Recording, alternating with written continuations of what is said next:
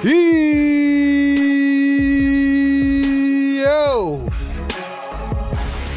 What is good, Sixer Nation, Philly Take Nation?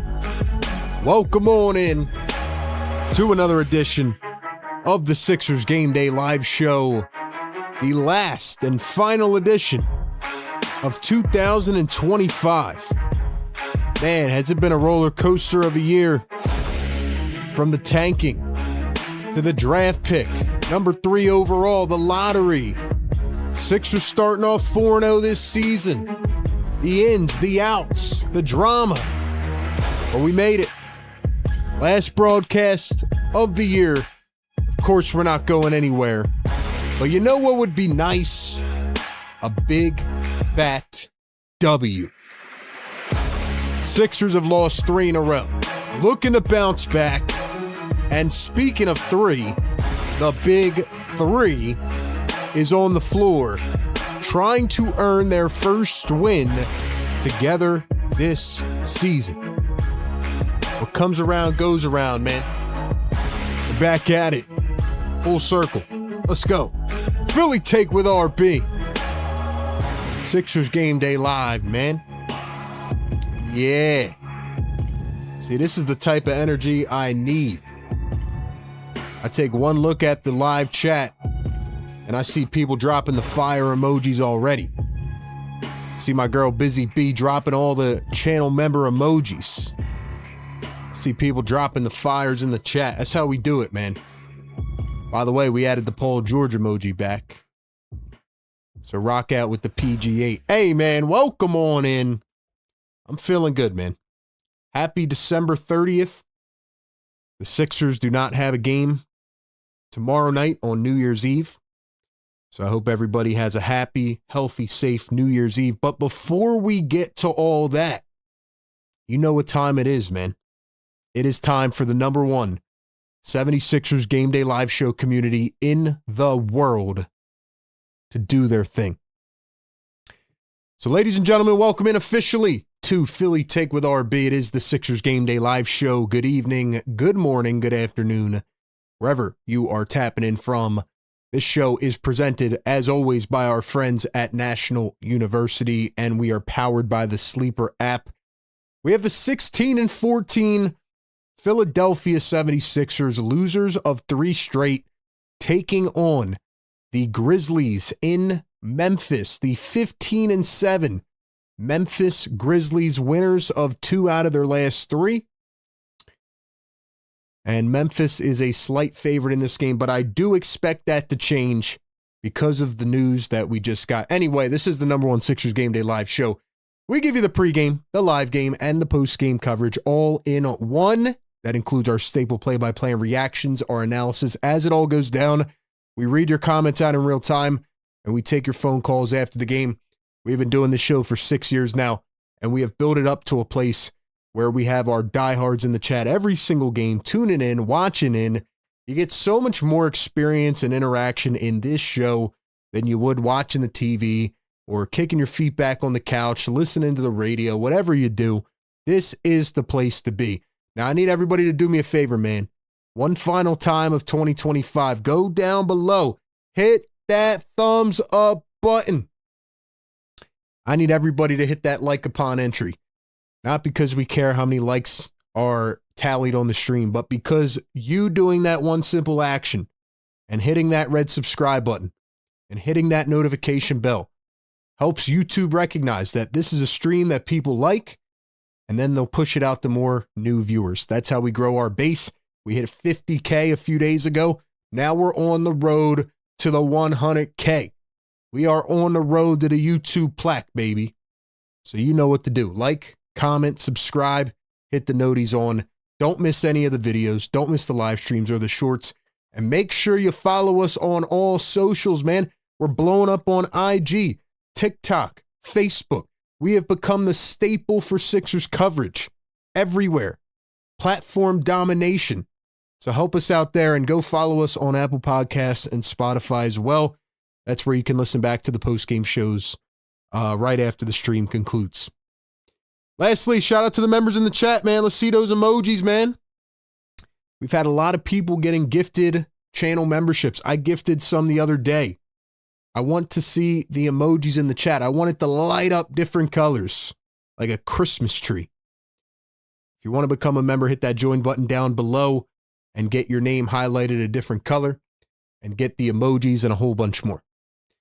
All right, man, it is time to kick it off here on the pregame live show. Now, listen, man, biggest news of the night, Joel Embiid is back. I did not think he was going to play. I just got the update right when I was about to hit live. So Joel Embiid is in tonight. The 76ers are 0-4 on the season with Tyrese Maxey, Joel Embiid, and Paul George all playing together. They've had some really bad losses, including the Nets and the Bulls recently.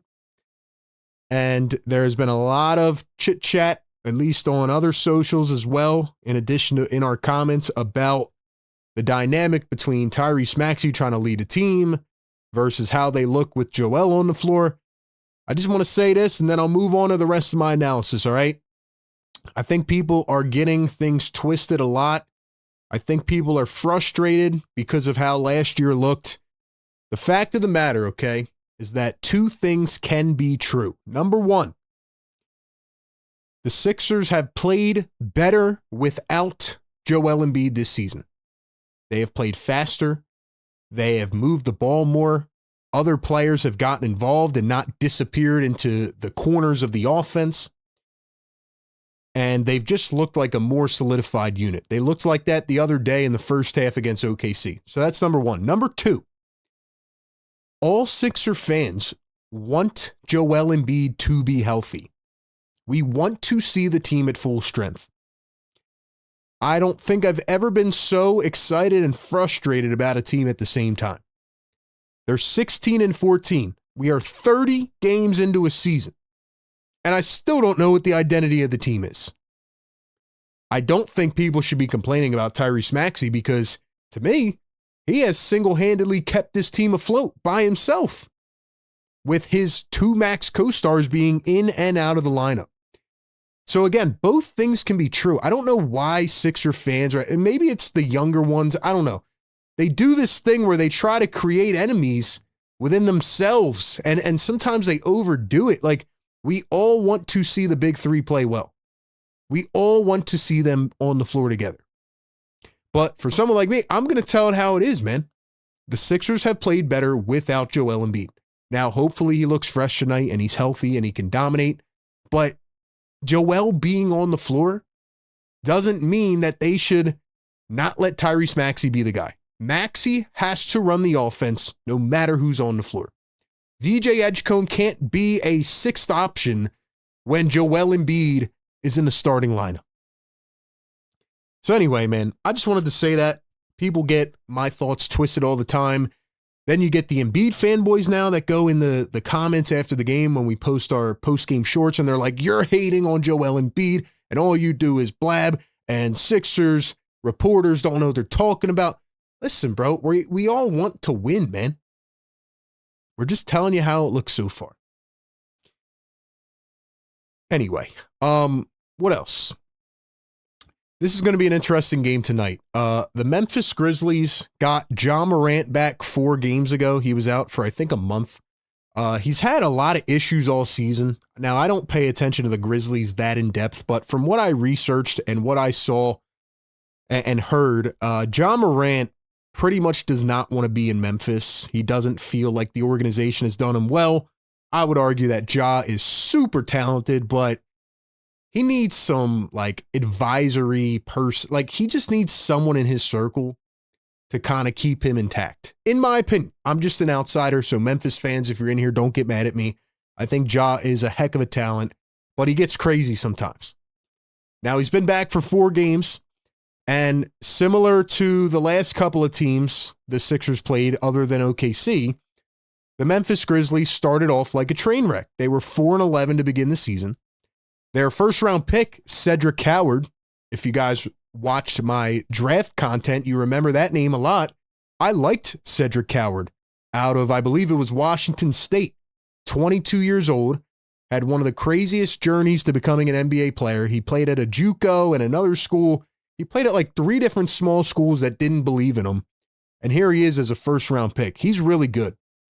Jaren Jackson Jr., usually at least a second team or third team All-NBA player and, can be a Defensive Player of the Year candidate and can do some different things. You can argue about his value. He's a good player. Ja Morant is the X factor. He's the guy. Can he stay focused? Can he be the guy, right? Now, in the last 4 games, Ja Morant's been good. He hasn't been great. You look at his stats on the season, I think he's averaging 17 points a game. Nothing crazy. His effort has been questioned this year a lot. But anyway, after starting 4-11, even without Ja Morant, the Grizzlies have won 11 out of their last 17 games. So they're 11-6 in their last 17. They got Ja back. They had Zach Edey for a while. Now he's been out for about 3 to 4 weeks. But they have different guys popping in, popping out. Cam Spencer. You guys remember Pat Spencer? I am very, very scared of Cam Spencer, and I'll tell you why. Number one, I've seen a couple highlight reels of this guy. He's another guy that shouldn't be in the NBA. No offense to the Spencer family. But this guy, Cam Spencer's on a heater, man. He plays with the most confidence in the world. He's like a clone of his brother, Cam Spencer. And he just lets it fly. He just goes out there and plays like I'm going to drop 60 points a game. Number 2, he's the brother of Pat Spencer. And ever since I called Pat Spencer a glorified LA Fitness last pick, he has torched the Sixers 2 or 3 times. And now I think his brother's going to do the same thing. Anyway, so we're playing another Spencer. What else do I have on this game? The Grizzlies are not that good of an offensive team, really. They're a great defensive team, very much versatile, right? Jaren Jackson can kind of guard 3 different positions, maybe 4. They have a lot of these lengthy wings, I think, that can really do a lot, whether it's Cedric Coward as a rookie. Scottie Pippen Jr. hasn't even played this year, I don't think. Jalen Wells was a steal in the second round last year. Like I said, Cam Spencer's a microwave off the bench, but Santi Aldama, I think, is underrated. He's averaging 14, 7, 3, and 1 steal a game. Yeah, KCP, GG Jackson, like they just have these niche players that I think are decent. They're not great. Grizzlies probably are not a playoff team by any means, but they're going to play hard. They're going to go out there and give it their all. And any team like that can win on any given night. So anyway, the Grizzlies are 25th in offensive rating, but on the defensive side, they are number 8 in defensive rating. So like I said, they're a very physical, tough team. They are a very good rebounding team, 4th in the NBA. I'm sorry, 5th now in the NBA. The Sixers are 10th, so Sixers are not that far behind. But like I said, Grizzlies just have that physical nature, and they're kind of getting back to what they were. Sixers 18th now in offensive rating. They have dipped after the last couple games, and they are at 13th in defensive rating. So like I said, Kelly Oubre Jr., Trendon Watford's still out. Now we did get an update. Seems like they are progressing towards getting back, which is good. Joel Embiid was questionable with his right ankle sprain, but he is good to go tonight. And like I said, for the Grizzlies, no Zach Edey. Ty Jerome was a big signing for them in the offseason. He has not played in a while, so he's out with a calf injury. Brandon Clark is out. KCP is out. And Scottie Pippen Jr. has not played this season as well. So, and Vince Williams Jr. is out as well. So Grizzlies dealing with a lot of injuries, but most of their starters are in there. And, they're a decent team. That's really all I have, in my opinion, on this game. We'll talk more about it as we go through. I do think the 76ers need a win. And I'm not saying it's like a must-win game. I'm not saying like they don't win this game, the season's over. But I really do believe that after losing the last 3 games, and I knew they were going to lose to OKC, right? They played well in the first half. Then they pretty much just coughed it up in the second half. But the 76ers need to bounce back. I thought they were finally going to build some cushion. I thought they were finally going to go like 7 or 8 games above 500. But then they blew that opportunity. against the Brooklyn Nets and the Chicago Bulls. So anyway, that is where we are at. Ladies and gentlemen, go ahead and give me your thoughts down in the comments. Let me go ahead and pull my thing up here. We'll get to our predictions in just a few minutes. We have over 100 people in the chat, and we don't even have 50 likes. You guys are slacking. What is going on, man? What is going on in the live chat? What's going on, everybody? Don't worry. We'll give some shout outs.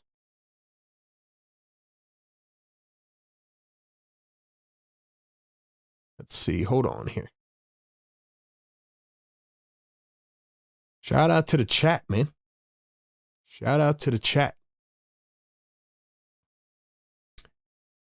What's going on, everybody? How are we feeling, man? How are we feeling? Sixers and Grizzlies, last live show of the season. I want to know how you feel. Are we confident? Some people are starting to get to the point where they're like, well, until the Sixers prove it to me, you know, there's not much we can do. Give me your thoughts, man. Let me know how you guys feel in the chat. All right. I'm going to give you my prediction on this game. And now you can't see this, but the Sixers have now flipped into being the favorite in this game. So they are now a 1.5 point favorite. After the Joel Embiid announcement, the line has flipped from the Grizzlies to the Sixers into being a slight favorite. But the odds makers think this is going to be a cardiac game. And knowing the 76ers, every game is cardiac. So honestly, man, I'm used to it. Are you used to it? Have you adjusted? Maybe 2026 will be different. Have you, already started to anticipate your blood pressure going higher at the end of games? Because I have. I'm just kind of used to it at this point. So let me know what you guys think, man. Anyway, we're going to get into our predictions here in just a minute. Before we do that, got to give a huge shout out to the great partners of our show over at Sleeper. Ladies and gentlemen, if you are sleeping on Sleeper, I don't know what you're doing, man. Sleeper is your one-stop shop. They give you all the latest sports updates, news, and scores right at your fingertips. I just finished up my fantasy football league on Sleeper. I love all of their functionality on the app, but the best part is Sleeper Picks. With Sleeper's Picks, you get to choose anywhere from 2 to 8 of your favorite players, pregame, live game, or even across different sports. And then all you do is pick the overs or the unders. It's like playing a game while watching the game.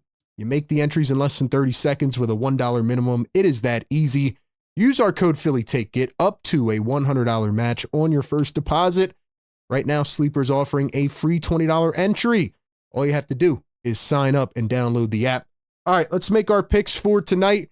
Ladies and gentlemen, I don't know if you were here on Sunday. It was a congested Sunday for Philly fans, but I'll tell you what, man, your boy RB finally went 3 for 3. Now, to be fair, Sleeper was kind enough to give us a free pick. They gave us like a 0.5, over 0.5 points, rebounds, assists for SGA. But we are on a win streak, baby, and we are going to make it happen tonight. And look at the first person they give us here on the app.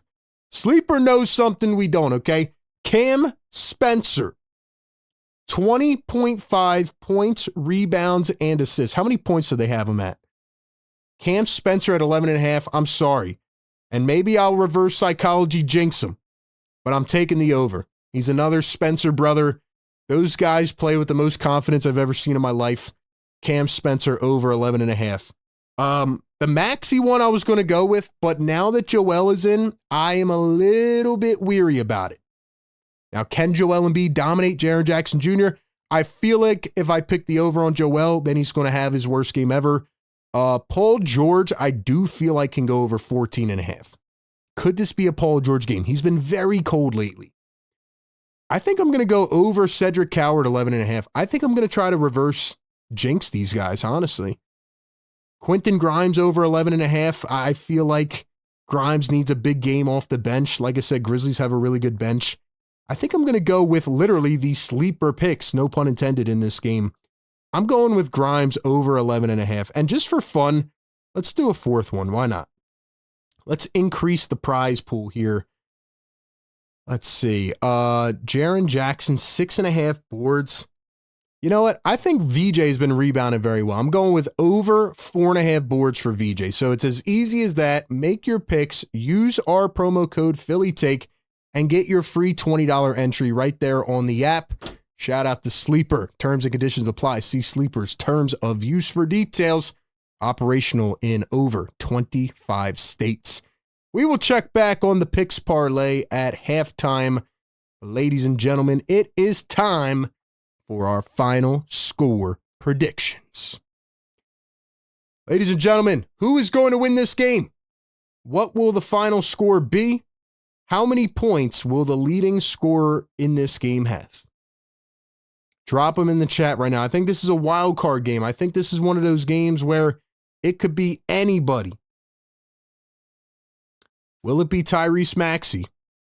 I think it will, honestly. I didn't want to jinx him, but I think Maxey's going to have the most, but I could see a couple like sleeper performances tonight. Again, no pun intended. I could see like a big Grimes game or a VJ game.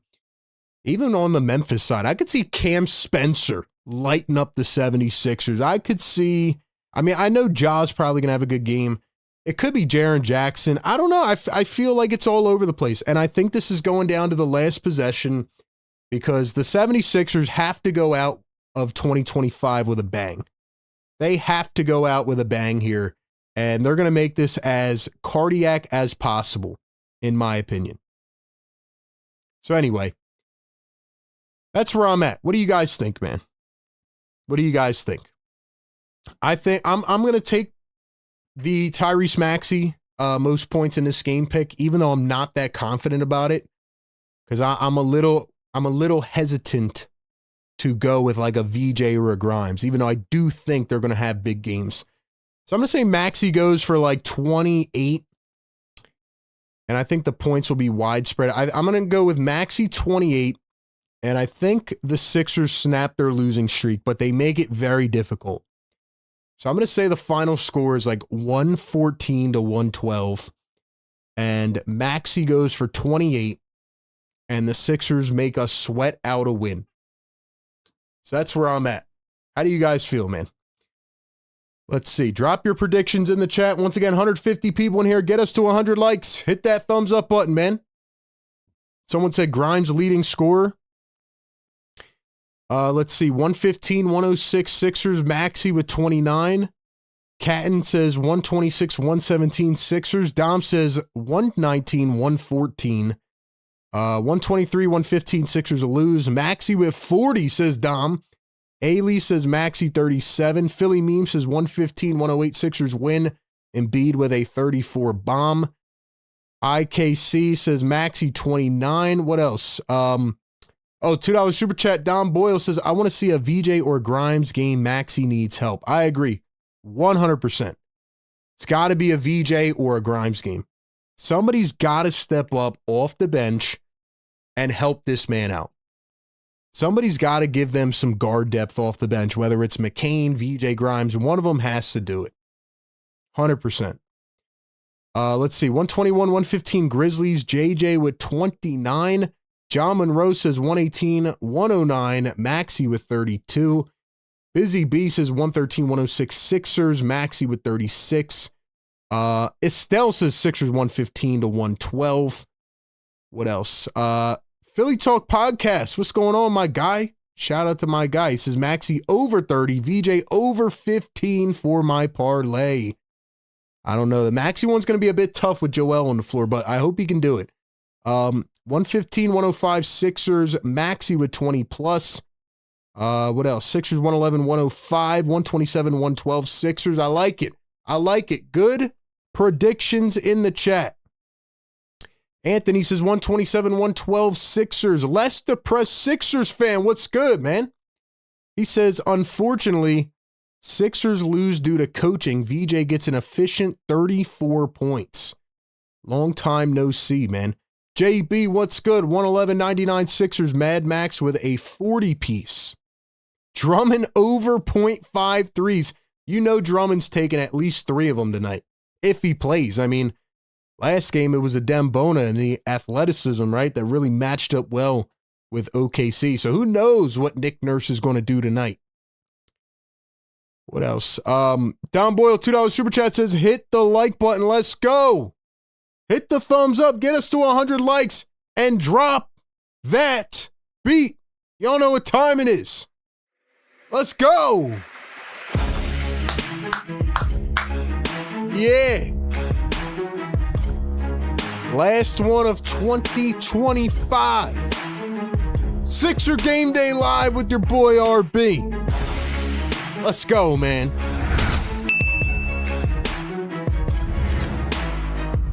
Yeah.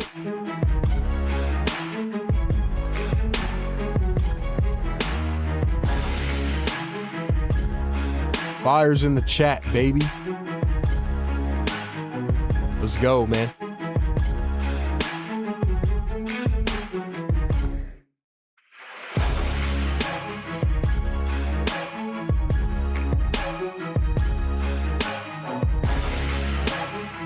Let's go, man.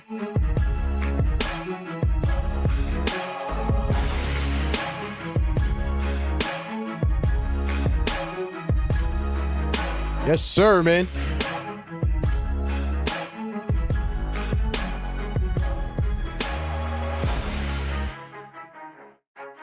Let's go, man. Thank you all for being a part of this community, man. I really appreciate y'all, man. We do this every single game.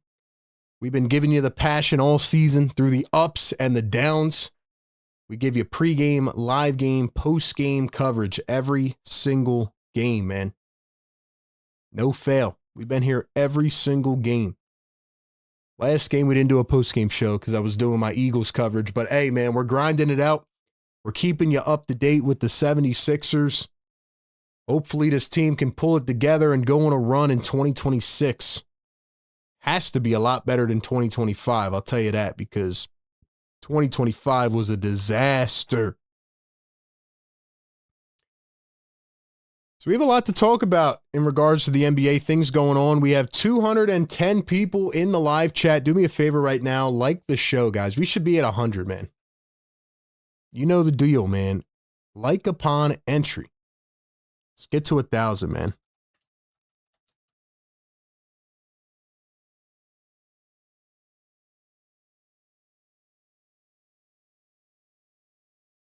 Billy Meme says, I'm so mad at Nick Nurse. He got carried by Kawhi in 2019 to win a championship.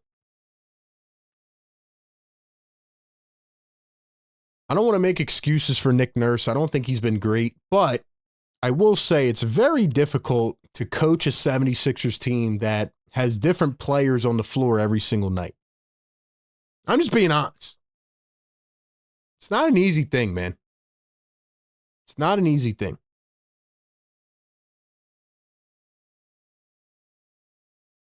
Busy Bee says, what happened to our bartender, Alex Reese? Yo, can we get a fire in the chat for Alex Reese?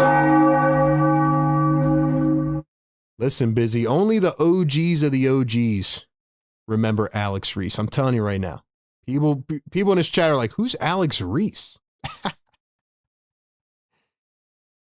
Oh, man.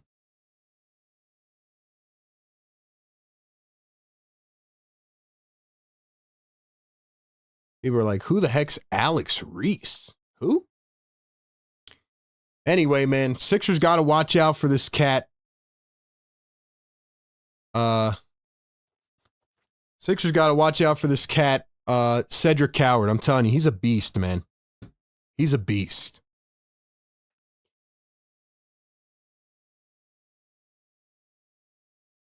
Busy Beast is crazy. It's really the last 48 hours of 2025. Let's go. Into the new year, baby. It's been an amazing year for this community. Let's keep it going. We're at 50K right now. Where will we be at the end of 2026? That is the question. Dom says, I remember the bartender coming in cooking. Hello, I'm from Argentina. Let's go. Shout out Argentina in the chat. It has been a crazy year to cover this team and the NBA and just in general, man. It's been a crazy year in the world. So really appreciate y'all And like I say, every game, man, best community in the world. We all join together for games. You know, we drop videos. Like I like bringing the people together, man. So thanks for being here. Please do not spam in the chat. Please do not spoil the game. I am currently working on a custom scoreboard. The guy that was helping me with it, the engineer, must have went on an Aaron Rodgers darkness retreat. He literally disappeared. So I got a nice new tool that I'm using to work on a custom scoreboard. So be patient with me. Things are always in the works, man, but we are leveling up. We are leveling up, man. But I need y'all to be a part of this, man. I need you to share us around. I need you to follow us on all socials. Subscribe to our pods, right? Apple Podcast, Spotify. Like, we are trying to take over the game. And the way we do that best is by word of mouth. Tell a friend, tell a family member. Be like, yo, I got this buddy. He listens to NBA stuff or he watches Sixers stuff. Let me go put him on to my boy RB. You know what I mean? Help a friend out. Shout out to the members, the mod squad, man. We're going to be adding some new mods probably in the new year. But yeah, man, we got a great cycle going here. I really feel like we have laid the foundation for something that will continue to be great. And it's all because of your guys' support, man. Would love to hear from more of you on the post-game phone lines as well. We've been having some great callers call in, give their thoughts about the team overall. Also, we are getting closer. We're starting to sniff the trade season a little bit. So as you know, RB is always on top of it. We always drop trade videos and we go live. I got a couple collabs I'm working on cooking up right now.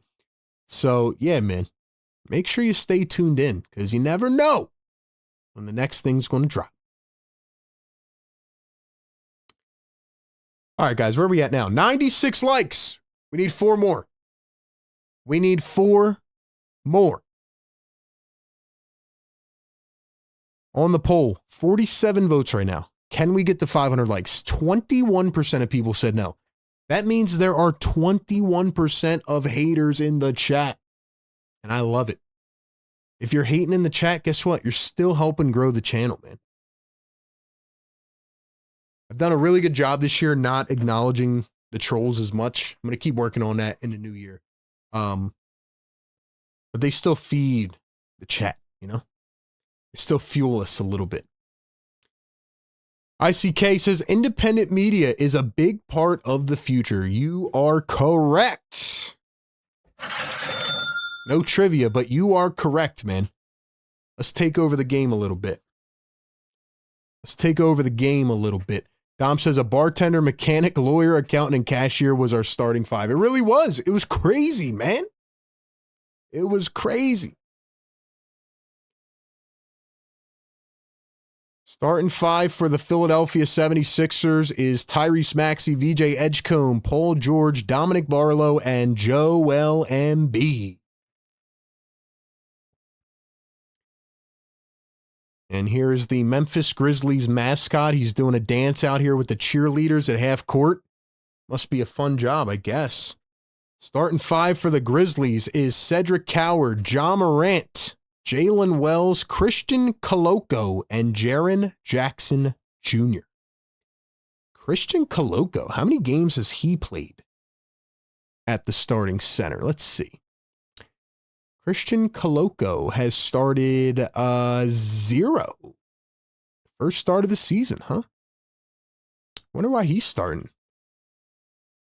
Oh, because Jock Landale got hurt last game, didn't he? That's right. Jock Landale. Okay. Christian Coloco. I haven't heard that name in a while. 2nd round pick back in 2022 out of Arizona. Played with the Raptors, then the Lakers, and now he's on the Grizzlies. So, I mean, Joel Embiid should be able to dominate, for being honest. I know Jaren Jackson Jr. is going to play in the paint and all that, but Sixers should have an ability to dominate inside. Grizzlies are a really good rebounding team. So, yeah. Guys, 256 people here. We got 100 likes. Drop the yes, sir.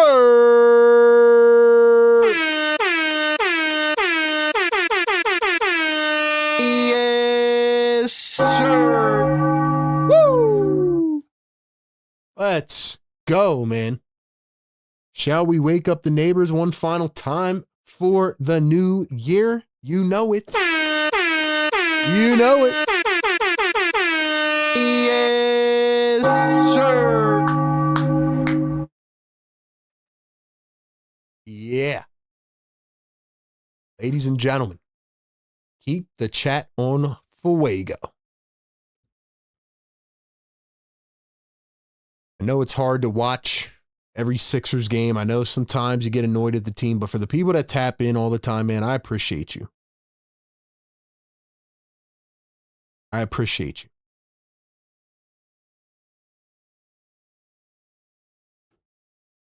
Give me 1 second.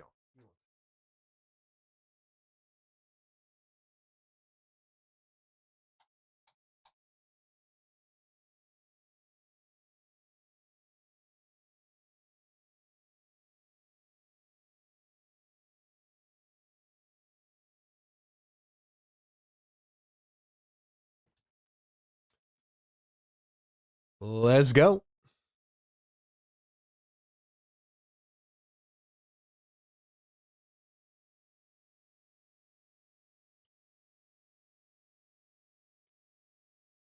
(16-14) Philadelphia 76ers. What will Joel Embiid look like? That is the question.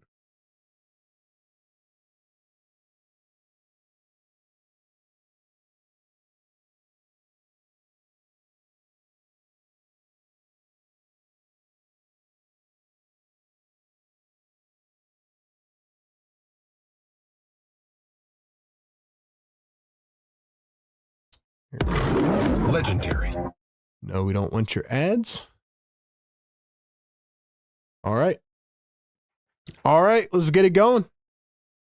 Y'all are crushing it so far. The tap is won by the Memphis Grizzlies. And here we go. Grizzlies rocking the nice black, red, and tealish jerseys. There goes Ja Morant right into the paint, floats it up and in. Guess they're the, what, City Edition jerseys for the Grizzlies? They're really nice, though. Here's Joel Embiid down in the paint, turns, hooks one up, can't get it to go. Sixers rocking the white jerseys. And Ja Morant had it tapped away by VJ Edgecombe. Here come the Sixers. Paul George down the floor, pulls up a midi, and he missed it. Come on. Are you kidding? Bruh. Here's Cedric Coward, drives, floats it up, got it again. Paul, come on, bro. PG, you can't be doing that, man. Can't be doing that. Here's Joel Embiid. Embiid going to dump it off to Maxey. Maxey guarded by Wells. Comes around a screen. Maxey behind the back. Here's Joel. Joel to VJ. VJ at the top. Now he's going to step back, pull up a three. VJ Edgecombe. Woo! RB needs an RB sponsorship. That's a fact, man. Hit him up, let him know. Next time you go to eat there, be like, yo, I got this guy RB. He needs a sponsorship. Alley-oop is broken up by Barlow. Nice defense. Here come the Sixers. VJ gets it poked away by Jackson Jr., and here comes Ja flying down the floor. Joel doesn't even contest it. Joel Embiid didn't even jump to contest the layup. Calm down, RB. Calm down, man. Just the beginning of the game. Got to go into the new year with a good vibe. VJ step back three, no good. Sixers not trying to do anything offensively. And then the Grizzlies tried to force it down the floor. It was poked away. Koloko lost it. Here's Tyrese Maxey. Like I said, Maxey's got to get busy. He's got Cedric Coward on him. Maxey to Paul George. Here's Joel. Joel, dribble handoff. Paul George into the lane. Lost it. And he turned it over. All right. Well,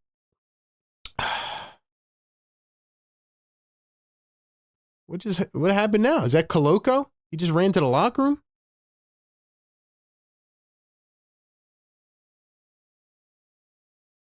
Koloko, what the heck is going on right now, bro? I thought, wait.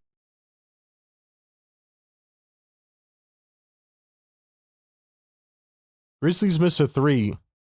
And then it was hit out of bounds. All right, I apologize. My bad. So, okay, so Jock Landale is in the game. I apologize. I thought he wasn't playing because he's been starting for the Grizzlies. So I don't know why Christian Coloco is starting. Maybe I missed something. I'm pretty sure Jock Landale has been starting with Zach Edey out.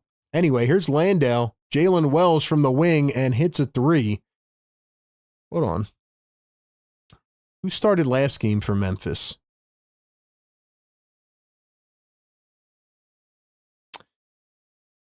Who is not? Is Aldama not playing tonight? Joel mid-range, got it. Is he out? Did I miss someone? I don't even see Aldama on the injury report. I don't know what I'm thinking right now. Where's Aldama at? Is he coming off the bench? Here's a three ball from Jackson, and that one drops. So the Grizzlies are on fire to begin this game.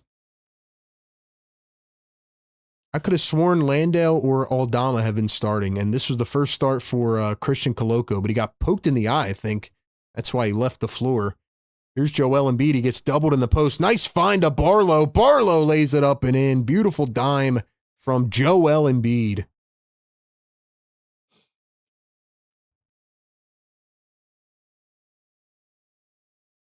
Here's Landale going to find Jalen Wells, puts it up from the elbow and hits again. So the Sixers, once again, have no interest in playing defense.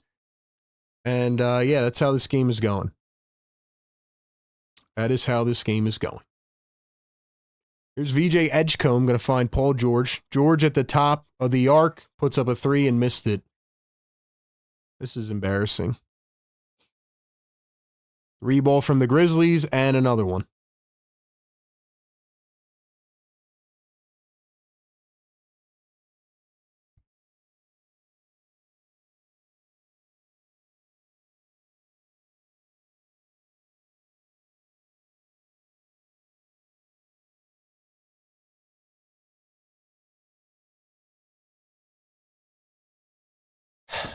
All right, man. First off, we got 350 people in the chat. Thank you so much for being here. Welcome in to the Sixers Game Day Live show presented by National University, powered by Sleeper. Get us to 200 likes right now. Like the show, subscribe to the channel. Here's what I need. Number one, Sixer fans, I need y'all to drop the blue and red in the chat. We need to get some momentum going here. Number two, and you know, sometimes I get away from this, but I need to continue my analysis of the game. I got to be honest, and I'm not trying to overreact. We are 4 minutes into the game, but I take these mental notes throughout the game. If the 76ers do not wake up during this timeout, if Nick Nurse doesn't break a clipboard and get in somebody's face, the 76ers are going to get cracked tonight.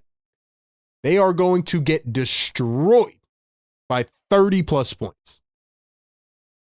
You can tell the vibe of a game from the first couple minutes. Yes, it's a game of runs. And who knows, it might flip right now. I watched Joel Embiid not contest a one-on-one layup against John Morant. I watched Paul George not defend, take two mid-range shots that were wide open and missed, and then he complained to the referee and also did not close out and play defense. The Sixers have no interest in playing defense right now in this game. Why did they come out with no energy? It's one thing to make shots, right? And it's one thing to get outplayed and out-rebounded, whatever. But you got to show some intensity, man. And people aren't going to like this, especially the Embiid fanboys. Again, I love Embiid. Don't get it twisted. How come when Joel has been on the floor, they just play with a different energy? Do you agree with that or disagree? Do you agree or disagree? I just feel like they play with this different energy when Embiid and Paul George are on the floor. Anyway, that is my quick 4-minute rant. Hopefully they wake up here at this first time out and they, go on a run here. I'm just going based on the energy that we've seen in this game.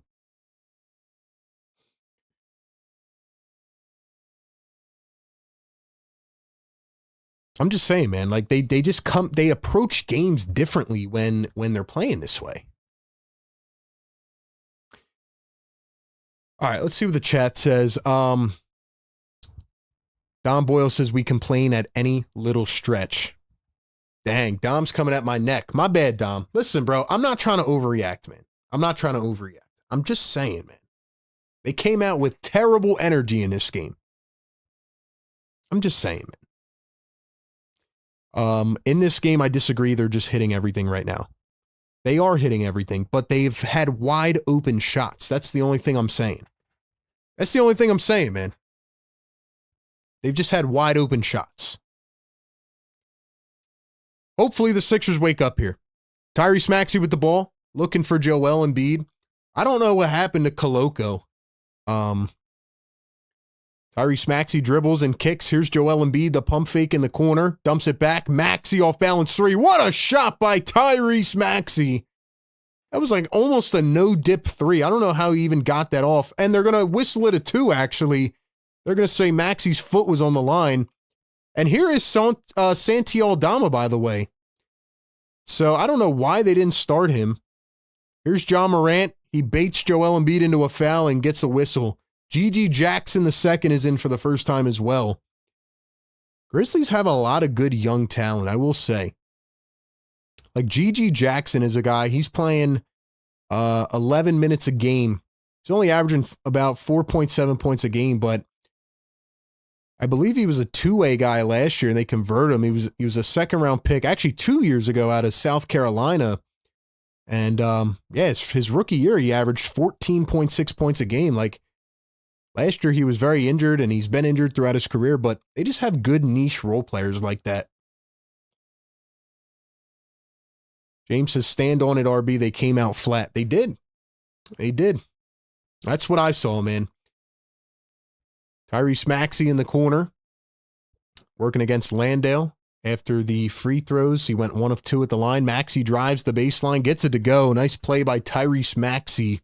6:40 to go in the first, 18-11. Here's John Morant to Jock Landale, guarded by VJ Edgecombe. Joel's going to come over to shade and help. Kicks it up top. Aldama, the pump fake, drives down the lane, floats it up, can't get it to go. And it's picked up by Paul George. 7-point game. Here come the Sixers. Paul George to Joel Embiid. Joel dribbling into the paint, uses his shoulder, creates separation, steps back and hits.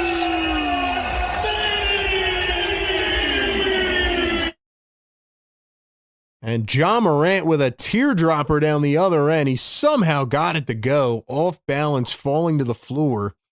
One at the end, one didn't get it. 7-point game again. Here's VJ, drives into the lane, dumps to Joel. Joel under the rim. He was blocked. Barlow gets the rebound, goes up. He was plucked, saved. Barlow steals it, and this time he slams it. That is a great way of Dominic Barlow staying with the play. 5-point game down the other end. Wells floats one up, can't get it to go. Now the Sixers finally playing defense. Sixers are finally playing defense, and just as I say that, we have a foul on Joel. Number 2 on Joel in the first 7 minutes. Not good.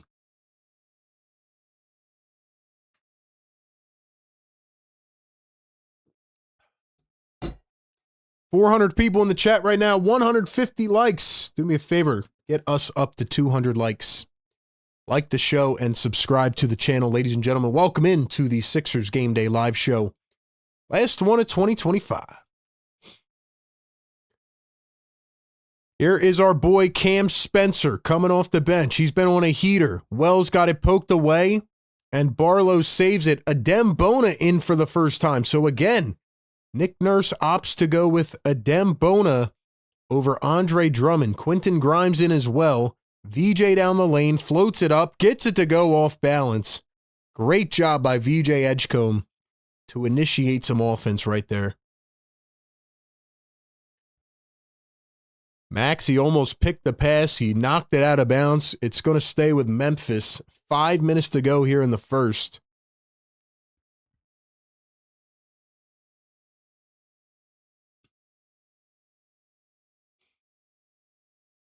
Jalen Wells going to inbound to Cam Spencer. He comes around a screen, kicks it back to Landale. Landale for three. That one's no good. VJ couldn't get the board. Jackson under the rim, reverse lay, and he knocks it down. 22-17.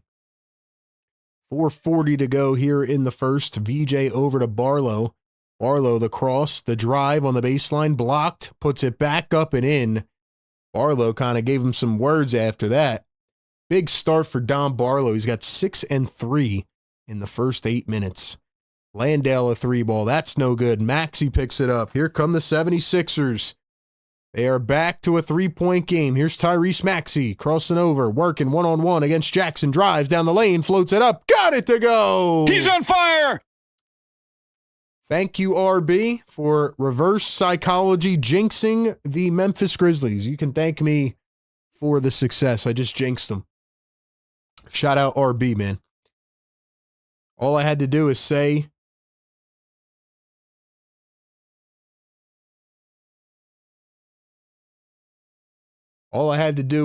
that, the Sixers were going to get blown out by 30.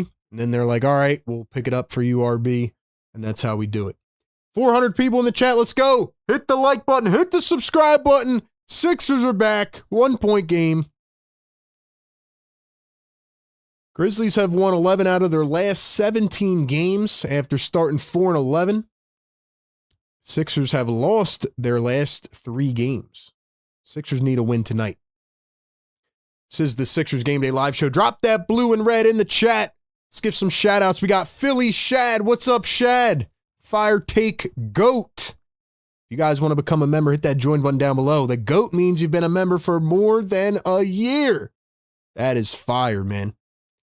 Let's go. Who else we got up in the chat? Busy B, Fire Take VIP.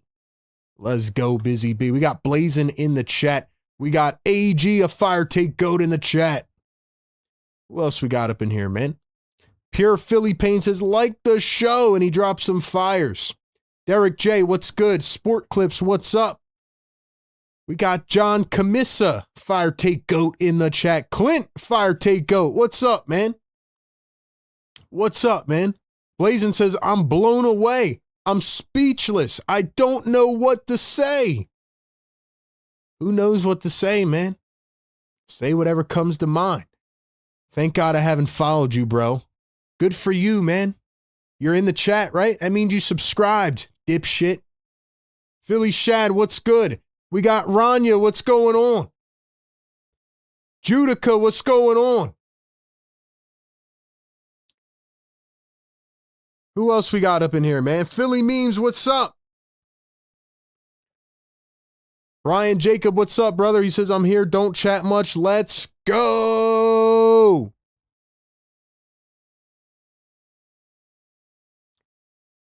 Philly Shad says, way to coach these guys up, RB. Yo, listen, man. If they need a new coach by the end of the year, I'll be here, man. I'll be here. Who said that? Some idiot in the chat, man. I got to do better not looking at the trolls, but I was just trying to shout some people out, and this guy's like, I'm glad I don't follow you. Well, to get into the chat, you got to hit the sub button, man. So the joke's on you, bro.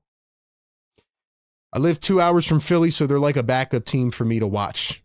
That's crazy, man. How's that make them a backup team? We got fans in here from Argentina and Australia.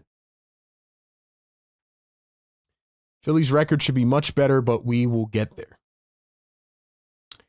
Yoo-Hoo says, fire nurse.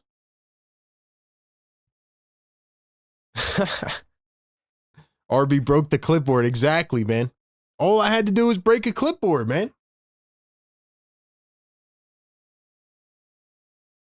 Let's go, man. Best community in the world. We're almost at 200, man. Let's go.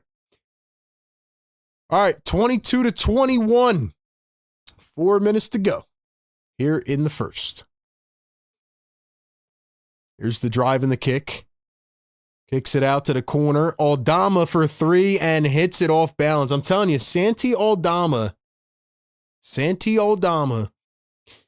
is underrated. He is. Here's Tyrese Maxey, crossover, step back for 3. Cha-ching! Tyrese!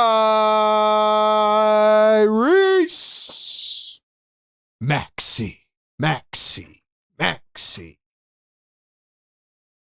Maxey with a big grin on his face. Let's go. Listening from Nashville while I work. Thanks for covering the game. Appreciate you, man. Here's Cam Spencer. Into the game is number 10. Here is GG Jackson for 3. Can't get it to go. Cam Spencer at the top. Crossover drive and kick number 10. Javon Small for 3. And he comes up big. Oh, man. I cracked myself up, man. 3:04 to go here in the first. Maxey to Grimes. Grimes to VJ. Nurse going with the three small guard ball lineup. VJ at 3, left it short. Picked up by Javon Small. Here come the Grizzlies. VJ picks him up. Here's GG Jackson. Drives, muscles through with the shoulder, floats it up, and he was fouled. 2 at the line.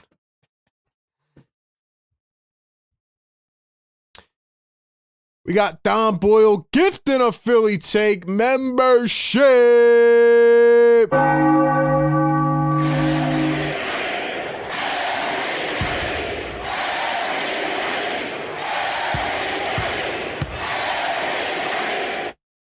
Let's go, man. RB, you're on one today, bro. I'm always on it, man. Locked in every game, man. 430 people in the chat. Hit that thumbs up button. Let's go, baby. Wake up the neighbors. Let's wake them up one more time, man. Guess 200. Who's rookie of the year right now? That's a great question. I don't know. A lot of good rookies right now. Con Knipple, Cooper Flagg, VJ Edgecombe. Shoot, even Cedric Howard. A lot of good rookies right now. This class is going to go down as a really, really good rookie class. Free throws are good. Cam Spencer looks just like his brother, Pat Spencer. Jared McCain is in for the first time. Sixers once again running a 3-guard lineup. Maxey, McCain, and Grimes. Here's Paul George back in the game. Pulls up a 3. Cha-ching. Nice shot by PG. That's what we needed, man. We need it big time. Here's the dribble and the drive. The kick from Small over to Aldama. Puts it up mid-range and gets it to go. Tell you, man, this guy's Santi Aldama. Watch out for him. Watch out for him. Old George at the wing. He's going to dribble, drive. Oh, he drops Aldama. Finds Grimes in the corner for 3. Cha-ching! Sixers telling me to shut up. Yeah, Grimes. Jackson down the lane, floats it up, and gets it to go. Bona could not get back in time. 34-30. High-scoring game so far. Here's Maxey against GG Jackson. Crosses over to the right, drives down the lane, floats one up and in. Did he get the foul too or no? He did. Drop the ones. Yes, sir. Yeah. Drop the ones in the chat, man. Oh, wow. I didn't know that. Santi Aldama and Cam Spencer were college teammates. How about that? That's the most random fact of the day. Let's go. Maxey going to knock down the free throw. He is now up to 12 points on the night. 5 for 5 in the first quarter. 1:33 to play here in the first. Cam Spencer guarded by Tyrese Maxey. GG Jackson gets pushed by Adem Bona. Now he's going to drive into the paint. Floats one up. Can't get it to go. And the tap in no good on the board. So here come the 76ers. McCain down the lane. Floats one up. Just missed it off the window. Bona is getting harassed and he's fouled. Philly Shad member for 48 months. He says this is the closest to a must-win so far in the regular season. I would agree, man. They need a big bounce-back win tonight. 100%, man. Thanks for being a member for 48 months. $5 super chat. Michael Noel says basketball is a point guard over 6'5" and under 30 years old. Rim protection, weak side help, 2 shooters with 3-and-D players over 6'9". Are you just telling me the prototype of a team? It's point guard over 6'5", under 30, rim protection, weak side help, 2 shooters with 3-and-D players. Okay. Guess you're just laying it out for me, man. But yeah, I mean, I would agree. The athleticism is more the way to go. Bona gonna knock down the free throw. Okay, Adem. Okay, bro. 1 for 2 at the line. Philly for Life, $2 super chat says, "What up, RB? Sorry I'm late. How are we doing?" What's up, Philly for Life? Thanks for being here, man. GG Jackson for 3, and he hits it. We got an offensive showdown in this first quarter. Maxi's got 12. Everybody's knocking down shots. I'm pretty sure both teams are shooting like 60% right now. There's a 3 ball from Grimes. That one rolls up and out. Here come the Grizzlies. The floater left it short. 35 seconds to play here in the first. It is a 3-point game. Jared McCain going to pull up for 3. It's short. No defense, or not a lot of it so far. Here's Cam Spencer going to find GG Jackson. Here is Cedric Coward around a screen. Going to dish it out. Cam Spencer for 3, and he hits. Oh, man. Tyrese Maxey working against Aldama. 5, 4, 3. Maxey to step back 3. Missed it. And the full court heave is no good. So that will take us to the end of the first quarter. The Sixers give up 40 points. They score 34, but we got a high-scoring game so far. And you know what time it is, man. End of the first quarter. That means it's time for Sixers Scholars Trivia. If you hear that sound, it means you got it right. First person to get the right answer in the chat will get a point. Most points at the end of the season wins a prize. Shout out to our great presenting sponsor of the segment, National University. Check them out, including their new scholarships, linked down below. All right, ladies and gentlemen, you know the deal. And I haven't been typing the question until a little bit after, just to make sure people aren't copying it. But, ladies and gentlemen, the question is, hold on. Let me make sure I got this. Here we go.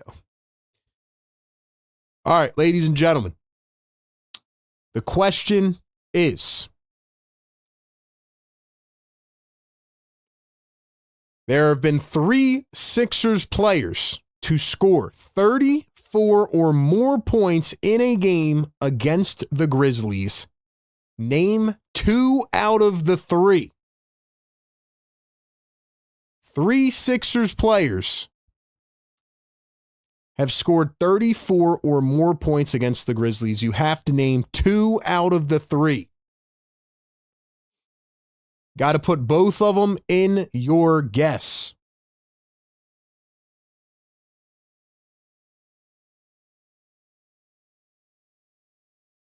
Give you guys a few seconds, man.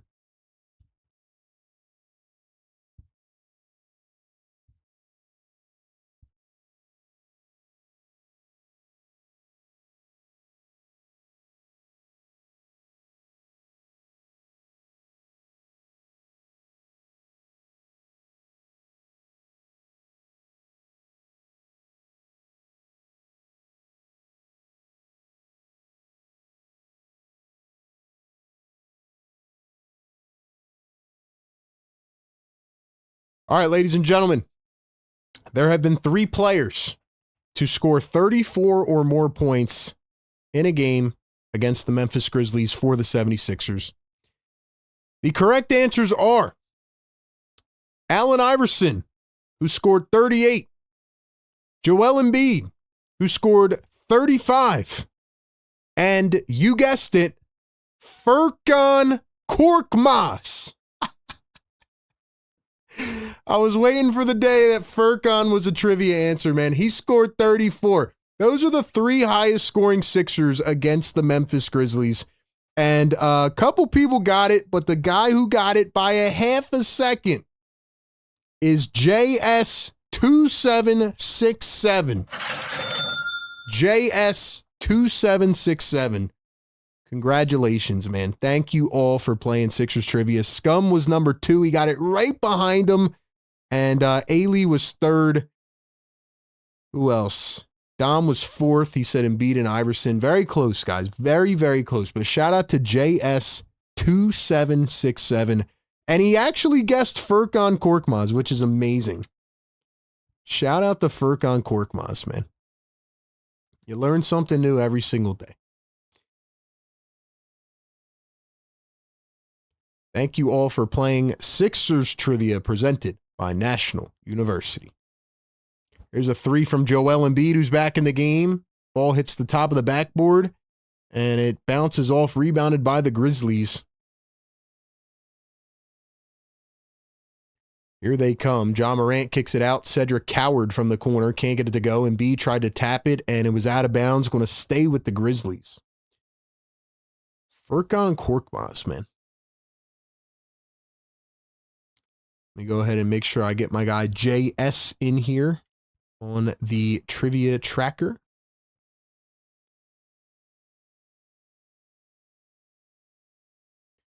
Here's the dribble and the drive, the pull-up. Coward gets it to go from the mid-range. McCain got smoked again on defense.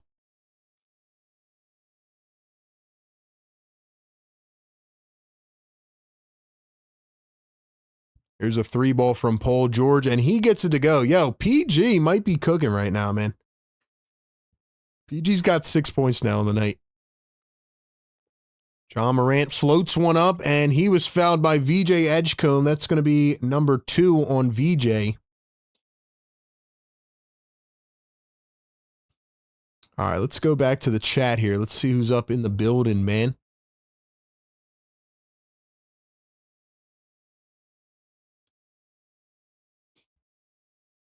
First one good at the line for Ja Morant.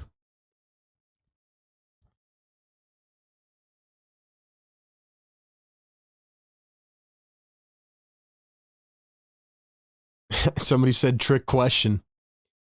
I'm behind on the chat here. Second free throw is missed. VJ has 2 fouls. He will stay in the game. 43-37 is our score.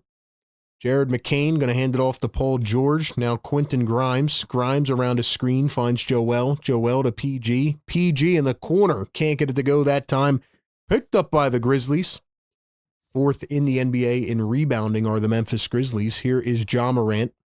Ja going to post up VJ. He turns, drives in, floats it up, in and out. Joel tapped it away, and luckily Paul George was able to come up with it.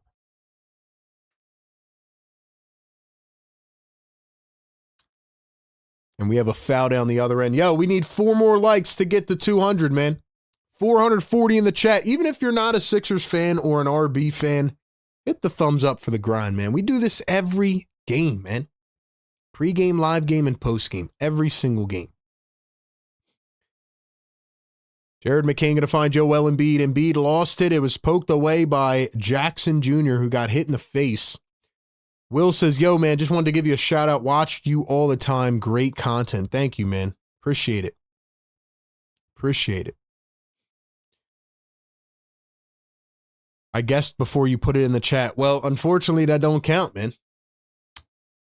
I dropped the comment that said now, and after that, I'd take all the guesses. Can't guess before I put the question in the chat. It's not fair. Paul George drives, puts it up, and he was fouled. I like Paul George being aggressive, though. I like Paul George being aggressive. All right, man. We got 200 likes in the building. Drop the yes, sirs. Wake them up. We might get arrested one of these nights. Let's go, man. Let's go. Wake them up. Yes, sir. Let's go, man. He's on fire. Woo! Paul George is cooking now. Max, he's cooking. Who else? Who else? Barlow, big first quarter. Grimes hit a 3. Joel's got 4, 2, and 2. Paul George knocks down both free throws.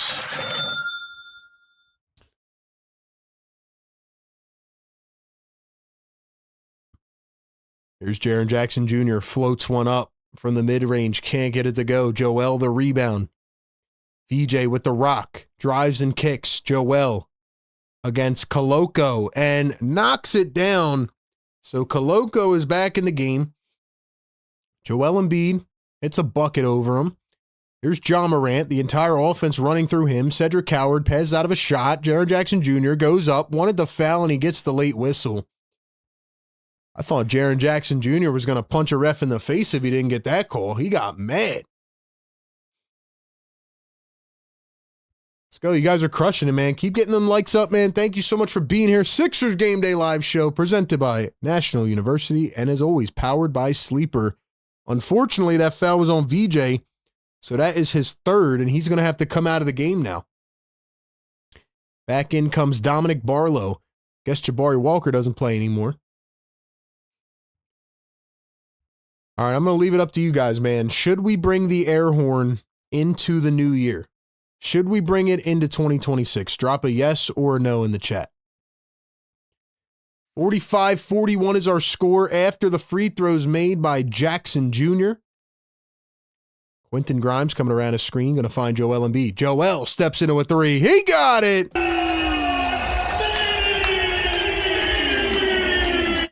Yeah, Joe. That's what I like to see, man.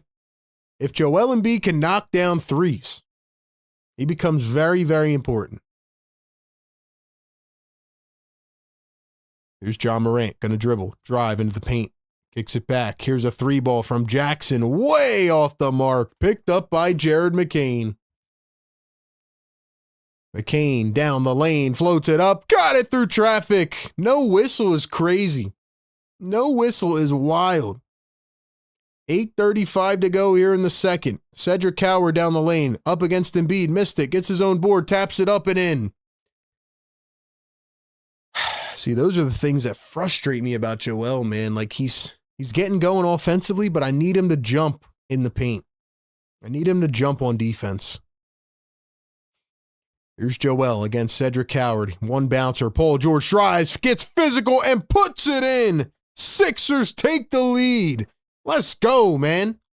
Ja Morant behind the back. He steps back, baseline. Can't get it.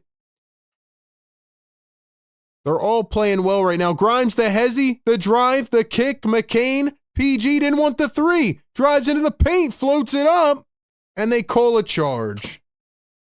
Why didn't they take the three, man? They should have taken the shot. Take the shot, man.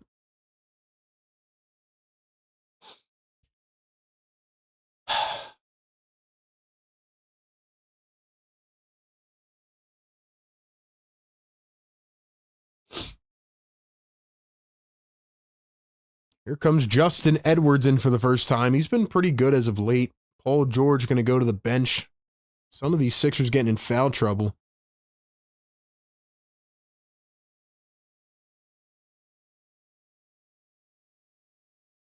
There's a three ball from G.G. Jackson. Does not go. Embiid couldn't box out.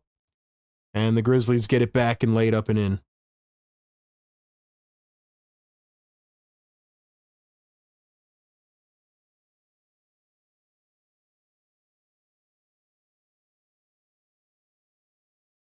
And now Joel Embiid fouled by Christian Koloko. He's going to go to the line for two. They're finding great rhythm, actually, on the offensive side, but defensively, the Sixers cannot stop anything right now. All right, man, let's play a fun game we like to play here in the second quarter just to keep the vibes going. It's called Drop the Spot. I need y'all to drop it like it's hot in the chat, man.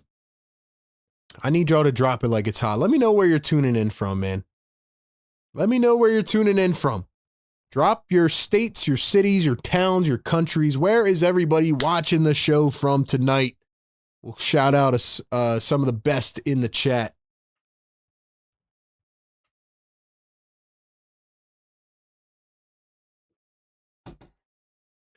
Keep in mind, we do also do other live streams during the season and in the playoffs. So even if you're not a Philly fan, feel free to join our family, man. We welcome everybody as long as you're respectful. Here's the drive and the slam. Cedric Howard came flying out of nowhere to retake the lead for the Memphis Grizzlies. Grimes coming around a screen, now a double. He drives into the paint, kicks out to the corner. McCain, pump fakes, now drives with the left, going all the way. Reverse lay, just hung off the rim. Grizzlies have the board. Here comes Cedric Coward. He floats it up, and he was fouled.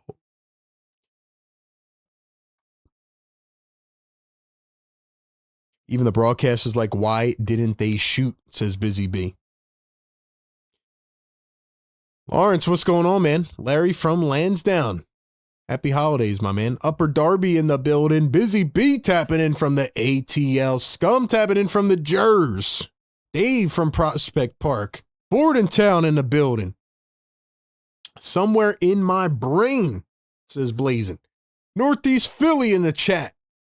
Elkton, Maryland. Boston in the building. Baltimore in the chat. Western Australia in the chat. Columbia in the chat. Let's go, man. Tapping in from Badlands, says RW. South Carolina in the chat. Maybe they go back to a 2-3 zone, says Dom. JS, what's good? Lansdowne in the building from West Philly. Galloway in the building. Atlanta in the building.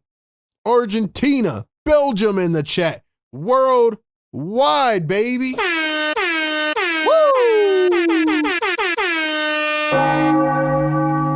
Yeah. Yeah. We are everywhere and nowhere. Everywhere and nowhere. Let's go, man. Thank you for dropping it like it's hot. We like to have some fun in the chat, man. 450 people in here. Get us to 400 likes. Subscribe to the channel. You see that number in the bottom right corner? We're trying to get that to 100,000. You help us get to that number, man, and you're going to see your bank account have more of those zeros in the near future. Good vibes, in turn, breed good vibes. What goes around comes around, man. Let's go. At some point, can we put a body on someone and grab a rebound? I agree, Rob. I agree.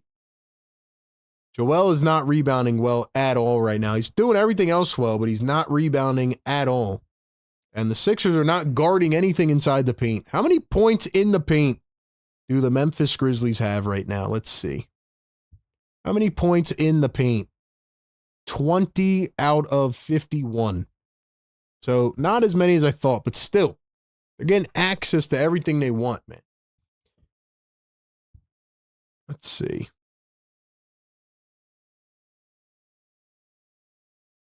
Colorado in the building.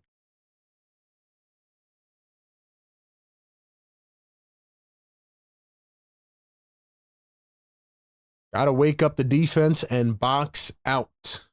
I agree.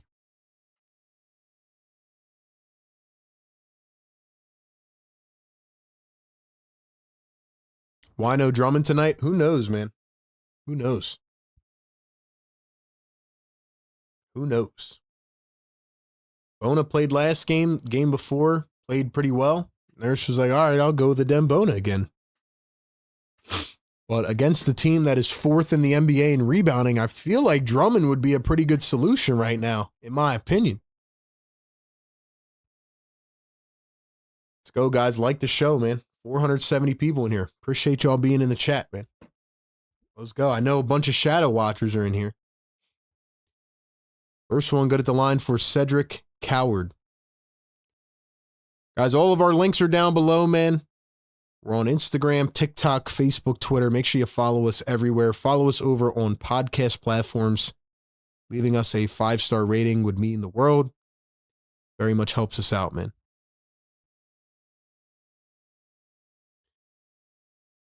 Second free throw is going to be good as well. 2 of 2 at the line. 3-point lead. Here's Joel Embiid against Jock Landale. Joel alley-oops it to himself. Tried to throw it down and he missed.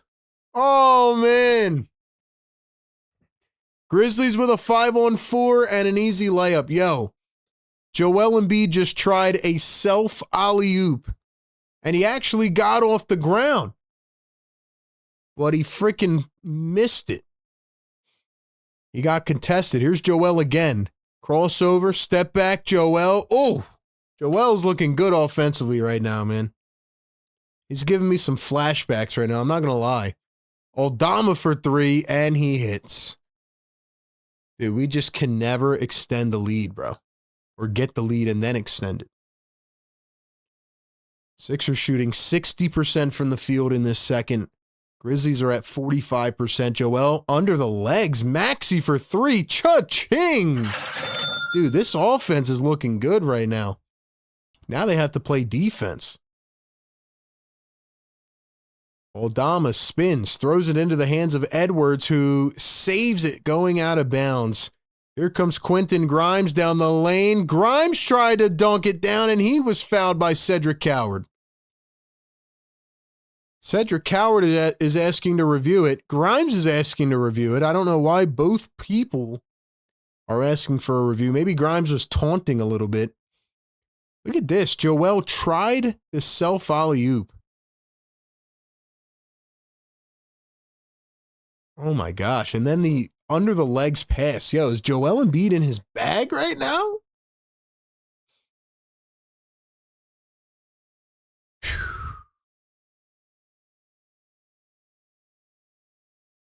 Then Grimes tries to dunk it and he gets blocked.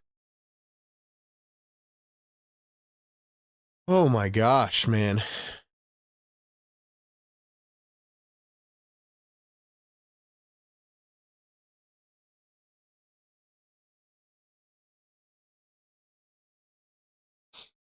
Here is Jaren Jackson finds Aldama for three. All right, man.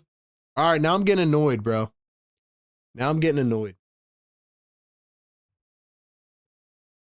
Grimes spins, kicks. Embiid, one-handed pass. Edwards for three. Missed it. Here come the Grizzlies, and they turn it over. They turn it over. The offense looks amazing. Maybe the best the offenses look together. Problem is they're not playing any defense.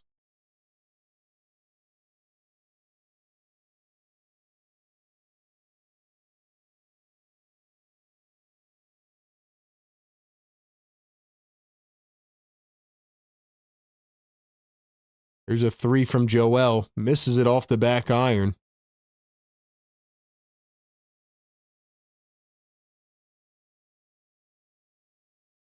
And the Grizzlies turn it over again. Here come the 76ers. Maxey up the floor. Maxey against Aldama. He drives the lane, dumps it. Embiid got blocked, and the ball went in, and he got an and one.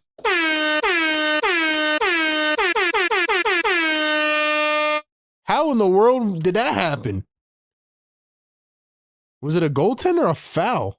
Or both? I think it was an and one. And one, man.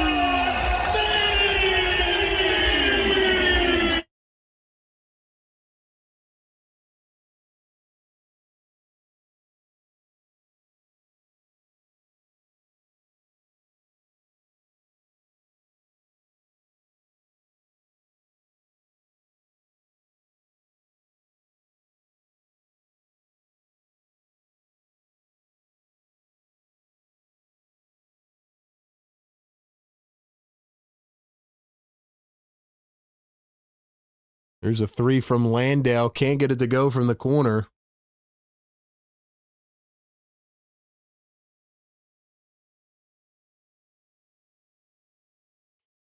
Here's Tyrese Maxey. Step back three. Oh my gosh. Tyrese Maxey. Yo, Maxey is cooking, man. 3:38 to go here in the second. It's a foul and another and one. So the big three, I would argue, maybe their best performance all season. But the defense is giving it right up on the other end. Nobody's playing defense. Wow. What a game. This is absolutely going to be a cardiac game. I mean, the odds makers told us, the script told us, and it's going down to the last possession. 3-point play is good. 3:30 to go here in the second. Joel Embiid at the top working against Landale. Crossover, spin, fade away. Joel missed it. Picked up by the Memphis Grizzlies, and here they come. Aldama, Spencer. Spencer against Wells. Here's Landale. Now Spencer. Spencer, the dribble, the drive, floats it up, in and out, but he was fouled again. So another foul and another set of free throws coming up for the Memphis Grizzlies. This is a great time for y'all to go down below and hit the thumbs up button. Let's go, man.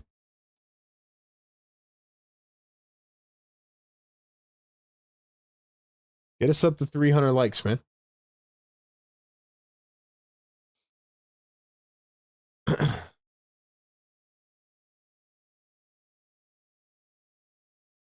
Busy Bee says no defense whatsoever.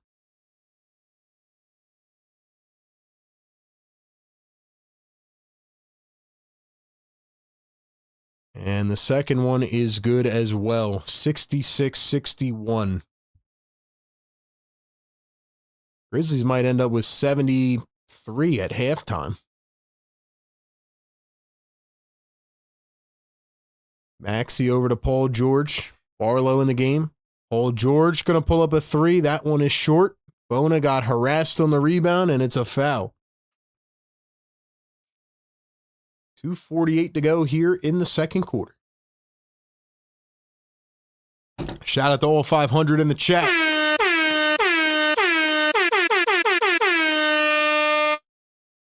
So the 76ers offense is cooking. They are on fire. Speaking of on fire, before we get back from the commercial, got to give a shout out to our great partners over at National University. Listen, man, if you haven't checked out NU, what are you doing? They are one of the largest nonprofit accredited universities in the United States. With NU, you can live your life and achieve your goals. You can be a busy worker, person, or learner, and a successful student all at the same time. Right now, they are offering a new scholarship for the beginning of the year, right? New year, new you. 2026, they are offering the NU Year of You Scholarship, where you can get up to an additional $6,000 per year. New year, new goals. National University will help you meet them with their new scholarship. So check it out. And ladies and gentlemen, if you want to check out NU, their links are down below. They will provide you with this scholarship if you apply and meet the credentials towards your bachelor's or your master's degree in the new year. They provide you with all the academic resources you need, mentoring for career guidance, virtual mental health counseling, and everything else. 4 and 8 week quick online courses that help you balance work life and school. Shout out to National University, where you can start sooner and finish faster. And overall, National University will help you with everything else life has to offer, as well as your academic goals. Shout out National University, man. Listen, can the Sixers play defense, man? We know the third quarter's coming up. Sixers are horrible in the third quarter. I'm not ready for the third quarter thing, man. I'm not.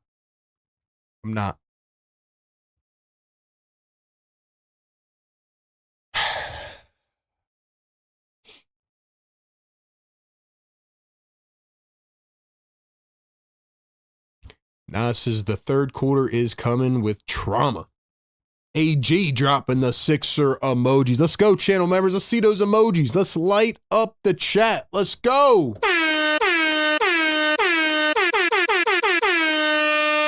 The more you guys interact with the chat, the more fun we have, the more we grow.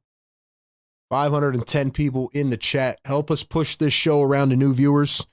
We do all this ourselves. Pre-game, live game, post-game, one-man show, producing the entire thing, giving you the coverage.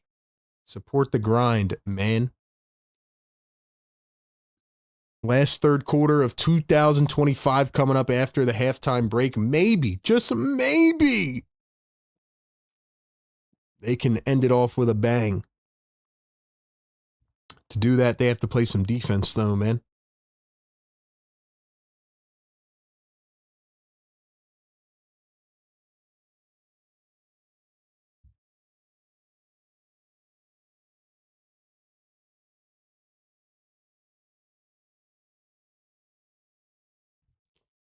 Bona going to miss the first at the line. If you guys have been rocking with us for 2025, and you will be rocking with us in 2026, drop a fire in the chat, man. 66-62 after the second made free throw. Sixers shooting 42% from three. The Grizzlies are at 56% from three. I'm telling you, they're not missing, and the Sixers are not playing defense. Philly Chad says, tapping the like button is free. You know it, man. Free as a bee. Evan, what's going on, man? Robbie, what's good? My guy, Philly Talk Podcast in the building. What's up, bro? Shout out Philly Talk Podcast. He says, shout out to RB. VJ's killing me with the fouls. Yeah, guys, no politics in here, please. Keep it sports related. Let's keep it all, focused on the sports and the games and all that. Keep it clean in the chat. Grizzlies are missing a handful of guys, too. Like I said, they have a good young core.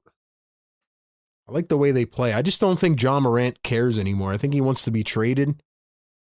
But he's out here doing his thing tonight. Joel Embiid is back in the game.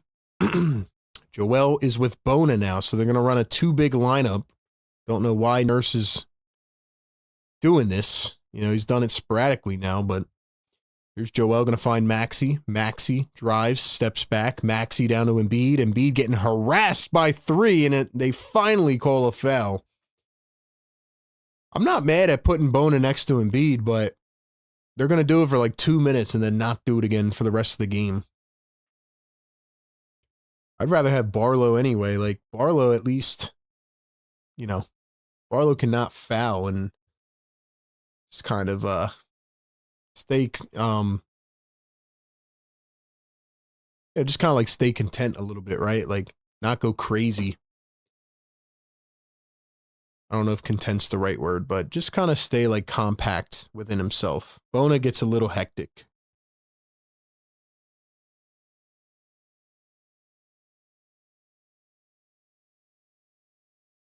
Grizzlies are about to have 70 after this next bucket if they can get one. Joel going to knock down at the line.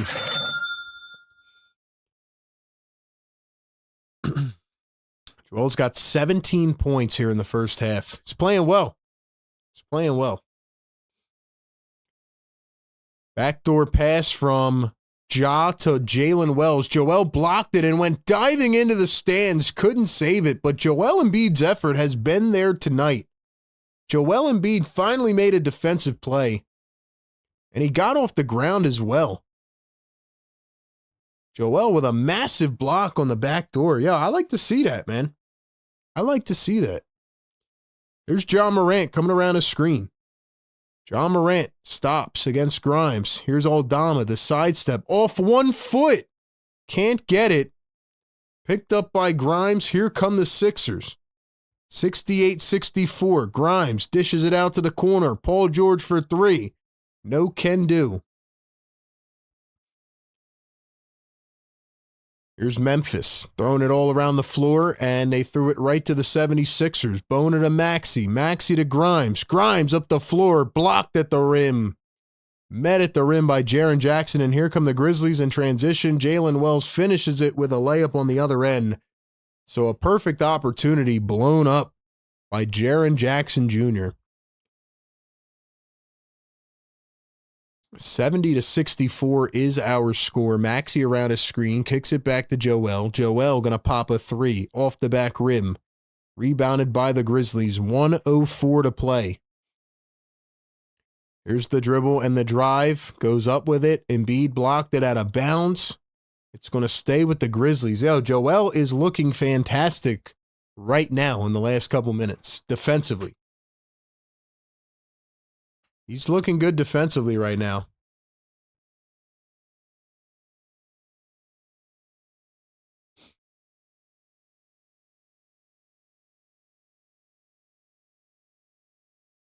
And Joel with a steal. Let's go, man. Joel is playing great right now. Maxey to Joel. Joel down the lane, floats it up, and he's fouled. For all the little whiny Embiid fanboys that get mad at us, listen, man, we want to see Joel play like this. I said that before the game. We want to see Joel look healthy. This is probably the best he has looked all season. This is the best he has looked all season. 100%.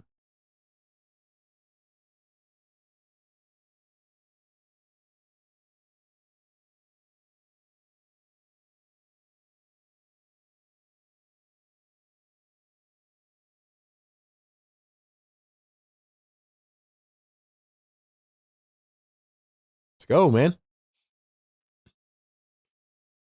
Like I said, we don't have to hate Embiid or hate Maxey or whatever. Like, we can just, we can talk about what happens in these games.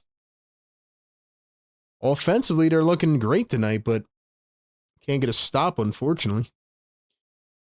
Joel going to knock down at the line. 70-66. This is a basketball game in 2025. Here's Ja Morant. One-on-one against Grimes. Down the lane. Kicks it out. Lost it again. Bone it to Maxey. Maxey on the break. Lays it up and in. 2-point game. 70-68. Let's go, man. Could it be 70-70 at halftime? Can the Sixers steal it back here? Sixers have only turned it over 4 times. They've done a really good job taking care of the ball. Here's Santi Aldama. Back to Cedric Coward. He drives downhill, goes up, and fouled by Paul George. So 2 coming up at the line. He fouled him with 6.7 to go. 550 people in the live chat. Like and subscribe. Let's go. Get those likes up. Get us to 1,000, man. The more you guys interact with the show, the more we get it out there. Appreciate y'all being here in the chat, man.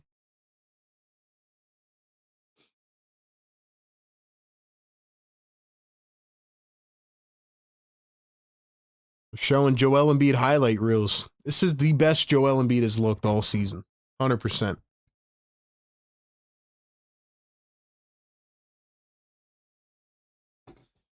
Mods, you guys know what to do, man. Drop those links, encourage people to interact. You know the vibes. Last live show of 2025.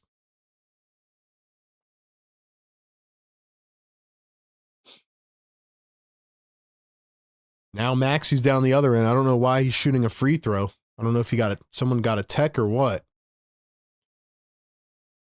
Ja Morant's chopping it up with Joel Embiid. 71-69. Yeah, the tech's on Ja. I don't know what Ja Morant said or did.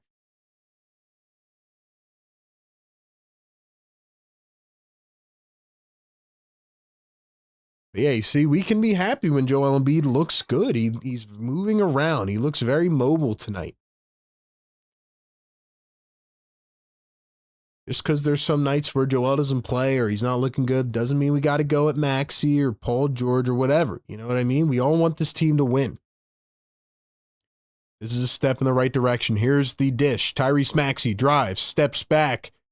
Off balance 3. Got it to go! Are you kidding me?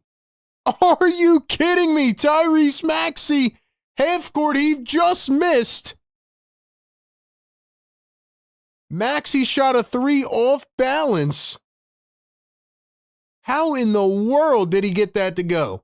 Maxey kind of tried to draw the foul, and he evaded it and just shot a wild 3, like a circus shot, and it is tied at 72.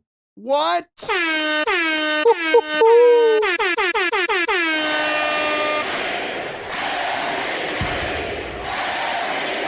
Oh my God.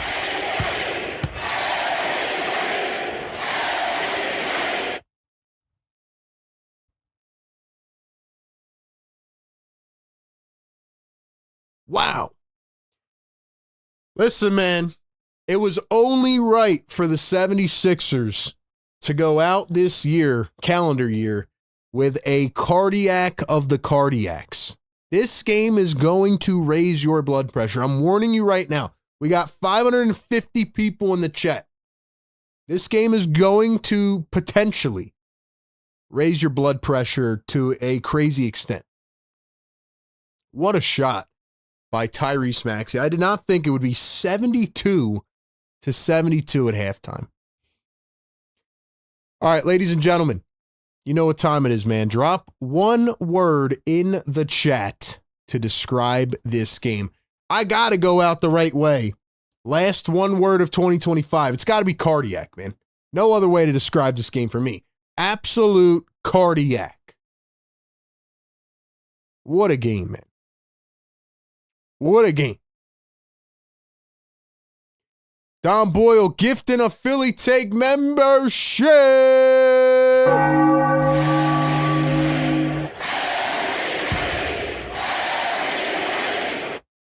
Dom Boyle, MVP.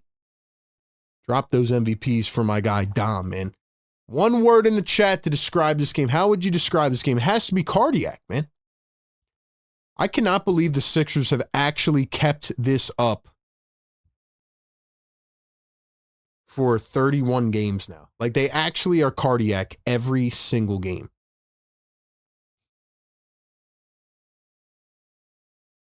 Tyrese Maxey's absolutely cooking tonight, man. He's got 24 points at halftime, 9 of 10 from the field. Are y'all ready to give Maxey his respect or not? 24, 2 boards, 4 assists, and 2 steals. Joel Embiid, 19 points, 6 of 13, 4 assists, and 3 rebounds. Wow. Let's see what we got in the chat, man. Illusion, offensive, exhilarating, defenseless, stimulating, palpitations, invigorating, exciting, energizing, cardiac, chomp, crazy, chaotic. Crazy, man. Crazy, man. Woo! What a game. What a game.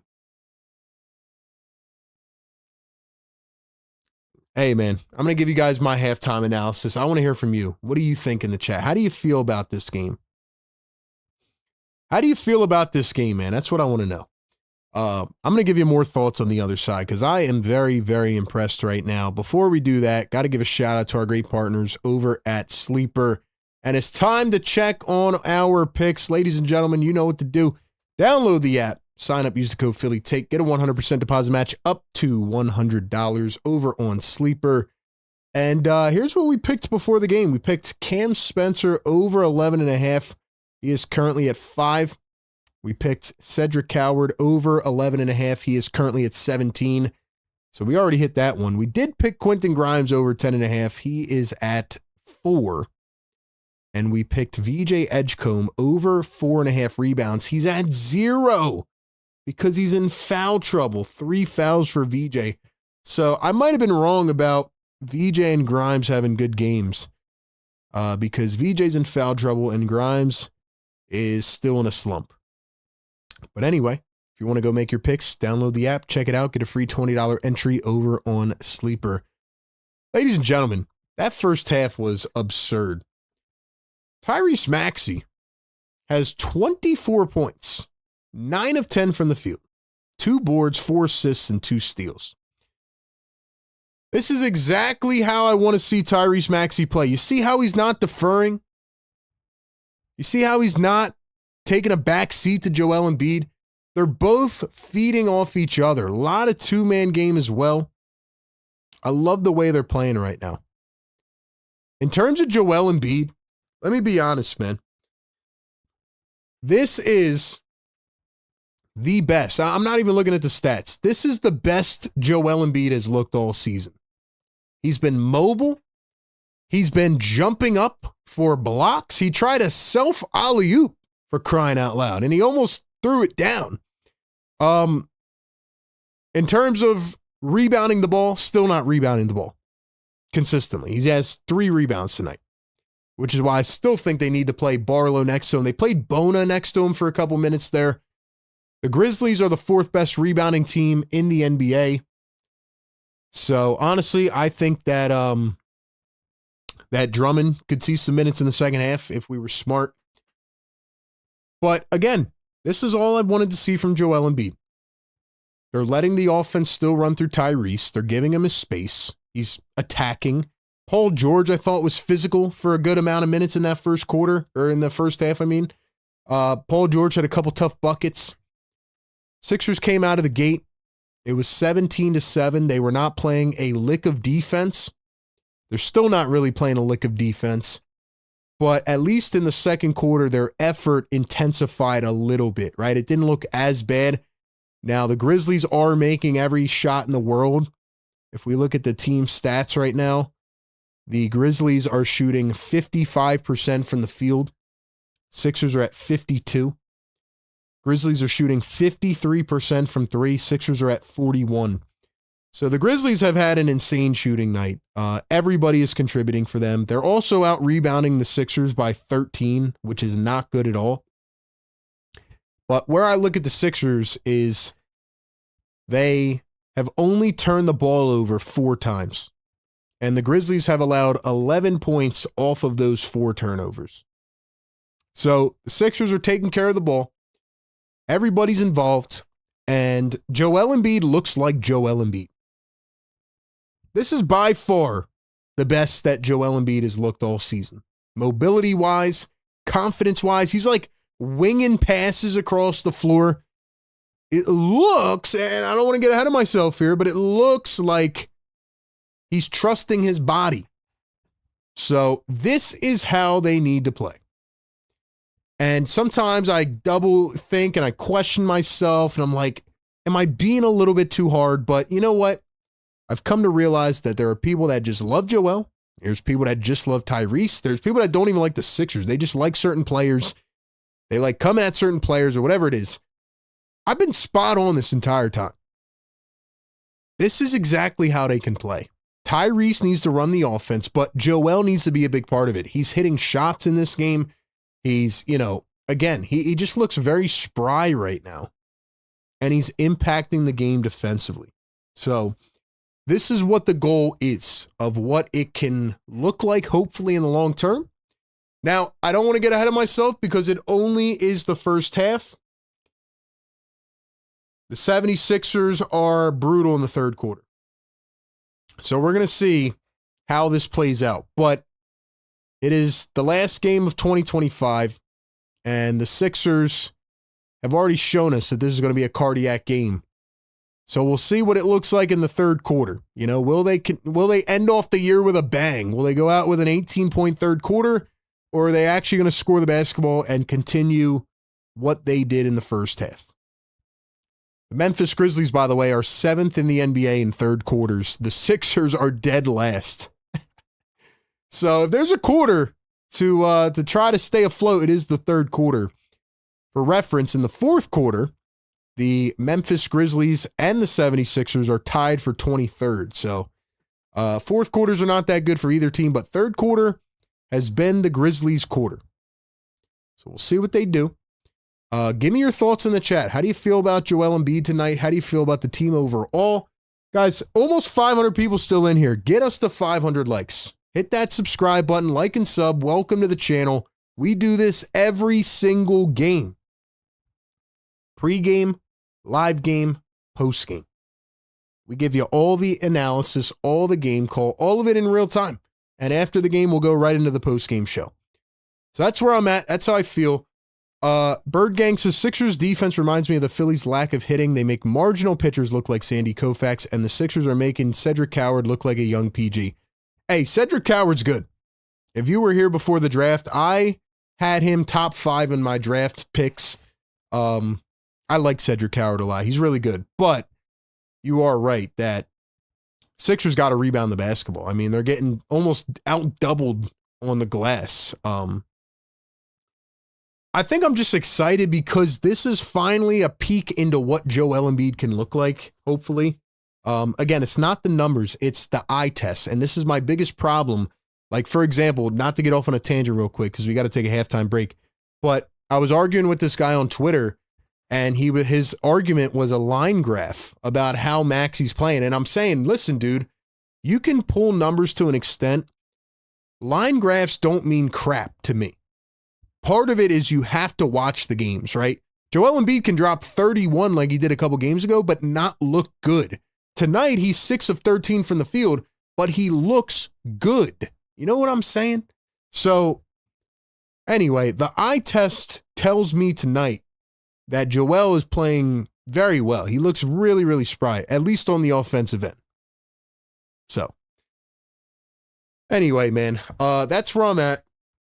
See what happens. VJ's in foul trouble. We'll see who gets some minutes off the bench. Still not a big bench game for the Sixers. The Grizzlies have, 17, 19, 24, 27 bench points. So Grizzlies bench has been better. All right, ladies and gentlemen, we will be back in just a moment. Do not go anywhere. Halftime on the other side, and then we'll get into the third quarter. Appreciate y'all, man. Be right back. Let me know if you think the Sixers are going to win or the Grizzlies are going to win. BRB.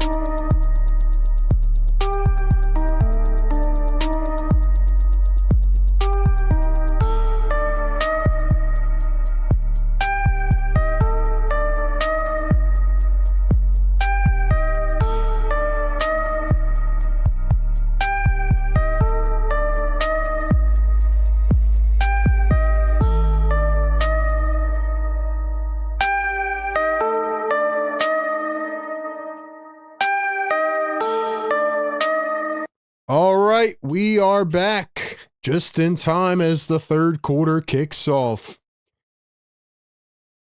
Tied at 72 at halftime. Here are the 76ers. Joel Embiid out to Tyrese Maxey. Kicks up to Embiid. The pump fake. The sidestep. The three from Embiid. In and out. That is how we begin the third quarter. Ja Morant crossover. Drive down the lane. Right by Embiid. Up and in. Ja Morant's still very talented, man. I mean, he can do his thing. He really can.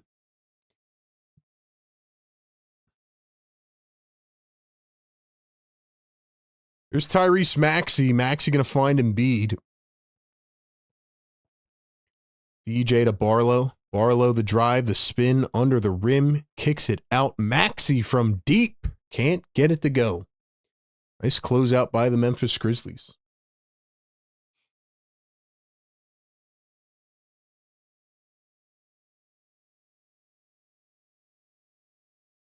We got a foul on the floor. All right, who's up here in the chat, man? We need 3 more likes.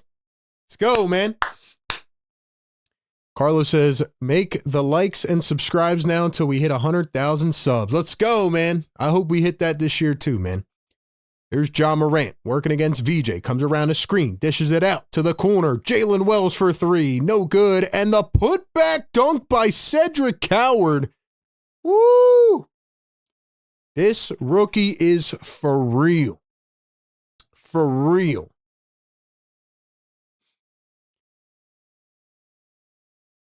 And then we got a foul on the Sixers on the other end. Yeah, I remember my guy, where's my guy, Tika? Where's beer battered gummy shark Tika at, man? I remember he was high on Cedric Coward as well. We both liked Cedric Coward. Here's another float, this time from Koloko. That one does not go. 76ers down by 4. Can they score a frickin' bucket? Coward now has 6 double-doubles this season. Ties Derek Queen for the NBA rookie lead. Here's Coward again going downhill, drives, and he was fouled. It's going to be on Joel Embiid. So the 76ers once again have hit the third quarter wall.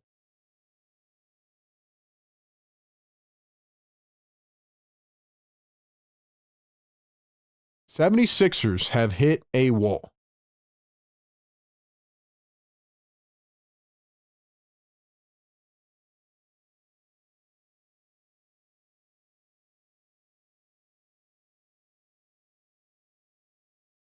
First one good at the line.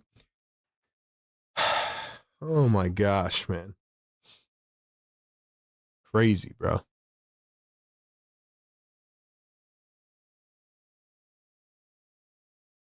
I really liked Cedric Coward. I think he still has a lot more of his bag to tap into as well. Like I said, he didn't play a lot of college games. Like, he was at these small schools. Nobody knew about him.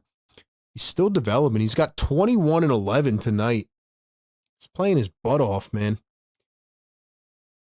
BJ playing with 3 fouls. Here's Tyrese Maxey to Joel Embiid.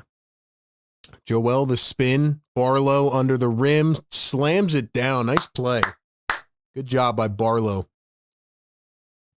We got 300 likes, man. Get us some of them yes sirs in the chat. There goes Ja Morant flying by to the rim. Drop those yes sirs in the chat. VJ to the lane, and he's blocked by Jaren Jackson. Sixers got to wake up.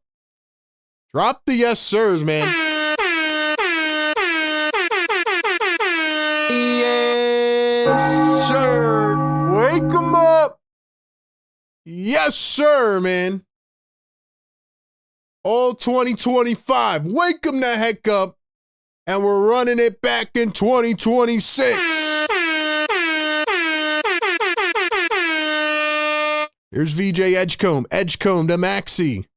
Maxey to Embiid. Embiid to Maxey. Maxey back to Embiid. Embiid, the dribble, the drive, and he's fouled.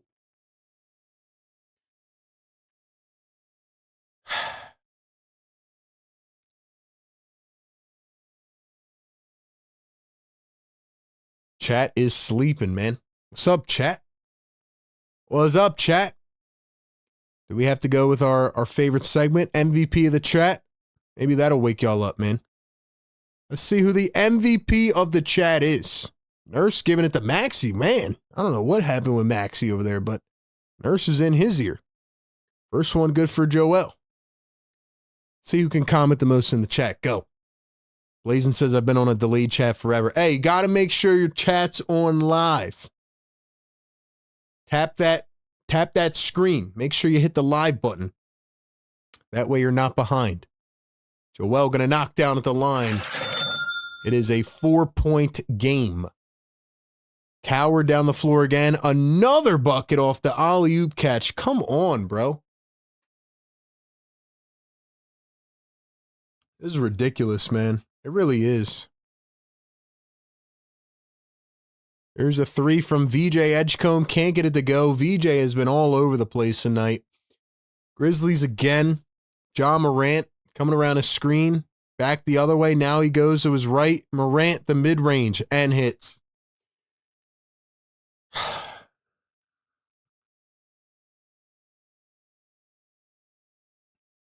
So it is a 12-4 run for the Memphis Grizzlies. Joel through 2 defenders goes up. Got it and one. Yes, sir. Drop the ones in the chat. Shout out to the MVPs. Don Boyle, what's good? Karen, what's good? Let's go, man. Let's go, man. Don Boyle's the MVP tonight, man. He's killing it in the chat. Where's all my channel members at, man? Joel going to knock down the free throw. 3-point play. It is 84-79. Sixers are 2 of 7 in the third quarter. Grizzlies are 5 of 7. 12-7 is the quarter so far. Here's Jalen Wells. Finds Cedric Coward another 3. This guy is unbelievable. This guy is unbelievable right now. This guy looks like Kevin frickin' Durant. VJ gets one to go off balance. Nice shot as he was falling to the hardwood. 6-point lead. 87-81.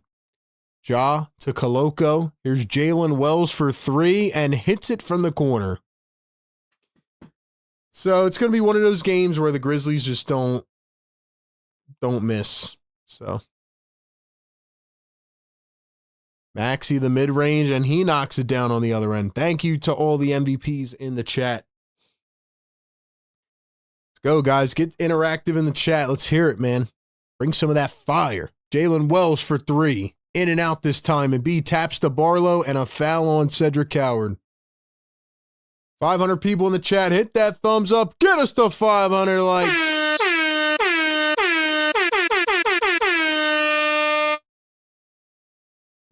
Sixers look like they're running a 2-3 zone now.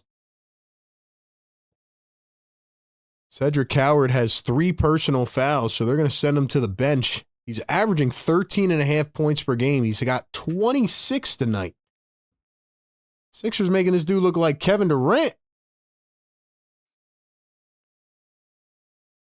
Tyrese Maxey guarded by Jalen Wells.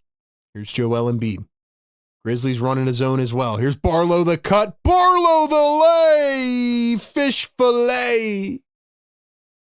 Woo. See, that's why I like Barlow, man. He just brings that fire. Cam Spencer going to find Santi Aldama. Cam Spencer coming around a screen. Spencer going to drive. Spencer floats it up. Missed it. Off the back iron. Here comes Tyrese Maxey. Maxey up the floor. Maxey behind the back. Kicks it up to Joel. Joel finds Maxey. Ooh, what a move off ball. Couldn't get it to go. Barlow tapped it.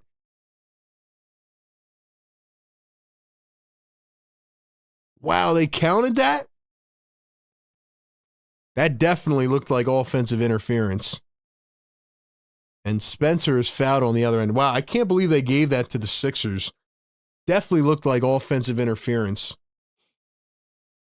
Let's see this again. Maxey floats it up. Yeah, probably would have missed. Barlow, that's definitely offensive interference. What a move that was by Tyrese Maxey, though. moving off ball. He like did a half spin and went back the other way. That was beautiful, man. That was beautiful. All right, man. Well, I'm going to let the chat wake up for a second. All right, come back from the halftime hangover because now we're in business. All right, now we got a game. 18-15 here in this quarter so far. Take a quick 30-second timeout. We'll be right back. Meet my dad. National University supports all his ANDs with flexible online courses. He can be a student and catch bad guys on the internet and teach me how to hit a curveball and serve his country. He's an ANDer. National University supporting all your ANDs. All right, man. Still waiting on this challenge. I'm guessing they're challenging. I don't know if they can. Looked like the coach was about to pop a blood vessel, though. He was like, bruh, how is that not offensive interference? I don't know if they can change that now, but we'll see.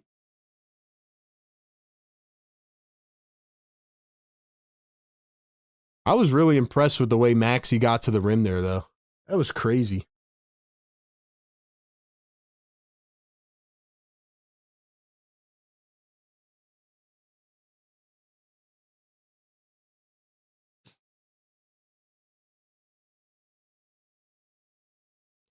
You guys are just tuning in now, too.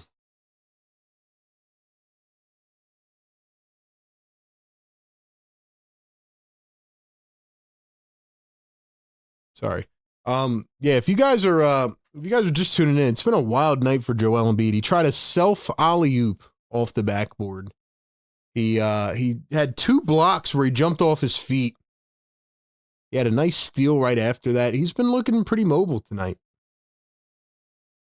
And also he has 7 assists, which is huge. That's what we saw in 2023 a lot, was Joel create for his teammates. That's what Nurse implemented right off the bat. So honestly, I really like how Joel's been creating offense tonight.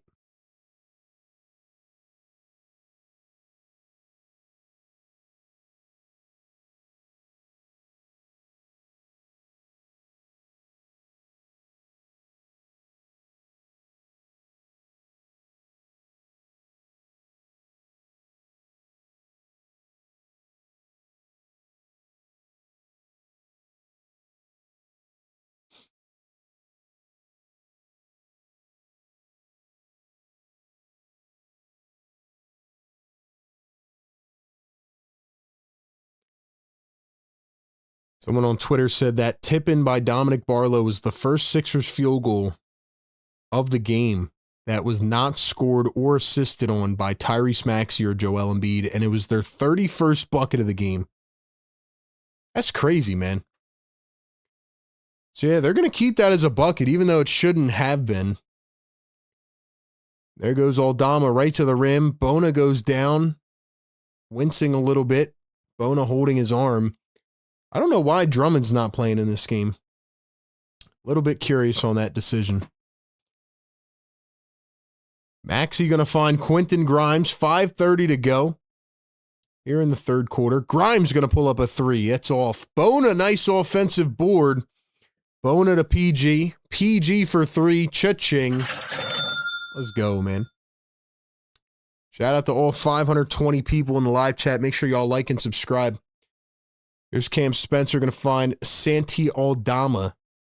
Jock Landale back to Santi Aldama. He dribbles, he drives, he kicks. Oppo corner, stolen by VJ. VJ up the floor. Maxey, VJ all the way. Slams it down with the two-handed flush. Game tied at 92. Spencer to Aldama. Paul George defending him. Beyond the perimeter.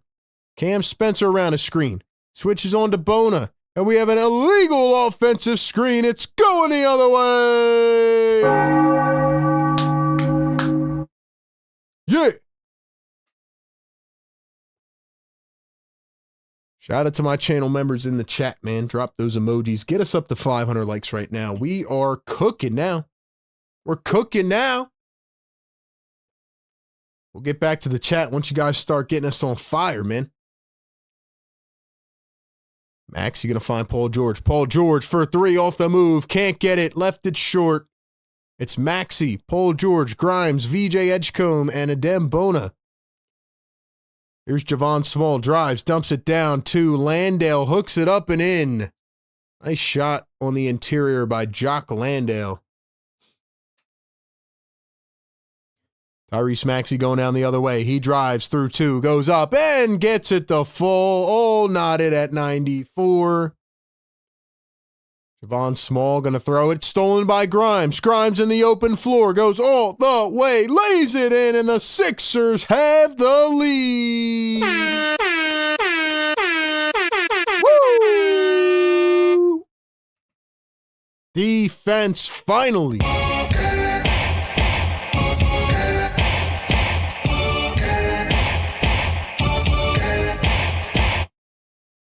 Yeah.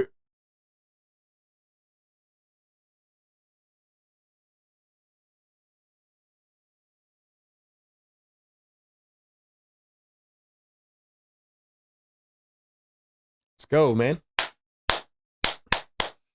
Ladies and gentlemen, this is the Sixers Game Day Live show. We do this every game, man. I'm RB. I'm an independent content creator. Cover the 76ers here on this channel. Cover the Philadelphia Eagles over on A to Z Sports Philly. Support my journey. Support us here at the end of 2025, our last live show of the year. Probably have a video up tomorrow, but we do this content every day, man. Support us, running a one-man show. 4.5 hours of coverage every single game. Pre-game show, right into the live game show, right into the post-game show. Welcome on in.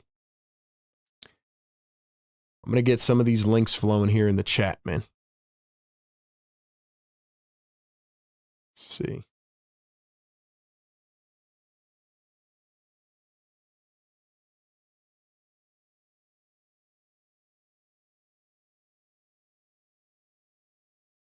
Sixers have come alive here in this third quarter so far. They're actually playing really well.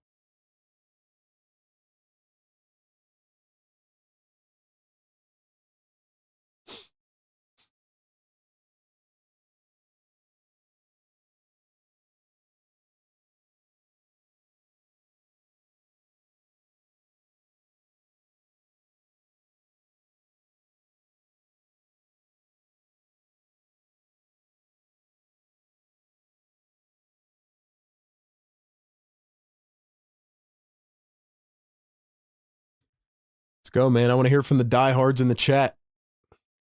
A lot of people in the chat are like, man, why don't you read the comments? But then I'm like, yo, I need you guys to bring that energy. You know what I mean? Trying to do a million things here at once. JB says Mad Max rules the third. Don Boyle says 24-22 in the third. Kion, what's going on, man? Fire Take Goat. Shout out to the goats in the chat. Make sure you guys follow us on all of our social medias. Let's see what the scoring's looking like here in the third. You guys are just tuning in, just an insane game. I'm trying to save myself for the fourth quarter because I already know it's going to be cardiac. Maxey's got 4 points here in the third quarter. Grimes has 2. Edgecombe has 4. Paul George has 3.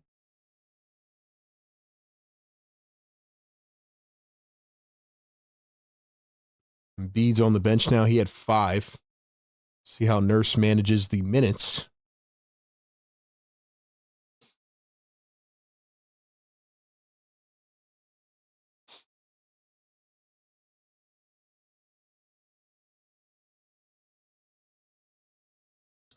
All right, here we go. Cam Spencer going to find Javon Small up top. Going to find Santi Aldama for 3. That one hits the rim and flies out of bounds. So it goes back to the Sixers.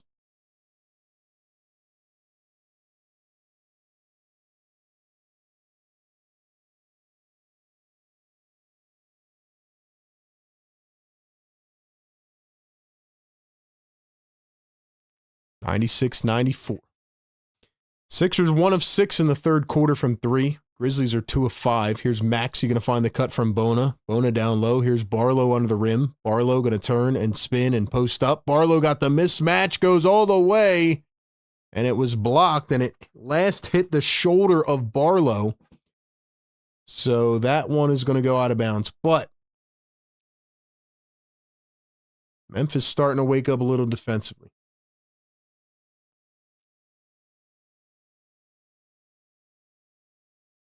Javon Small going to find Cam Spencer. Spencer working against VJ. Dribbles, drives, lays it up, in with the left. Cam Spencer. Grizzlies have turned it over 14 times, but we're all knotted up. 2:50 to go here in the third. VJ drives, arcs it up, too much on it. Spencer to Small. Javon Small all the way, and nobody got back for the Sixers.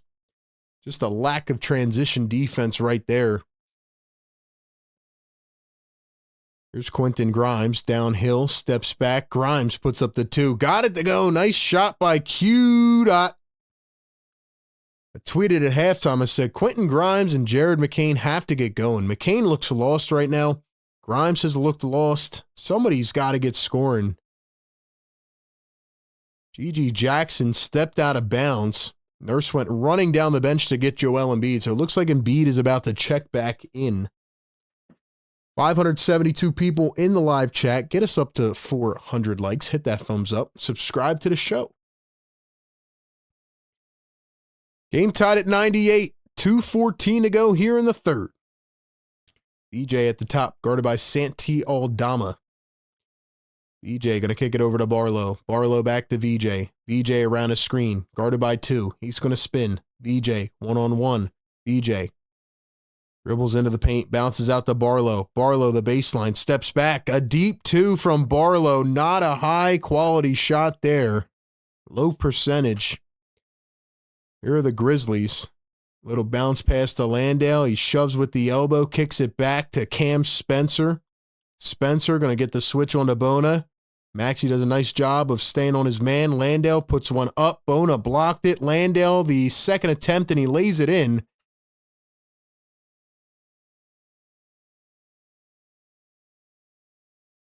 Landale just got a technical foul. He immediately started screaming at the Sixers bench, I believe. Or maybe it was the ref.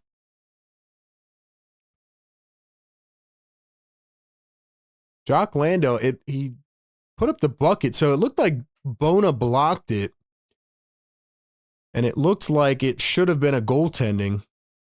Let's see this again. So, yeah, Landale puts it up.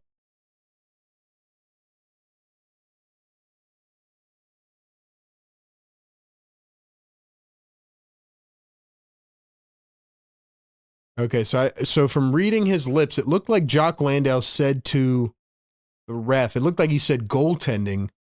He thought it should have been a goaltend. But anyway, he scored the bucket, so he just wasted a point, giving it to Tyrese Maxey. 1:20 to go here in the third. Maxey coming around a screen. Maxey bounces to Joel. Joel steps back, finds Quentin Grimes. Grimes for 3, and he can't get it to fall. Here's Jaren Jackson. Drives and kicks to Aldama. Throws it away. Gets it back off the ricochet from Grimes. Here's Javon Small. Finds Santi Aldama. Aldama down the lane. Floats one up off a foot. Can't get it to go. Grimes the rebound. Under a minute to play. Here comes Quentin Grimes. Grimes to Embiid. Embiid over to the corner. Maxey dribbles all the way in. Dumps it to Embiid. What a pass. What a find. Embiid puts it up. Blocked. Missed it. Got it back again. Now the third attempt. Embiid gets it back again. 14 on the shot clock. Embiid going to spin to his left, to his right. Puts it up, missed it again, tapped it in. The 5th opportunity goes. Woo! That is how you do it, Joel. Love the effort right there. Cam Spencer against Quentin Grimes. Skip pass, almost stolen by Maxey. Bounced into the crowd. Yo, this is going to be a crazy finish, man. This is going to be a crazy finish. Guys, 600 people in the chat, man. Go down below, hit the thumbs up, subscribe to the channel. Let's go. Let's go, chat. Big fourth quarter coming up. Cardiac quarter coming up. Bona with the steal. The hands are active. Let's go. 13 seconds here in the third quarter. Maxey guarded by Cedric Coward. Maxey with the left hand drives down the lane, floats one up, left it short, gets it back, puts it in. Tyrese. Javon Small goes all the way, blocked by Bona at the end of the quarter. Woo!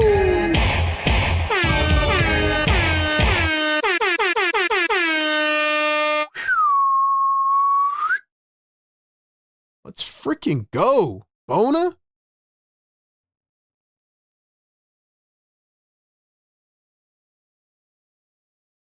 Dude.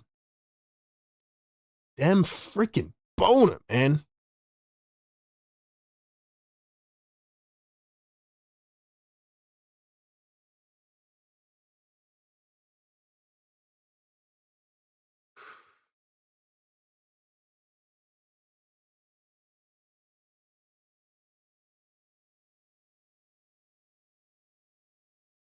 Dude. Let's freaking go, man. Welcome into the Sixers Game Day Live show right here on Philly Take with RB. This is the #1 Sixers Game Day Live community. We give you pregame, live game, postgame coverage every single game. Let's go, man. 620 people watching us right now around the world. Do us a favor, share it around. Tell a friend, tell a family member, tell your next door neighbor's next door neighbor. Shout out to the neighbors. Wake them up. Ladies and gentlemen, welcome in. Thank you so much for being here all year with your boy.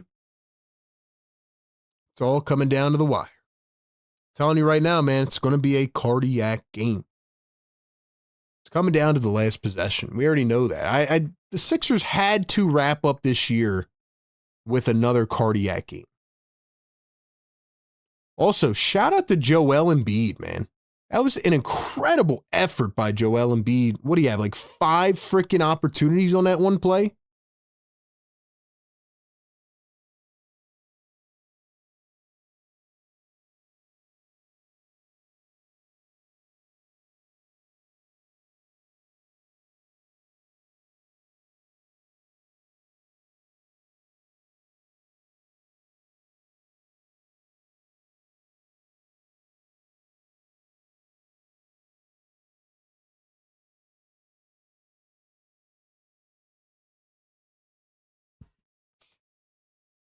Mods, y'all know what to do, man. Drop those social handles, drop those links. Let's go. One more quarter to play.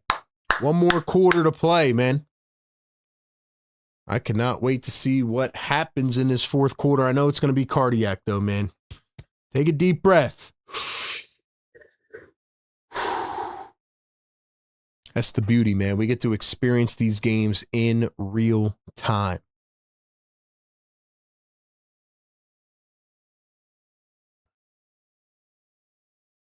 Carlos says, like and subscribe. Get us to 100K next year. Let's do it, man. Karen in the chat. What's up, Karen? Joe's going to get a double-double after those consecutive boards. That was awesome.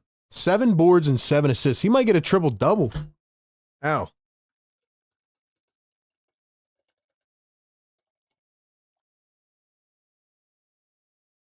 Guys, we will take the scoreboard off once we get to about 5 minutes to go. I know the scoreboard gets a little bit ahead.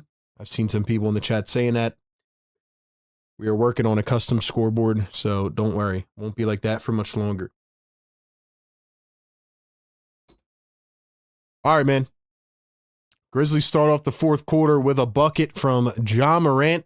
Grizzlies are at 56%, Sixers at 49%. It's been a very high volume offensive game. Sixers still getting out rebounded by 13 as we enter the fourth quarter, which is not good. Grimes for 3. Got it from the corner. Q dot. DJ's selling my sleeper parlay with the rebounds, but yo, Grimes starting to cook now. Yeah. Here's the floater from Jackson with the left hand, can't get it to go. They keep Bona in with Embiid. Nick Nurse is proving me wrong. He's keeping Bona in next to Joel Embiid. Maxey's on the bench. McCain is in. Here's Joel for 3. Joel Embiid!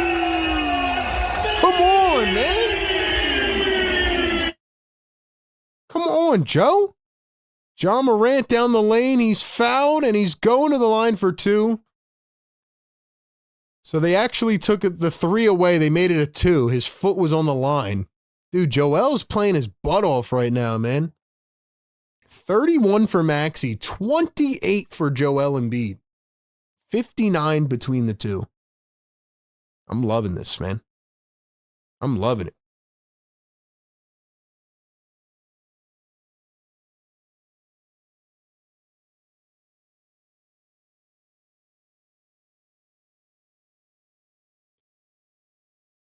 Yeah, why is Karen's messages getting timed down in the chat? What's going on? Come on, mods. Y'all got to be better, man. There's VJ Edgecombe working against GG Jackson. VJ coming around a screen. VJ back to Embiid. Joel puts up the mid-range. Can't get it to go. Bona couldn't get the board.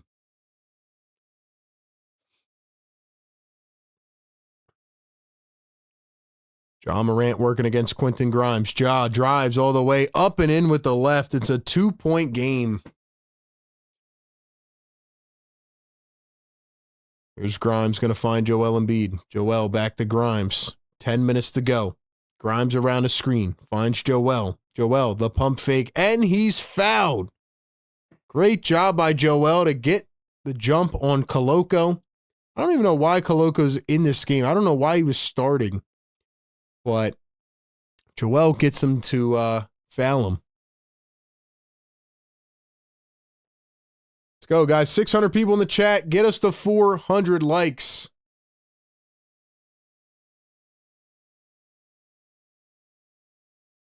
Joel going to knock down the first.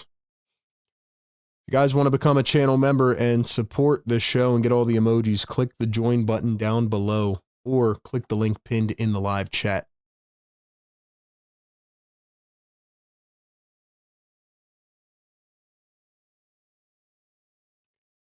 And the second one is good for Joel Embiid.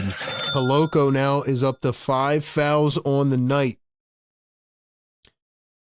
4-point Sixers lead. Here's the drive, the shot, no good. Here's Koloko, floats it up, and he missed it. Rebounded by Bona. Here's Jared McCain, going to find Joel Embiid. Joel, behind the back. Joel, back to McCain. Sets a screen. McCain back to Joel. Thinking. Joel pulls up a 3. Can't get it to go. DJ fighting for the board. He gets it. Fresh set of 14. Joel trying to post up again against Koloko. Here's Joel. He gets doubled. Throws the Bona into the lane, and it's stolen by Memphis. And then they fumble the bag out of bounds. Jackson couldn't hold on to it, and he is really getting on himself about it. So it's going to stay at fresh 14 for the Sixers. $2 super chat. Don Boyle says, vintage Joel.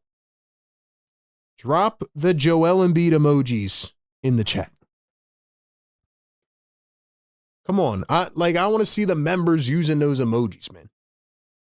Drop those Joel emojis, man. Grimes misses the 3. Let's go. Let's go. Here come the Grizzlies. 110, 106. Do we have another cardiac game at our hands? Yes, we do. Ja pulls up a mid-range and hits. Oh, boy, oh, boy.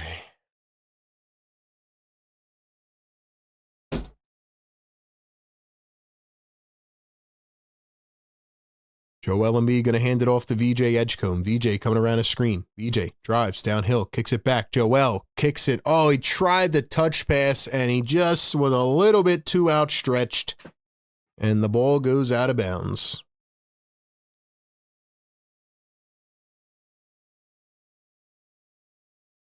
I'm sorry, Nurse. You got to get Jared out of this game, man. He's just not really impacting the game at all. You got to get Maxey back in here. Honestly, right now. I'd bring Maxey back in right now. He's 31 minutes played.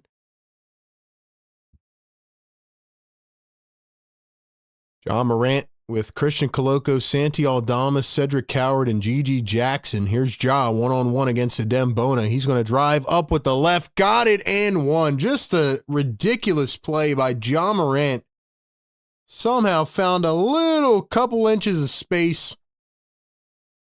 Got that scoop up and in past the Dembona as he was getting knocked to the ground. Very iffy foul call right there, by the way. I don't know how that's a foul.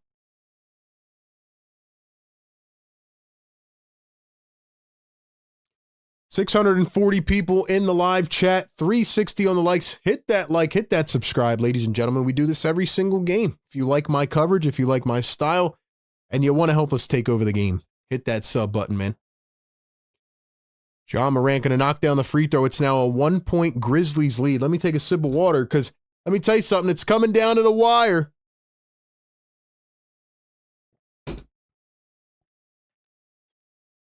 VJ Edgecombe going to drive downhill, lays it up. It was smacked out of bounds. Going to stay with the Sixers. 11 on the shot clock.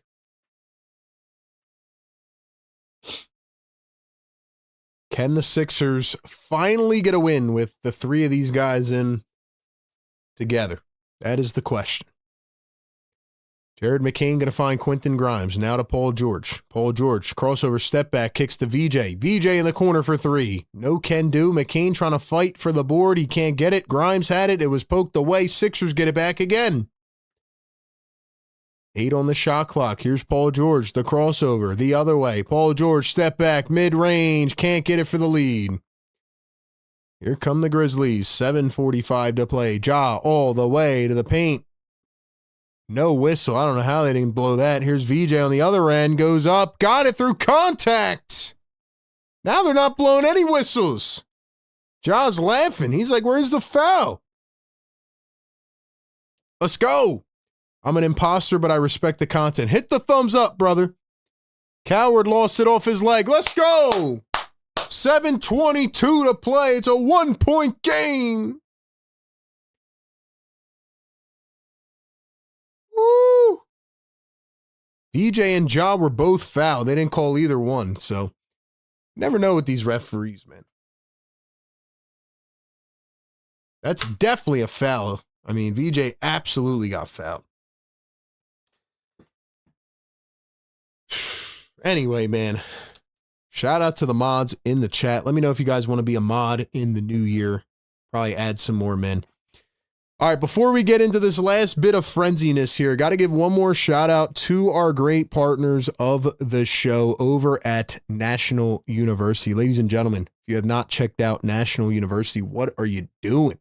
They are one of the biggest non-profit accredited universities in the United States. Over 50,000 plus students, over 250,000 plus grads, and over 150 degree programs where you can go back, get that next certificate, level up, get that job promotion you want, right? Go back to school. And the best part about it, you can do it anywhere from the comfort of your own home, actually.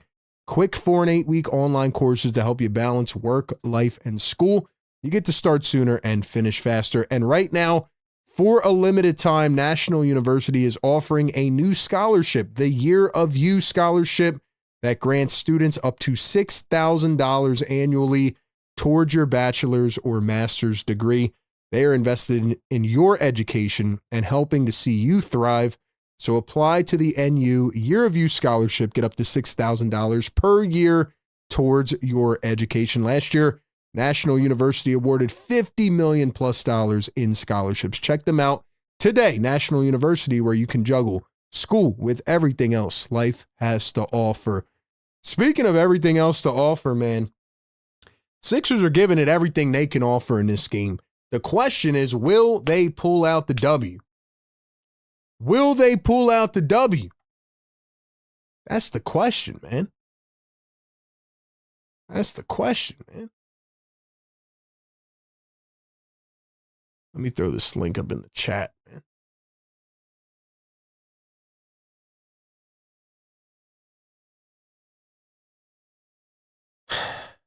Dom says, hit the like button. How do we not have 600? Y'all are being lazy. That's a fact.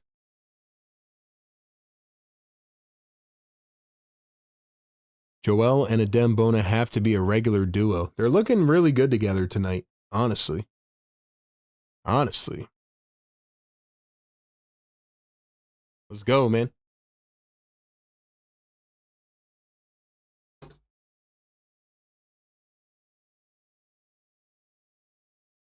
Let's go, man. Shout out to the mods, man. Shout out to the members. Let's go, chat. Let's go, chat. This is a game they need to win. I'm being honest with you right now. If the Sixers don't win this game, I'm going to be pretty frustrated because they need this. They need this bad on a 3-game losing streak. Grizzlies have been playing well. Maxey, George, and Embiid are a combined 74 points right now, 25 of 50.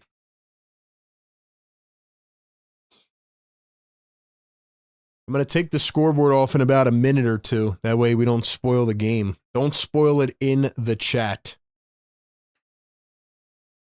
VJ Edgecombe crosses over, spins, kicks it back to Bona. Bona to VJ. VJ drives in. Ooh, step back. Can't get it. Created all that separation for nothing. Coward down the lane, and he one-handed tomahawks it. Nobody even contests the shot. That was ridiculous. Grimes over to VJ. VJ to Maxey. 6:35 to play. Maxey into the lane, finds Bona. Bona is grabbed and fouled. Dude, Cedric Coward is a stud. 28 and 13 right now. Sixers actually outscored the Memphis Grizzlies 31-28 in the third quarter, which is huge. So, yeah, I mean, Grizzlies were a really good third quarter team, and the Sixers outscored them, even though they're dead last. Joel's over here dancing on the bench. I like this vibe from Joel, man. I like his energy tonight. VJ's dancing on the bench. I think they're imitating the Grizzlies fans. Bona going to knock down the second free throw.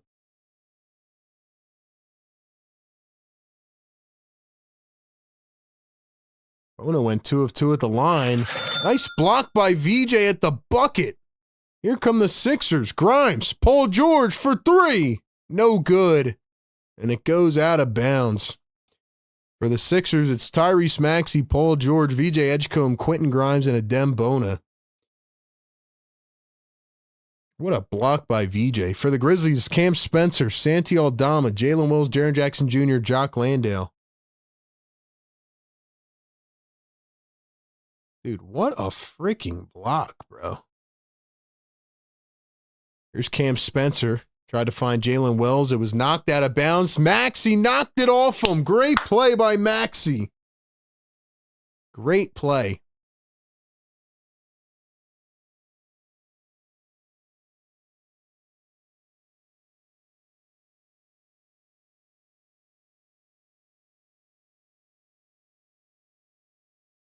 $5:50 to go here in the fourth quarter, and it was a kickball on Memphis.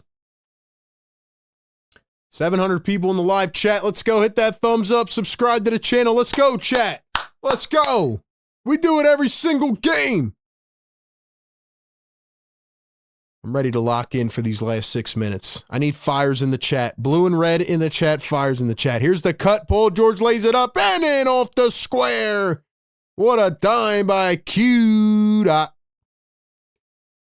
When will Joel Embiid come back in the game? That is the question. Jalen Wells drives the baseline, kicks it out. Jock Landale to the corner for 3. Jackson, no good. Sixers pick it up. Here comes Quentin Grimes. Grimes guarded by Spencer. So Ja Morant's still on the bench. Maxey to VJ. VJ from the wing. VJ for 3. The Sixers lead it by 6. All right, scoreboard's coming off right now, man. Scoreboard's coming off. Grizzlies with a wide open dunk down the other end. I didn't even see what just happened, but Jalen Wells was wide open under the rim. 119-115. Maxey guarded by Jalen Wells. Maxey. There comes a screen from VJ. Maxey kicks it up top. VJ again. Can he do it? He does!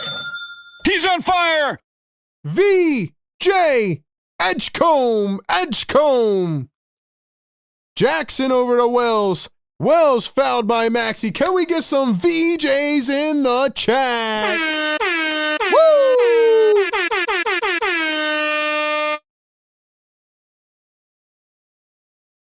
Let's go, man.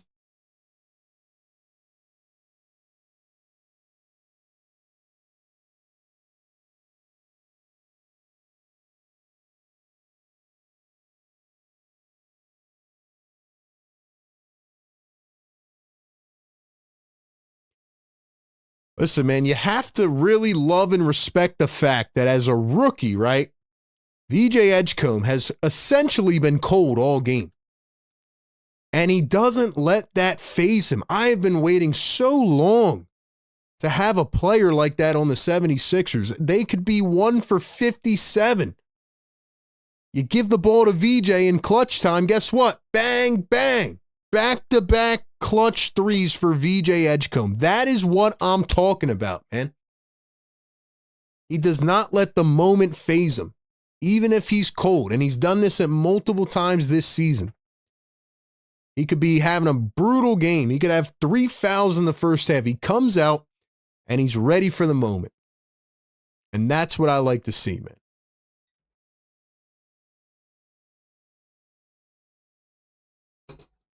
That's what I like to see, man.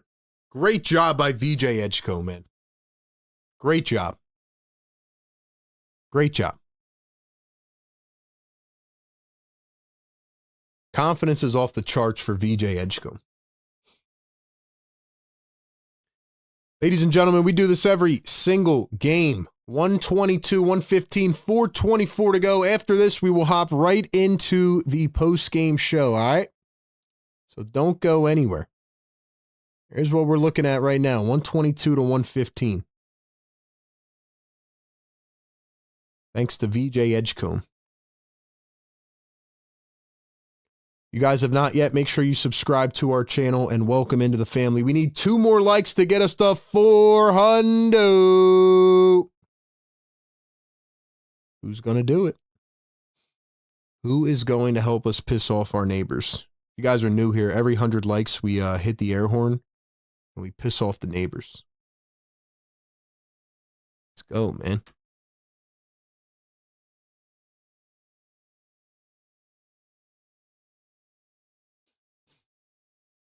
Let's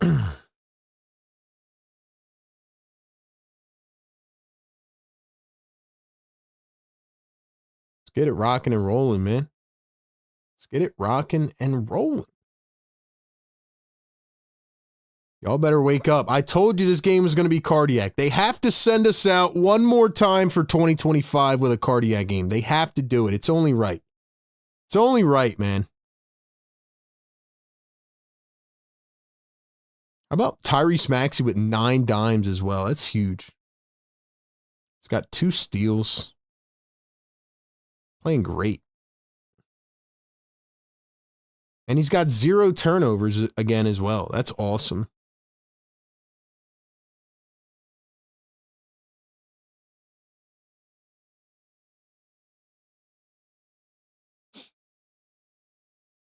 I think there was a challenge here on the floor.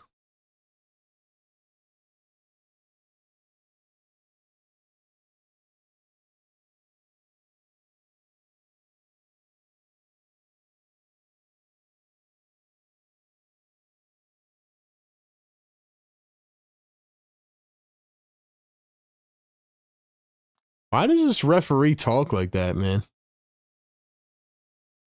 So I guess Nick Nurse challenged it, but they kept it a foul on Tyrese Maxey.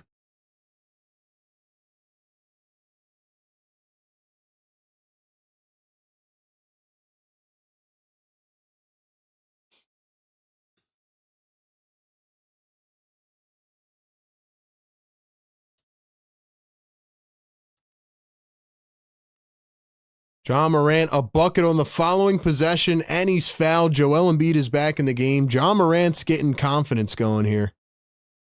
Trying to, where am I at here?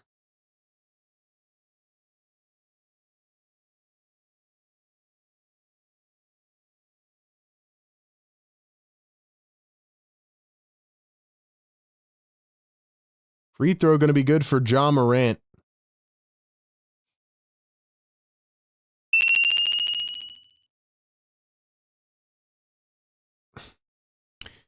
All right, 4:09 to go here in the fourth. VJ driving downhill, goes all the way through traffic. Got it again. Come on, VJ. He's on fire.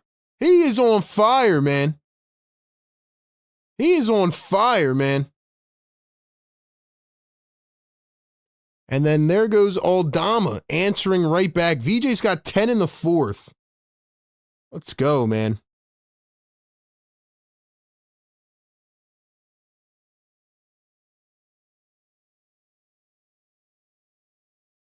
Maxey turns, spins, fades, can't get it to go. Picked up by the Grizzlies. 4-point game. Take the scoreboard off again. Don Boyle, get to your super chat as Jackson is fouled on the floor. Don Boyle says, this ref sounds like he's in a cartoon. $2 super chat. Thank you, Dom. Dude, I'm like, what is this ref talking about, man? I'm like, what is he talking about?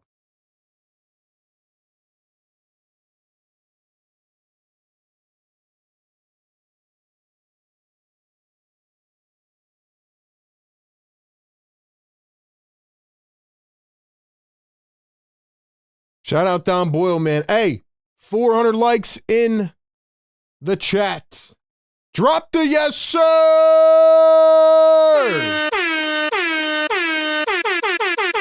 Yes, sir. Wake him up. Drop the fires, man. Here we go. VJ crossing over, drives through contact, missed it. Joel missed the layup. No, but the VJ gets it back. Maxey lays it up, missed it. Oh my gosh, man. Maxey and Embiid both missed the layup. Ja takes a wild three and missed it. Paul George gets the rebound, thankfully. 124 to 121. 2:40 to go here in the fourth quarter. PG wings it to VJ, now up to Maxey. 9 on the shot clock. Maxey around his screen. Embiid falls to the floor. They call a foul. They called a foul.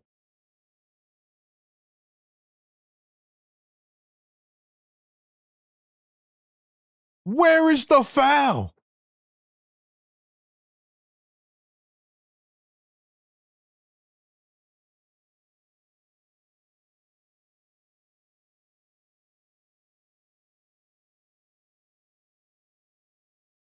That's 5 on Joe. How is that a foul, bro?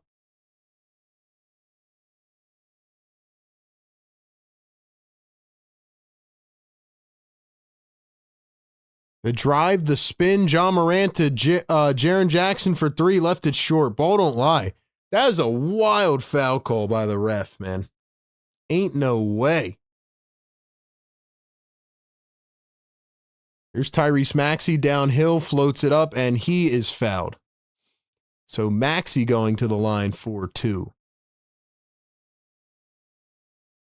That's wild, bro.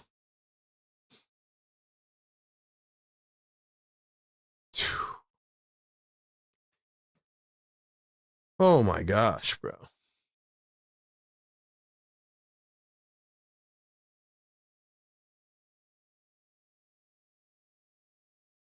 First one going to be good for Tyrese Maxey. He is on fire right now. 400 likes. Let's go, man. Get us to 500. You guys are crushing it. Thank you so much for being here, man. Appreciate y'all, man. Dom, you're right, man. He really does sound like a cartoon character.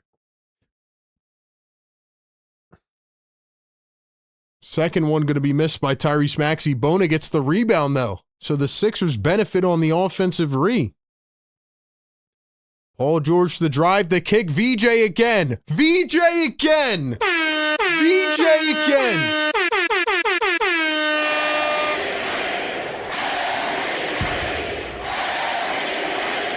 That is 3 big threes in the fourth quarter for VJ Edgecombe. Jackson drives, he's fouled and won.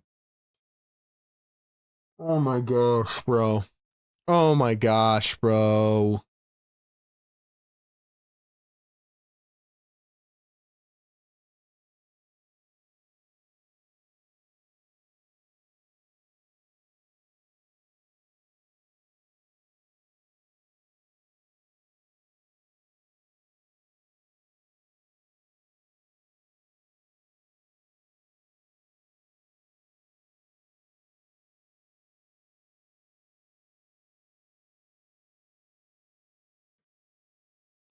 4-point game after the free throw. I can't believe they called that.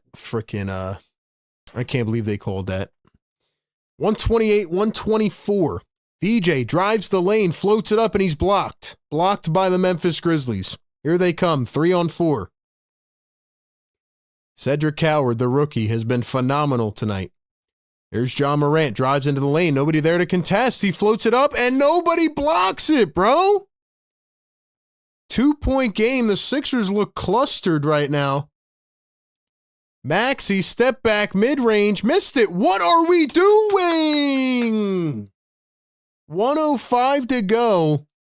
128-126. Here's John Morant for the tie, and he has it. Maxey, what was that, bro? Why did you take a mid-range shot, and why was there no sign of anything? Why was there no sign of anything, bro? They didn't have any play they wanted to call up or nothing. It was just, they just ran it up the floor and shot a mid-range, bro. Why did y'all rush that? I don't understand.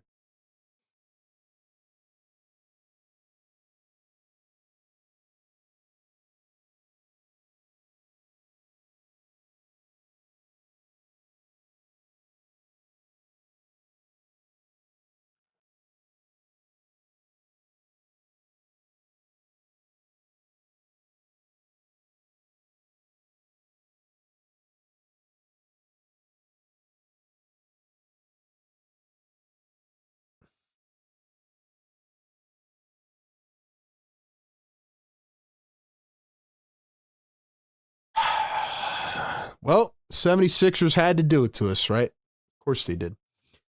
765 people in the live chat. Welcome into Philly Take with RB. I have the scoreboard covered just so it doesn't go ahead. The score is 128-128 with 1 minute to go. John Morant is absolutely cooking right now. Maxey just had a mid-range shot. He missed it. He should have waited. I don't know how many seconds there were on the shot clock there, but he went way too fast. John Morant has 18 in the fourth quarter, by the way. VJ Edgecombe has 13 in the fourth quarter. It has been the Ja versus VJ show. And here we go with 1 minute left. Drop some fires in the chat. Come on.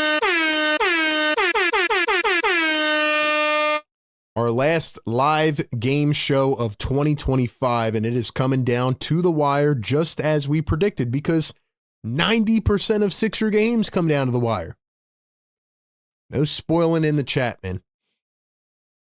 VJ looking at inbound, has to get it in, almost didn't. Maxey to VJ, back to Maxey. 55 seconds to play. Joel posting up Jaren Jackson. He turns, he hooks, he kicks it. Paul George for three, in and out. Joel fighting for the board. VJ dives on it. What do they call it? It's got to be a jump. It's got to be a jump.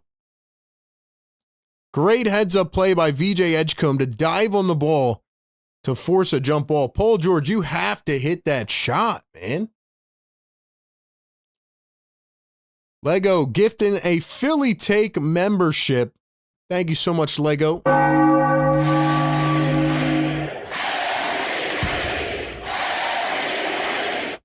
Shout out Lego, man. Drop those MVPs. 830 people in the live chat right now. Guys, it is 128-128. 45 seconds to play. We have a jump ball on the Grizzlies side of the floor.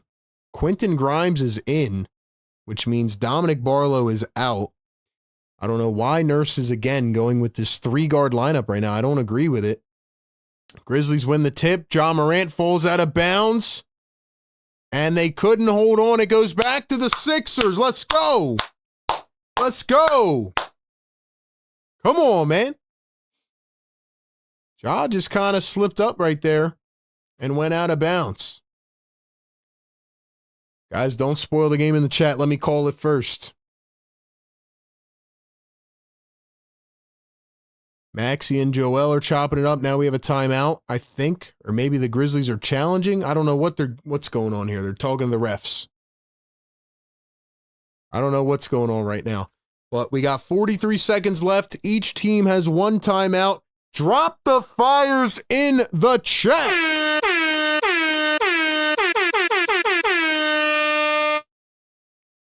Let's go, members. Drop those MVPs, man. Drop those MVPs. Let's go. Get us up to 500 likes. We are almost there. You guys are crushing it tonight, man. Welcome into the show. Sixers Game Day Live. We do it every game.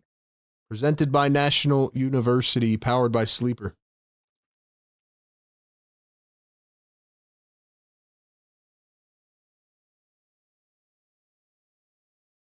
What a wild game, man. What a wild game this has been. We'll be live right after. You don't have to go anywhere for the post game. Stay right on this live stream. Yeah, facts, busy. Spoilers get timed out. No spoilers in the chat. I guess they're going to challenge that Maxey fouled him, even though it definitely should not be a foul. Now I got to hear this cartoon character ref again. All right, I'm going to take the scoreboard off again. From 128 to 128.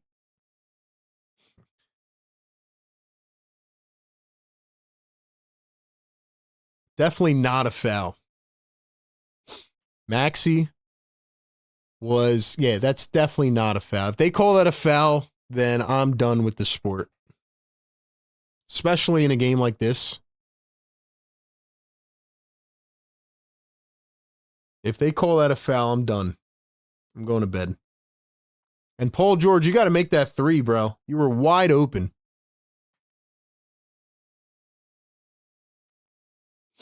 Let's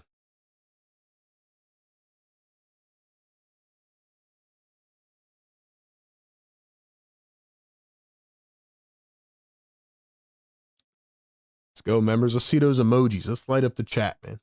Let's go. Everybody hit that thumbs up. Hit that sub button. Welcome in. Here we go, man. See what they got to say.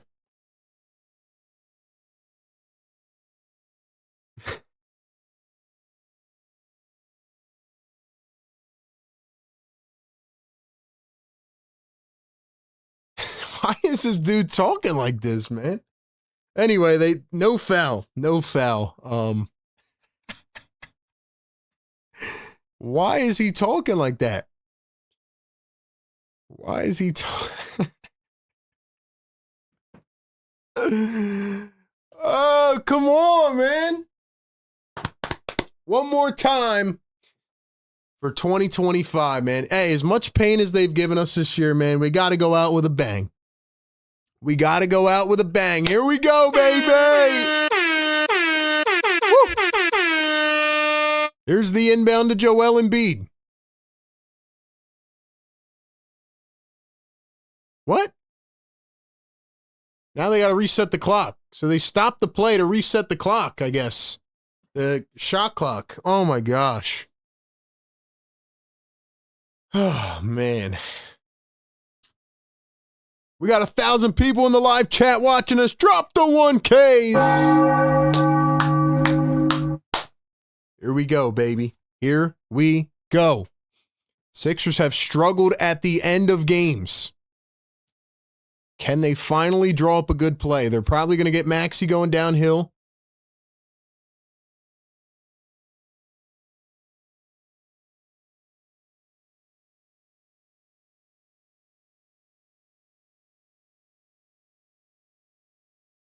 Now Maxey's arguing with the ref because they're saying that the Sixers can't throw it into the backcourt.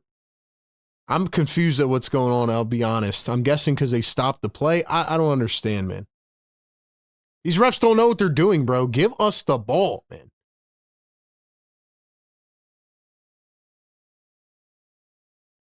DJ going to inbound to Joel Embiid. Here's Tyrese Maxey. 8 on the shot clock. Maxey coming around a screen. Back to Joel. Joel pulls a 3, and he missed it. Why is All right, need to stop. Talk about it later. John Morant guarded by Quentin Grimes. Grimes, I need you to lock him the F up, bro. I need you to lock in, Quentin Grimes. I need you to lock in. Tie game, 15 seconds to play. 8 on the shot clock. Here's John Morant. Switched on to Joel Embiid. Back to Grimes. Ja fades, steps back, behind the back, 3-ball Jalen Wells. It's short. Coward gets the rebound. Aldama for the win. No good. No good, and we're going to overtime.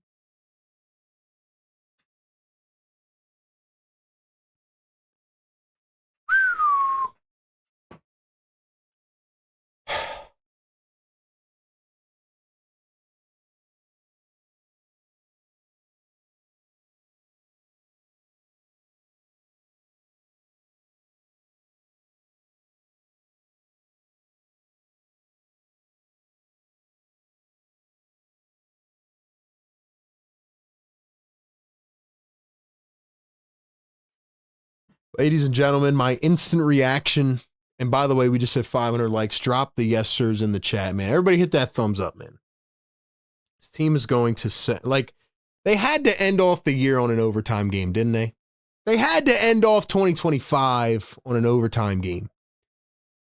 My instant reaction to that end of the fourth quarter is, number one, the Sixers got lucky right there. They did. They did. Ja Morant got the switch on to Joel. Grimes got back on his man. Ja honestly had a wide open shot, kind of fading away, didn't take it. And then he went behind the back to Jalen Wells, who missed the three. And then they got the rebound back, and Aldama had a wide open three.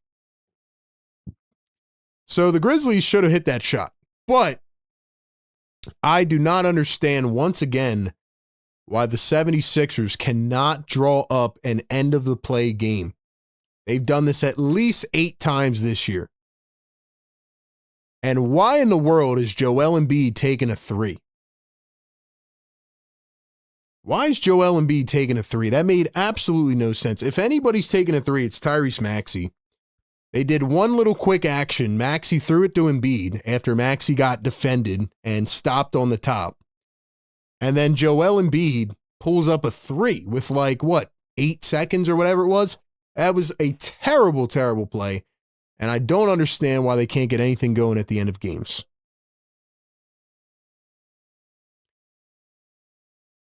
Anyway.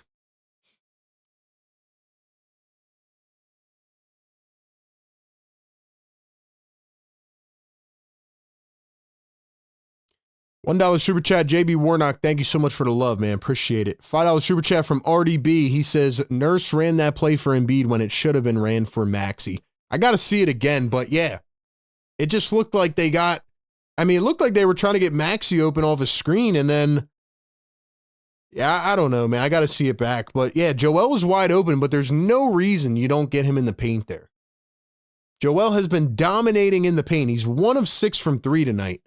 There's just no reason you don't get Joel in the paint there or Maxey driving into the paint. So, I don't get it. 500 likes, man. Let's go. OT, baby. OT. Yes, Woo! sir. Y'all are the MVPs, man. Here we go.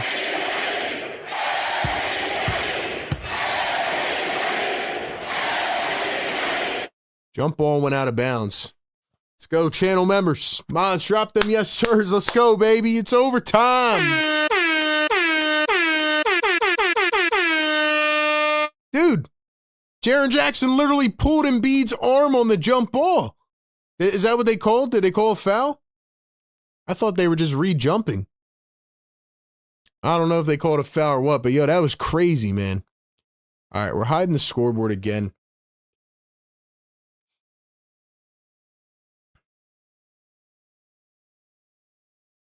Paul George 3-ball, missed it short, picked up by the Grizzlies. 128-128.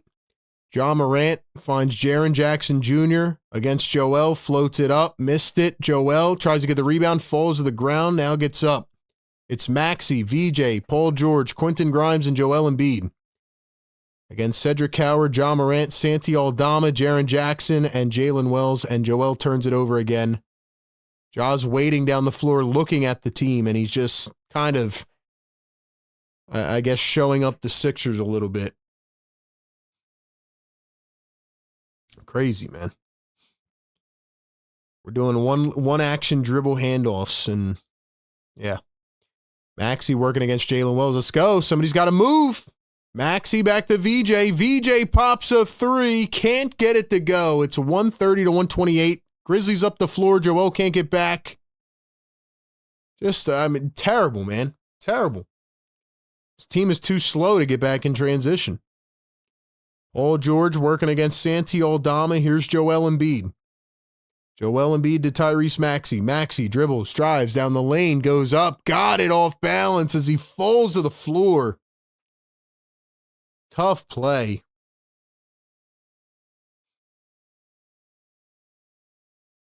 Here's Ja Morant at half court. He's guarded by VJ Edgecombe.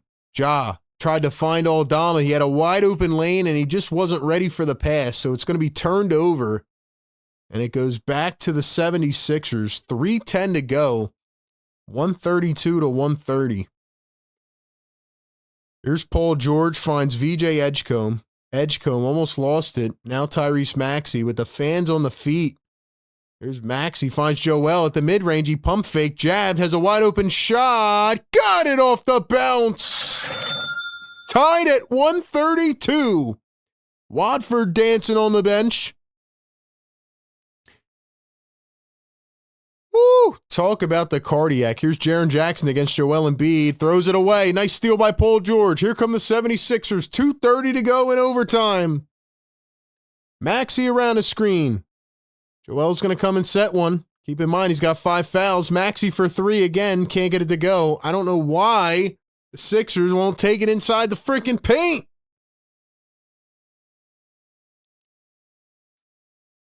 It's like they don't know how to get the lead. Ja Morant drives inside the paint, turns, spins, fades away, and hits. Can't they just run an action to get Joel a mismatch inside? Can't they do that instead of Maxey chucking up threes from 37 feet? Now they're going to run a pick and roll. Paul George drives to the lane, goes up, physical, got it. Tied up at 134. Guys, 145 to go in overtime. Tied at 134. Ja Morant switches, pulls up a 3 over VJ Edgecombe, can't get it to go, and the Grizzlies almost had the board and they don't. Sixers get it back. Here's Tyrese Maxey. Now call a damn play. Maxey takes a screen from Joel Embiid. Maxey to Embiid. Here we go. Embiid pulls up a contested shot and got it to go. Sixers take the lead on the Joel Midi. Sixers break the tie, 136-134. Joel with 34. VJ tried to pick the pass. Ja going right down the lane, and it's poked away by Paul George, and they call a foul. Come on. Paul George cannot believe it. Let's see this again. Hand on the chest. I don't know about that.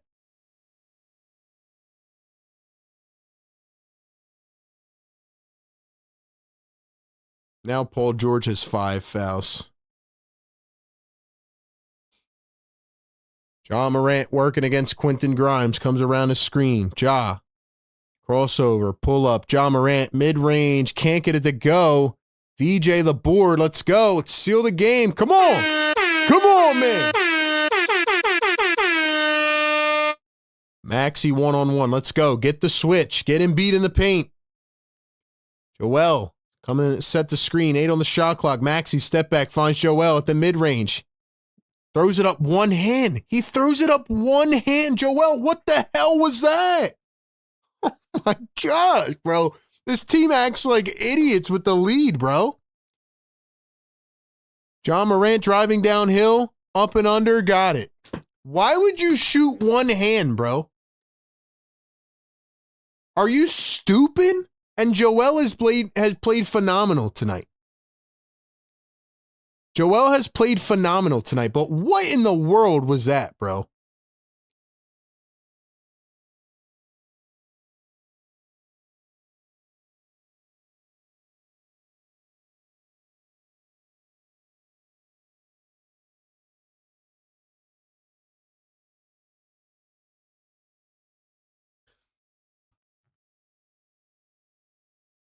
The Sixers are like, yeah, to celebrate the end of the year, we're going to go out and give you one final hoorah of every painful emotion that you felt during the year. Like, why can't y'all just put the game away, bro?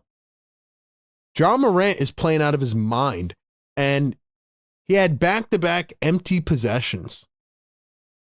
That was the game right there. All you had to do is knock down a shot. And the Sixers, I mean, they did what I wanted them to do. They got Joel in the paint, but they're moving like snails. And then Joel Embiid throws up a one-handed shot, bro. What in the world?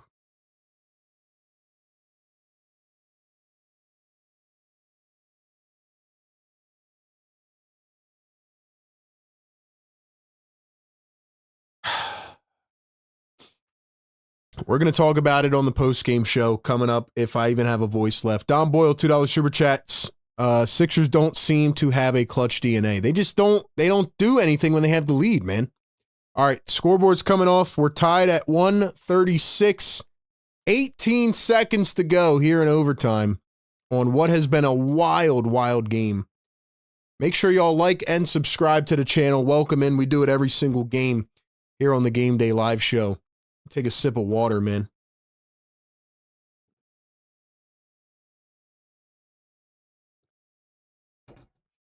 No spoilers in the chat. Here's the inbound to Tyrese Maxey. Shot clock unplugged.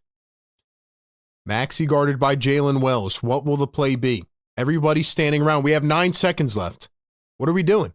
What are we doing? VJ's going to set the screen. Maxey gets doubled. VJ for the win. VJ for the win. 1.7. Are you kidding me? VJ Edgecombe. He hits 3 big 3-pointers in regulation. He hits the game winner potentially here in overtime. 3J Edgecombe.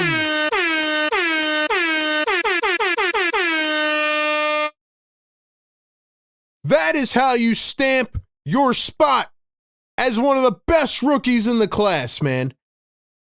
Ice in his veins. Ice in his veins. Woo!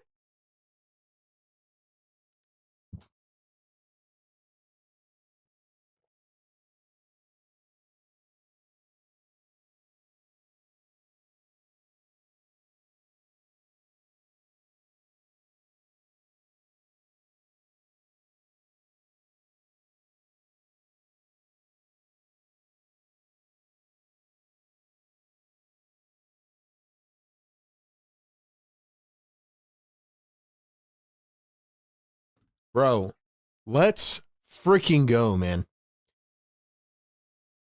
VJ Edgecombe was playing bad for most of this game. And he had 15, I believe, in the fourth quarter, or 13, or whatever it was.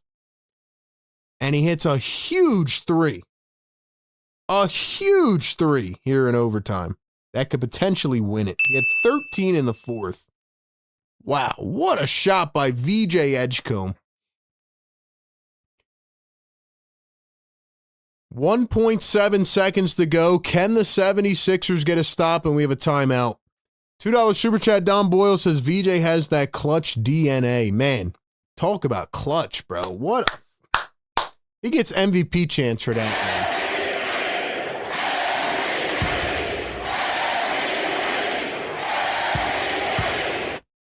VJ Edgecombe is a winner, man. He's got that star DNA, man. This guy hit 3 clutch 3-pointers in the fourth quarter after being cold all game. And Maxey gets double teamed with 1.7 and VJ hits a freaking 3 to put the Sixers up by 3. Drop the defense emojis in the chat, man.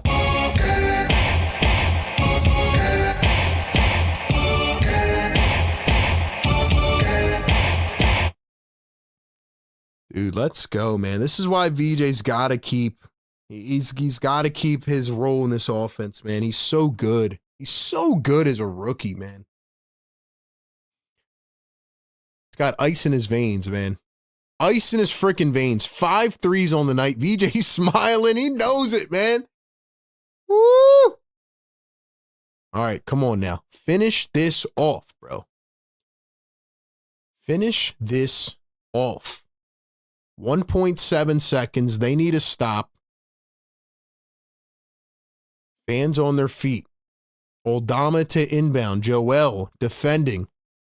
Oldama looking for Ja. They close it off. Nice defense. Coward for the tie.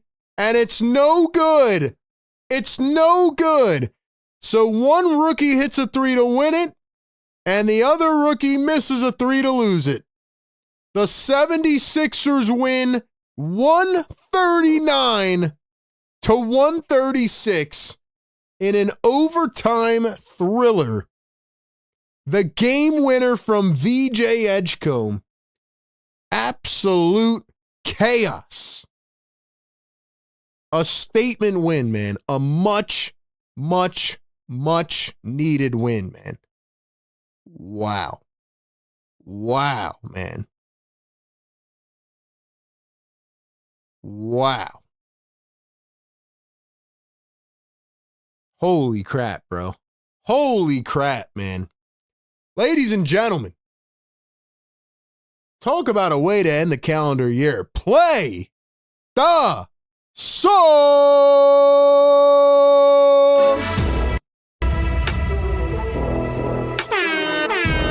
Woo!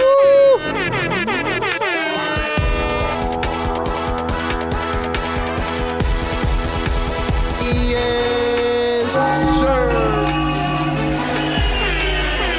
Woo!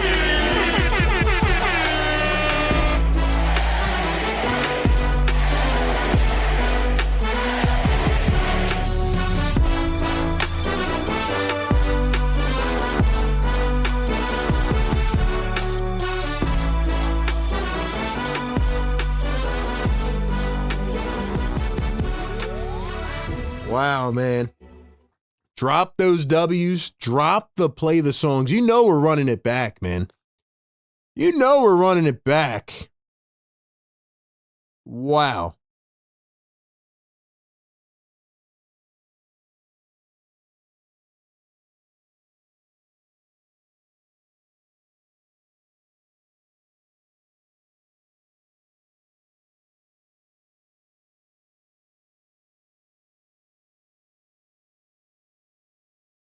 Wow. Ladies and gentlemen, the 76ers finally won a ball game with Tyrese Maxey, Paul George, and Joel Embiid. And for that, I say, play the song. Shout out to 50 Tons of Gold for becoming a channel member. 50, appreciate you, my guy. Play the song. Woo!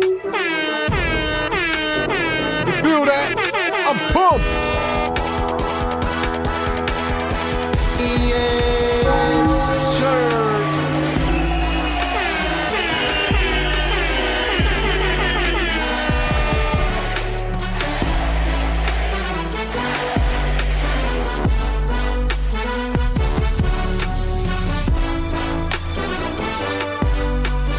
Woo!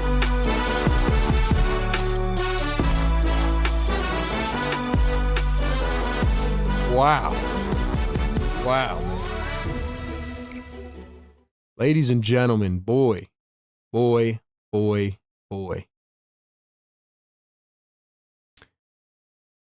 have a lot to talk about in the postgame show. I'll be honest, man. We have a lot to talk about in the postgame show. I'll tell you what, man. First and foremost, for everybody that has been rocking with me in 2025, whether you're old or new, thank you so much. I appreciate you. Second off, what a way to end the year, right? They gave us just about every emotion that they could to encapsulate the year of 2025. And I mean, this is a statement win, man, for a lot of reasons. We're going to talk about the heroics of VJ Edgecombe because not only did he knock down the game winner, he hit 3 huge 3-pointers in the fourth. Big layup. Maybe stamped his rookie of the year stuff tonight, man. I mean, this is a big thing right there, especially with the way Cedric Coward played. John Morant was fantastic in the fourth.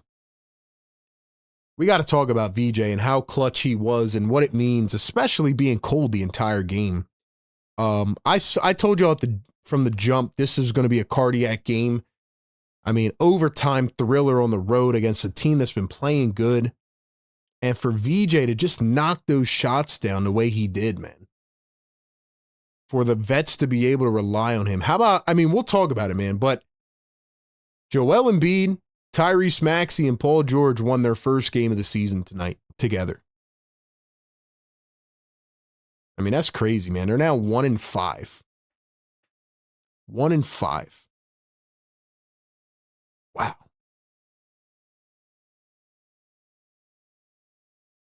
I just have so much to say.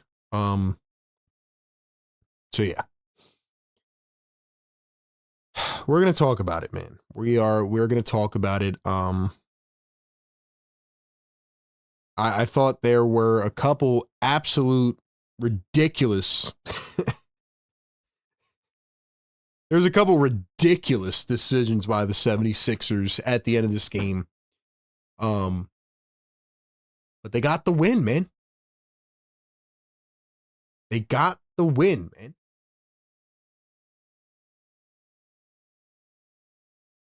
That was awesome, man.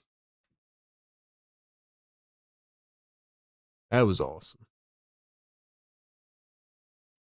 Oh, boy.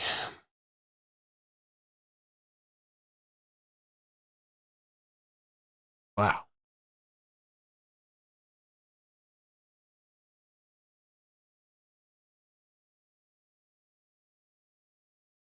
I'm just sinking in the emotion right now. Like, I know we got a post-game show to do, and we're going to do that, but man, and Tyrese Maxey, man. Oh, man. I know he had a couple bad decisions there at the end. Joel Embiid, just monster games, man. Monster games.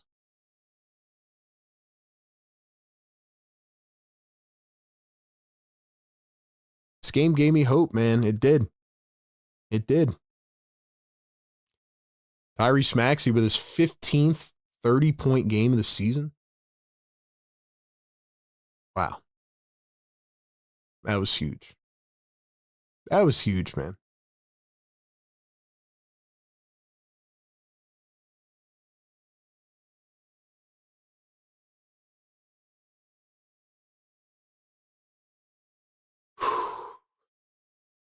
This team sure knows how to fire me up, man. They do. They do.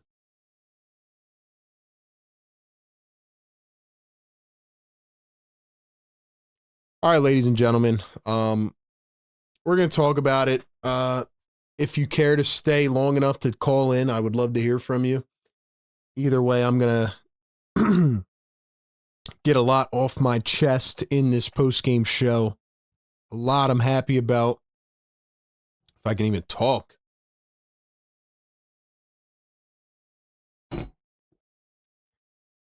Wow. What a game, man. What a game. If you're not fired up after that game, I don't know what to tell you. But anyway, Don Boyle gifting a Philly Take membership.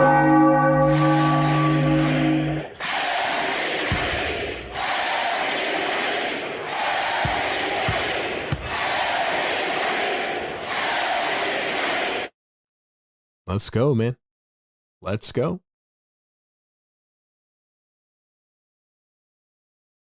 Wow. All right, man. We are going to talk about all of it. We'll get to our sleeper picks on the post-game show as well. And a lot of takes coming up. So don't go anywhere, man. Don't go anywhere. This is Philly Take with RB. Sixers Game Day Live. We do it every single game. Pre-game, live game, post-game. And post-game show coming up. We have a lot to get into. But VJ Edgecombe wins it for the 76ers in overtime with 1.7 to go. What a shot and what a moment for this team. What a moment. Don't go anywhere, man. Post-game show coming up. We have a lot to get into, a lot to get off my chest. Manny, member for 5 months. Manny, Thank you so much, man. He says, thanks so much. Now I can sleep well. Shout out Manny, man. Shout out to the members. Shout out to everybody. Thank you all for being here, man. We'll be back in just a few minutes. Trust me, it's going to be a fun one tonight. Post-game show coming up. See y'all soon, man.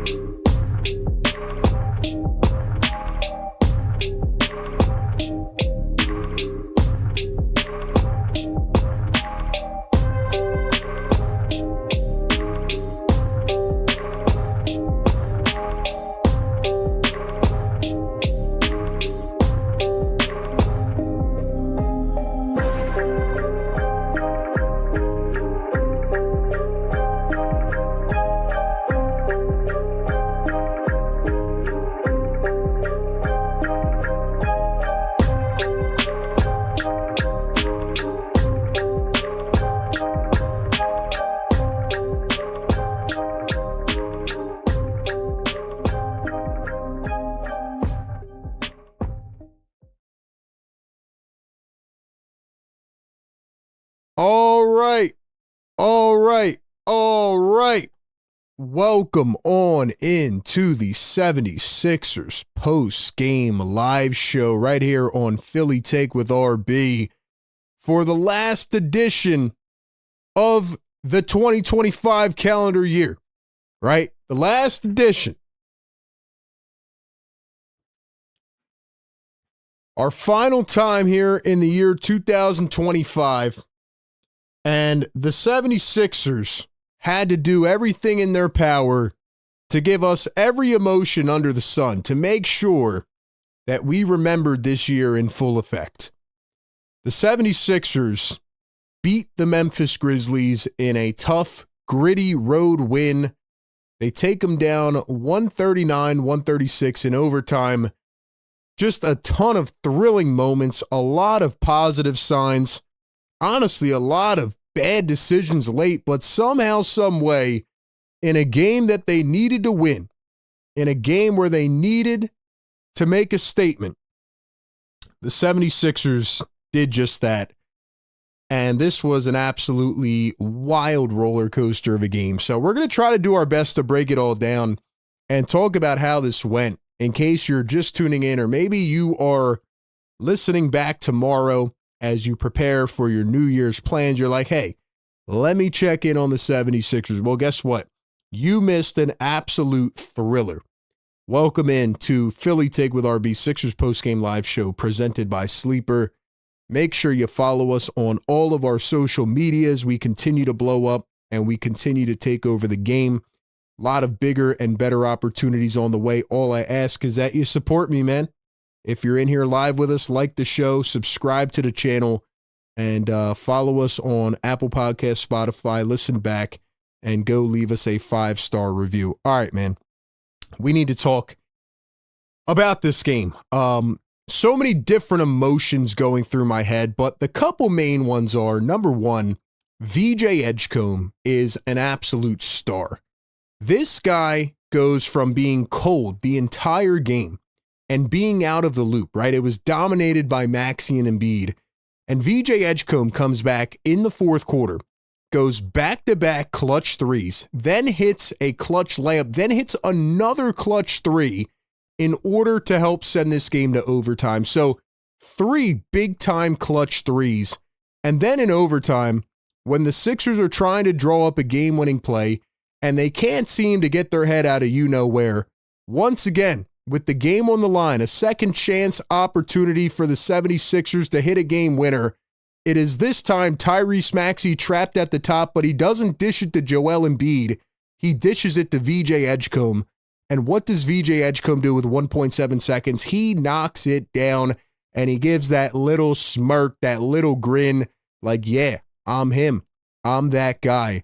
So 4 big-time clutch threes in fourth quarter and overtime combined, 16 points, and he leads the 76ers to a win. For him to do that as a rookie, for him to have that moment and stamp his rookie season, especially against a rookie on the other side, Cedric Coward, who was having an incredible game, is just miraculous, and it just shows who VJ Edgecombe is and what he can become. And second off, this game gave me a lot of hope for the 76ers for the season moving forward, because it was by far the best that the offense, the big three, have looked together.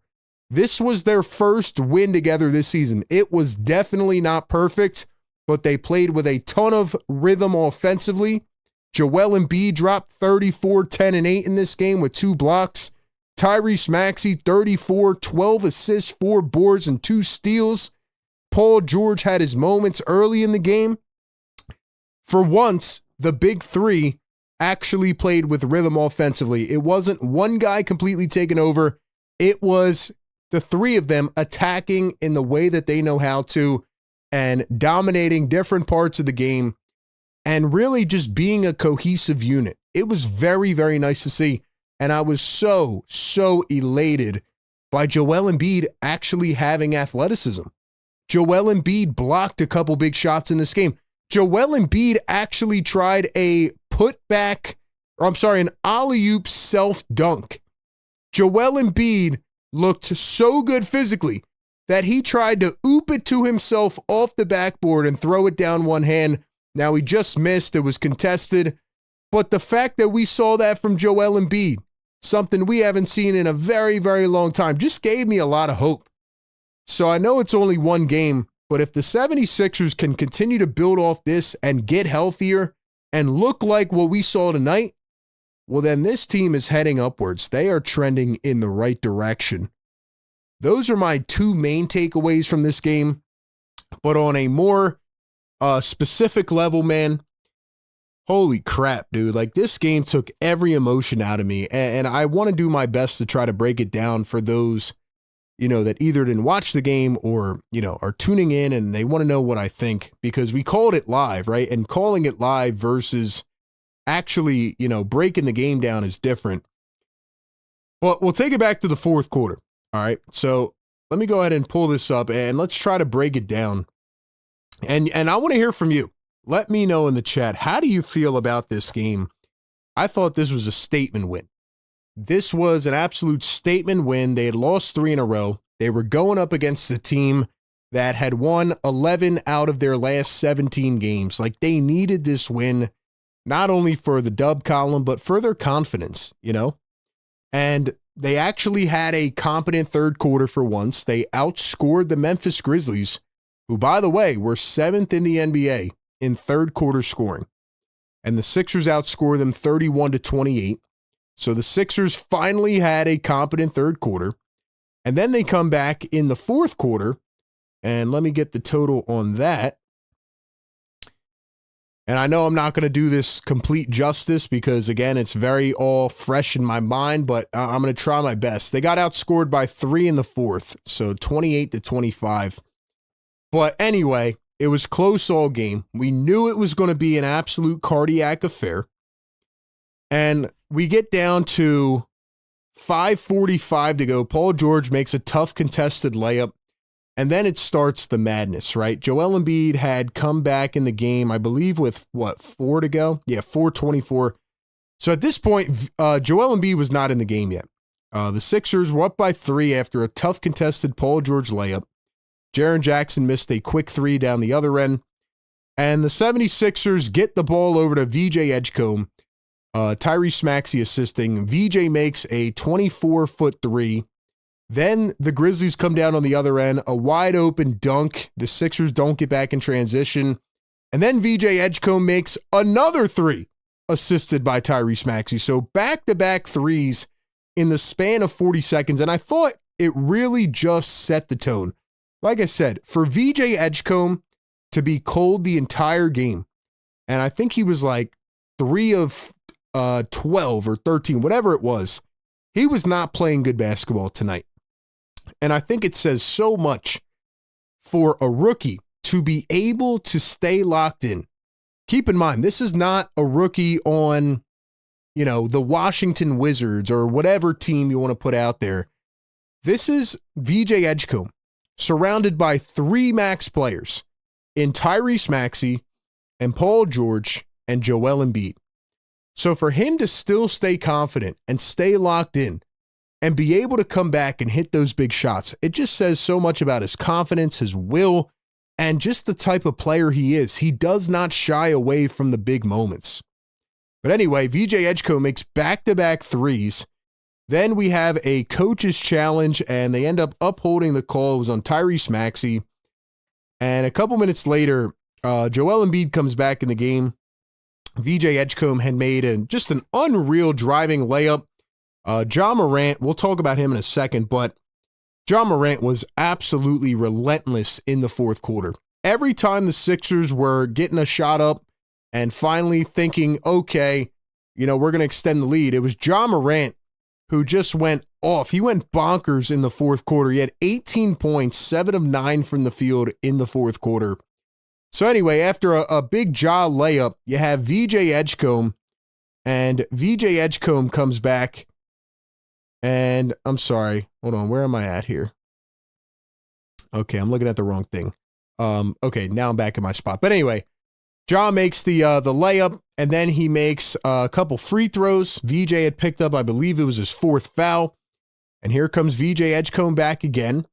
and he makes this unreal acrobatic driving layup through contact. It was just one of those layups where it's like, man, for this guy to be able to have not only the talent, but the IQ of how to get to the rim that way, how to do it in a big moment. You know, I mean, it should have been a foul. They didn't call it. Refs were all over the place. There was back-to-back plays where they should have called fouls and they didn't.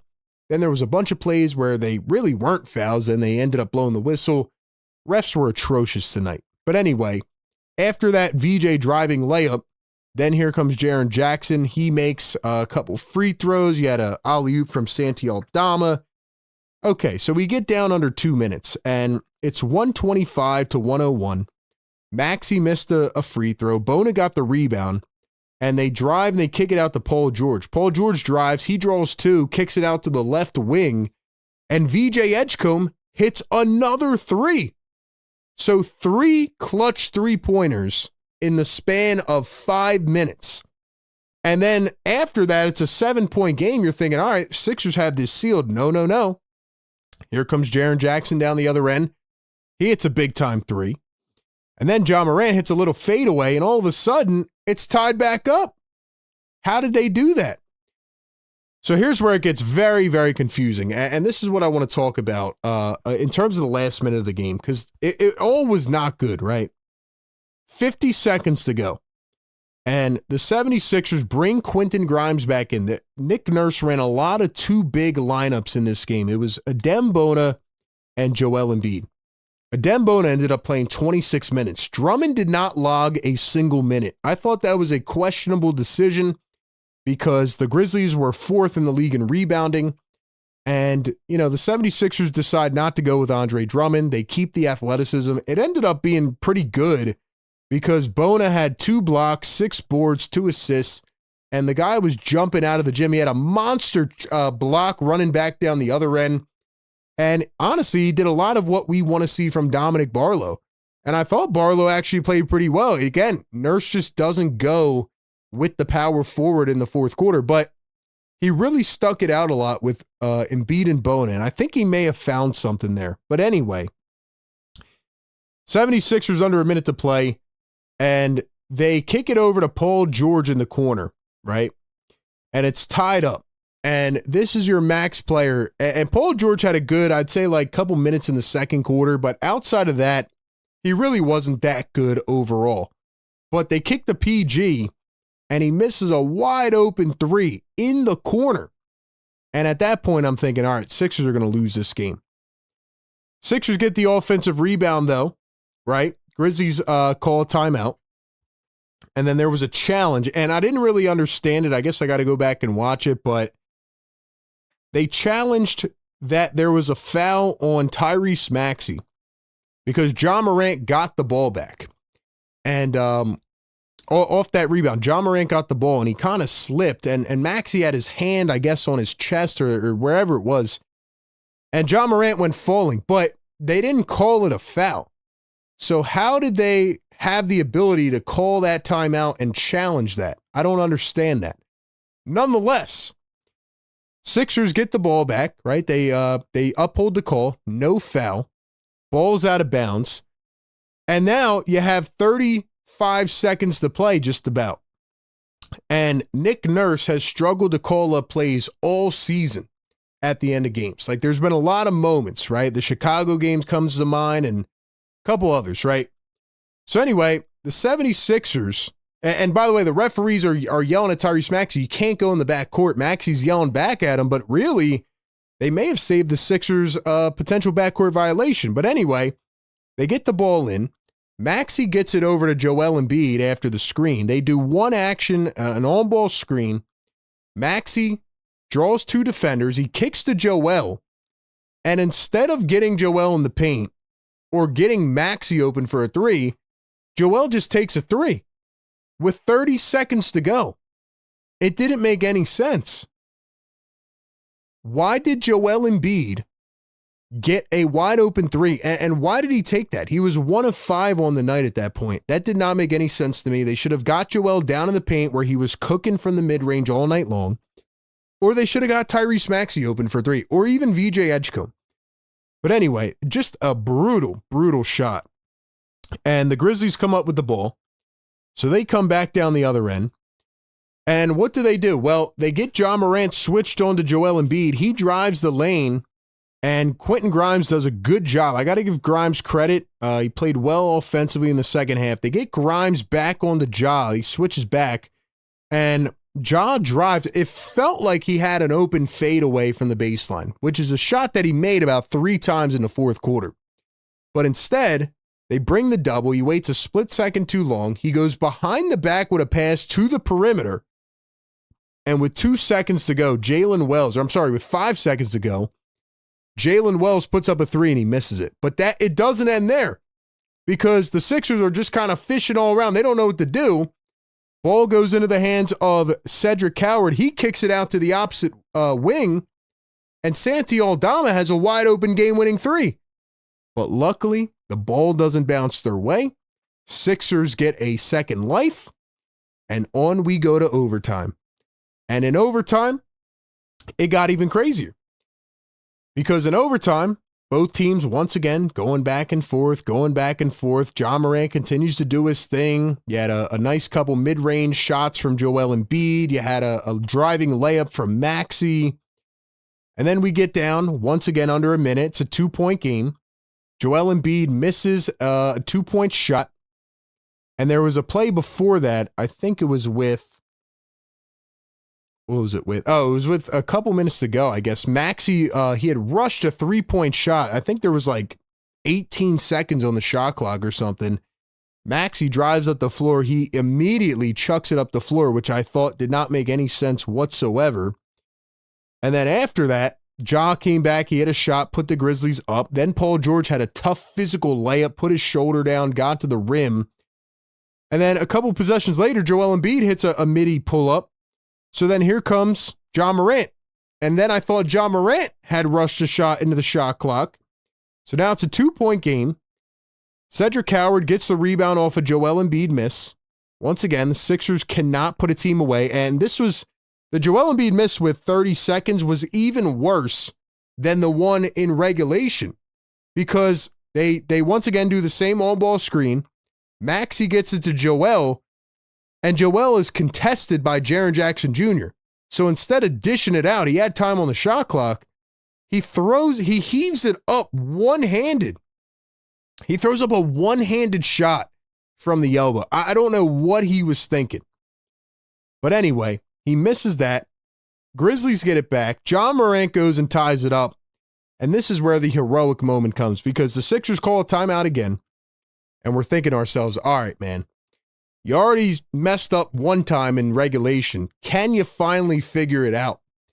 And instead of bringing Joel up to set the screen, I'll give Nick Nurse credit. I thought it was a great idea. He brings VJ up to set the screen.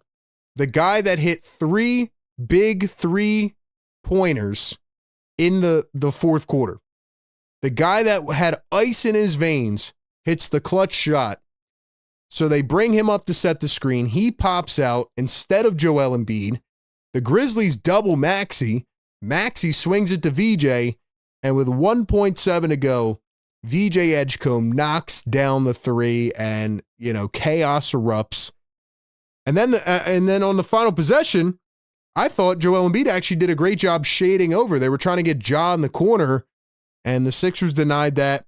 Ball ends up going to Cedric Coward, and he misses a 3-pointer, and the game's over. So that's pretty much how the frenzy of this game played out. It was an unbelievable game.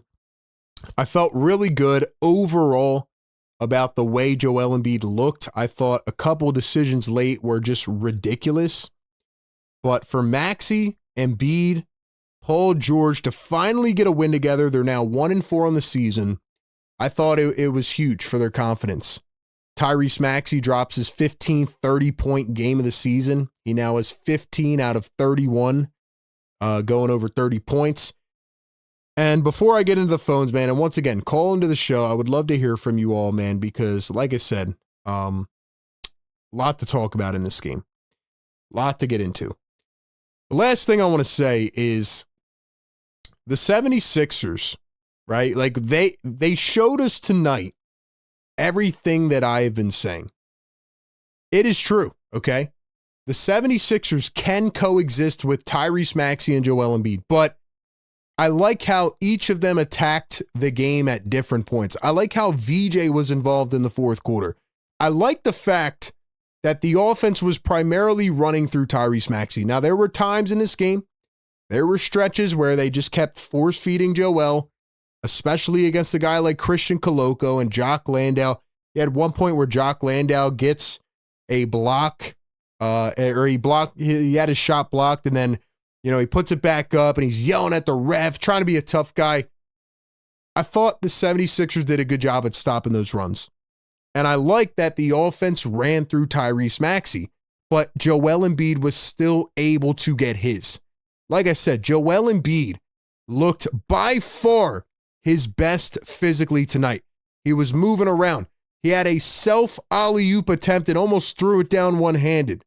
Just missed that. He had 2 block shots. He had a great steal after that. And he just was in that rhythm, right? Going downhill, quick screen action, boom. Mid-range J, it's money, it's lethal. And honestly, he showed signs of vintage Joel Embiid tonight. I finally saw that for the first time this season. So we don't have to pick apart Embiid or Max or whatever.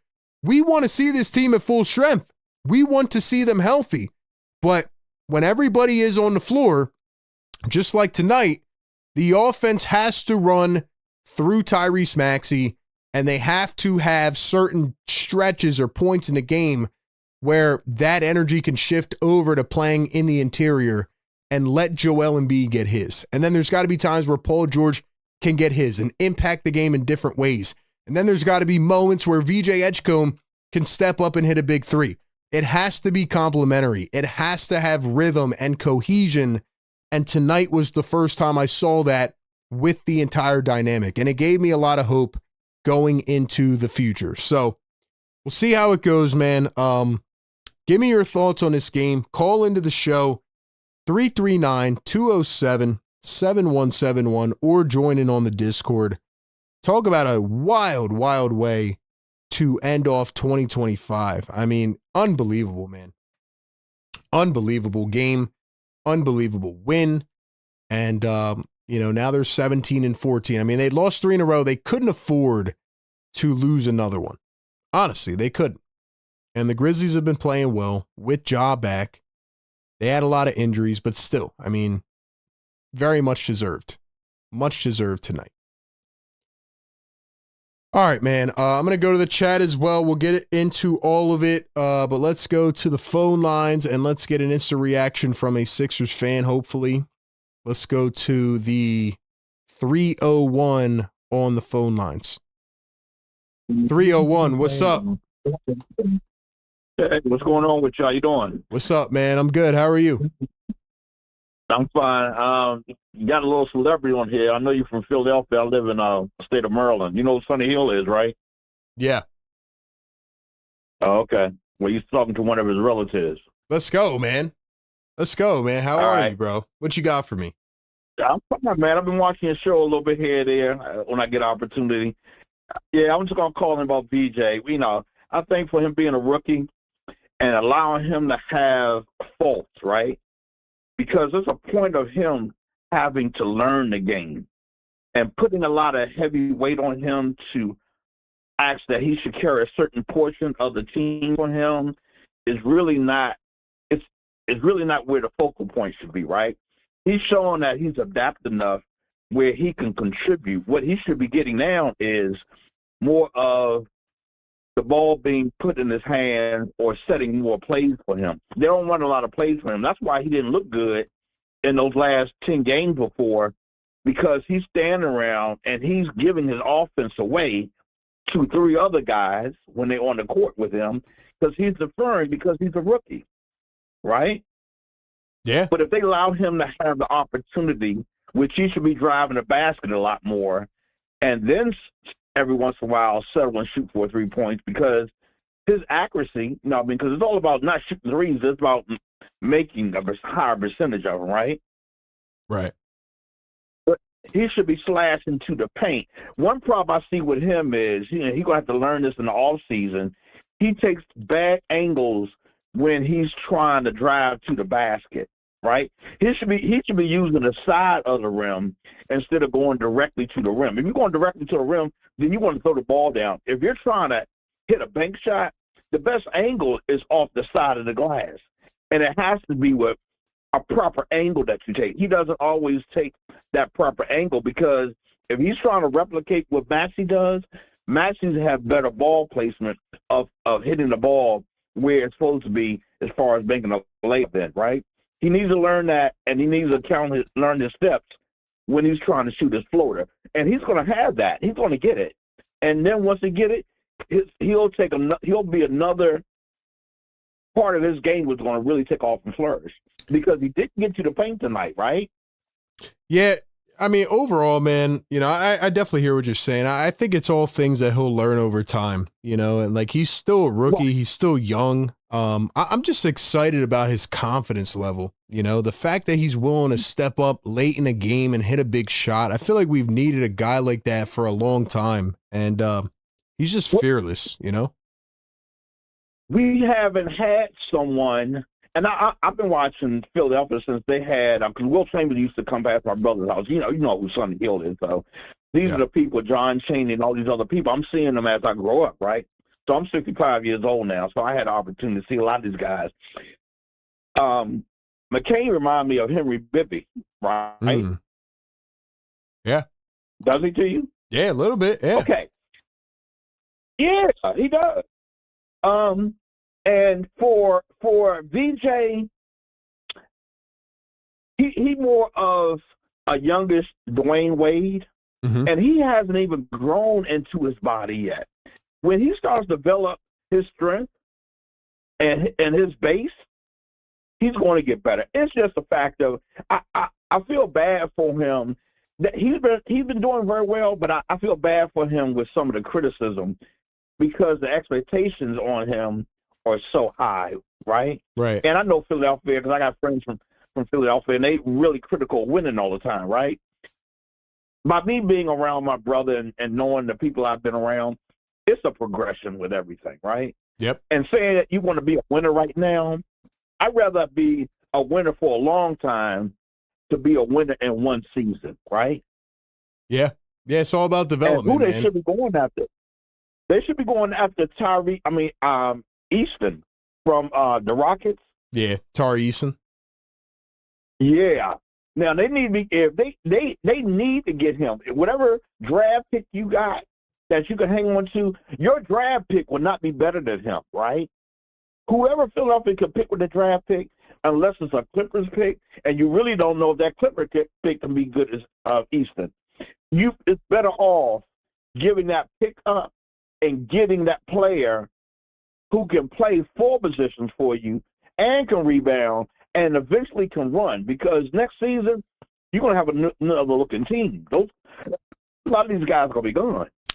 Hey, I can't say I disagree with you, man. It's going to be interesting to, especially to see how far they go this year, and what they do next. But But you understand about Easton, right? Yeah, I get it, man. The problem is they don't have a draft pick this year. So.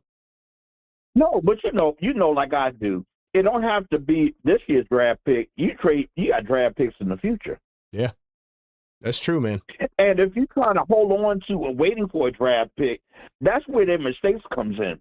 They had an opportunity to go after certain players, like the guy from OG, and you had the guy from Indiana Pacers, right? Mm-hmm. And those people are close to Embiid. They should have went and gotten them when they had the opportunity. They didn't pull the trigger. They didn't go after them, and they lost them to New York and lost them to Indiana Pacers. Yep. You're right, man. Now you definitely, huh? I said, yeah, you're right, man. You got to pull the trigger when you can. Right. So why hang on to a number 1 pick? It ain't going to have no value to you if you can't use it for them. So Houston got the pick. Who cares? You're trying to build something for here, and they need somebody that young, that has that bulk, that can complement what they had with VJ and along with Maxey and whatever players they got to go along with that. And you talked about the other night about being healthy, which is right. Wofford is not healthy all the time. right? Yep. And you can't keep dealing with players availability. The best availability is availability, right? Yep. You can't keep waiting on for guys who are going to stay injured and not staying healthy all the time. Listen, man, I'm right there with You you, got to have man. guys on. I agree. And I've been watching you, so you do. I mean, that's one of the things that you talked about one time on your show, that you had on one of your shows. You talked about who they should get and had a draft list, right? Yep. And you were correct. They should. Yep. Hey, man, really appreciate the call. What was your name again?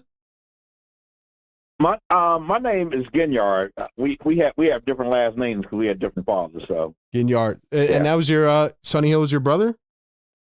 yeah, that's my oldest brother. That's awesome, man. Hey, well, I appreciate you calling in, Yeah. bro, and would love to hear from you again, man. I will call back in ahead of time tonight, and I saw the number on there. I'll save it, and I thank you for the opportunity of getting a chance to talk with you. You keep doing it. You're doing a great job. Appreciate you, man. Thank you so much. Shout out to Ginyard from Maryland, Sonny Hill's younger brother. Wow. I haven't heard that name in a long time, to be honest. And again, I'm, pretty younger as well, but yeah, Sonny Hill's a legend in Philly, man. That's crazy that his younger brother called in. That just goes to show the power of the show, man. I say it all the time, but I'm like, you never know who's watching. Once upon a time, certain Sixers players are watching. That's how we get them on the show. You know what I mean? I just love the community that we're building. Shout out to him. Yeah, man. Thanks for calling in, bro. He said a lot of stuff, but he's right about the fact that, like, the future is not certain, right? Like, we talk about building the team out and, like, having draft capital and, what the future looks like. To be honest, I'm not thinking about it tonight. But what I am thinking about is, like, when will this team be ready to turn the corner?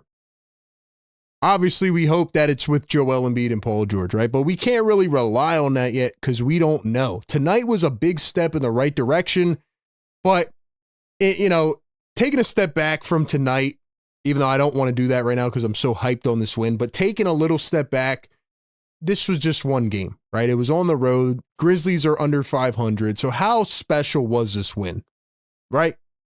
So you got to look into the future. Like, if VJ Edgecombe, and he's a dog, man, if he continues to develop like this, and Tyrese Maxey, as we've seen, takes the leap, and Jared McCain can get his feet under him again, like, when do you decide, like, all right, let me cash in that pick for a player that can really help this team win right now?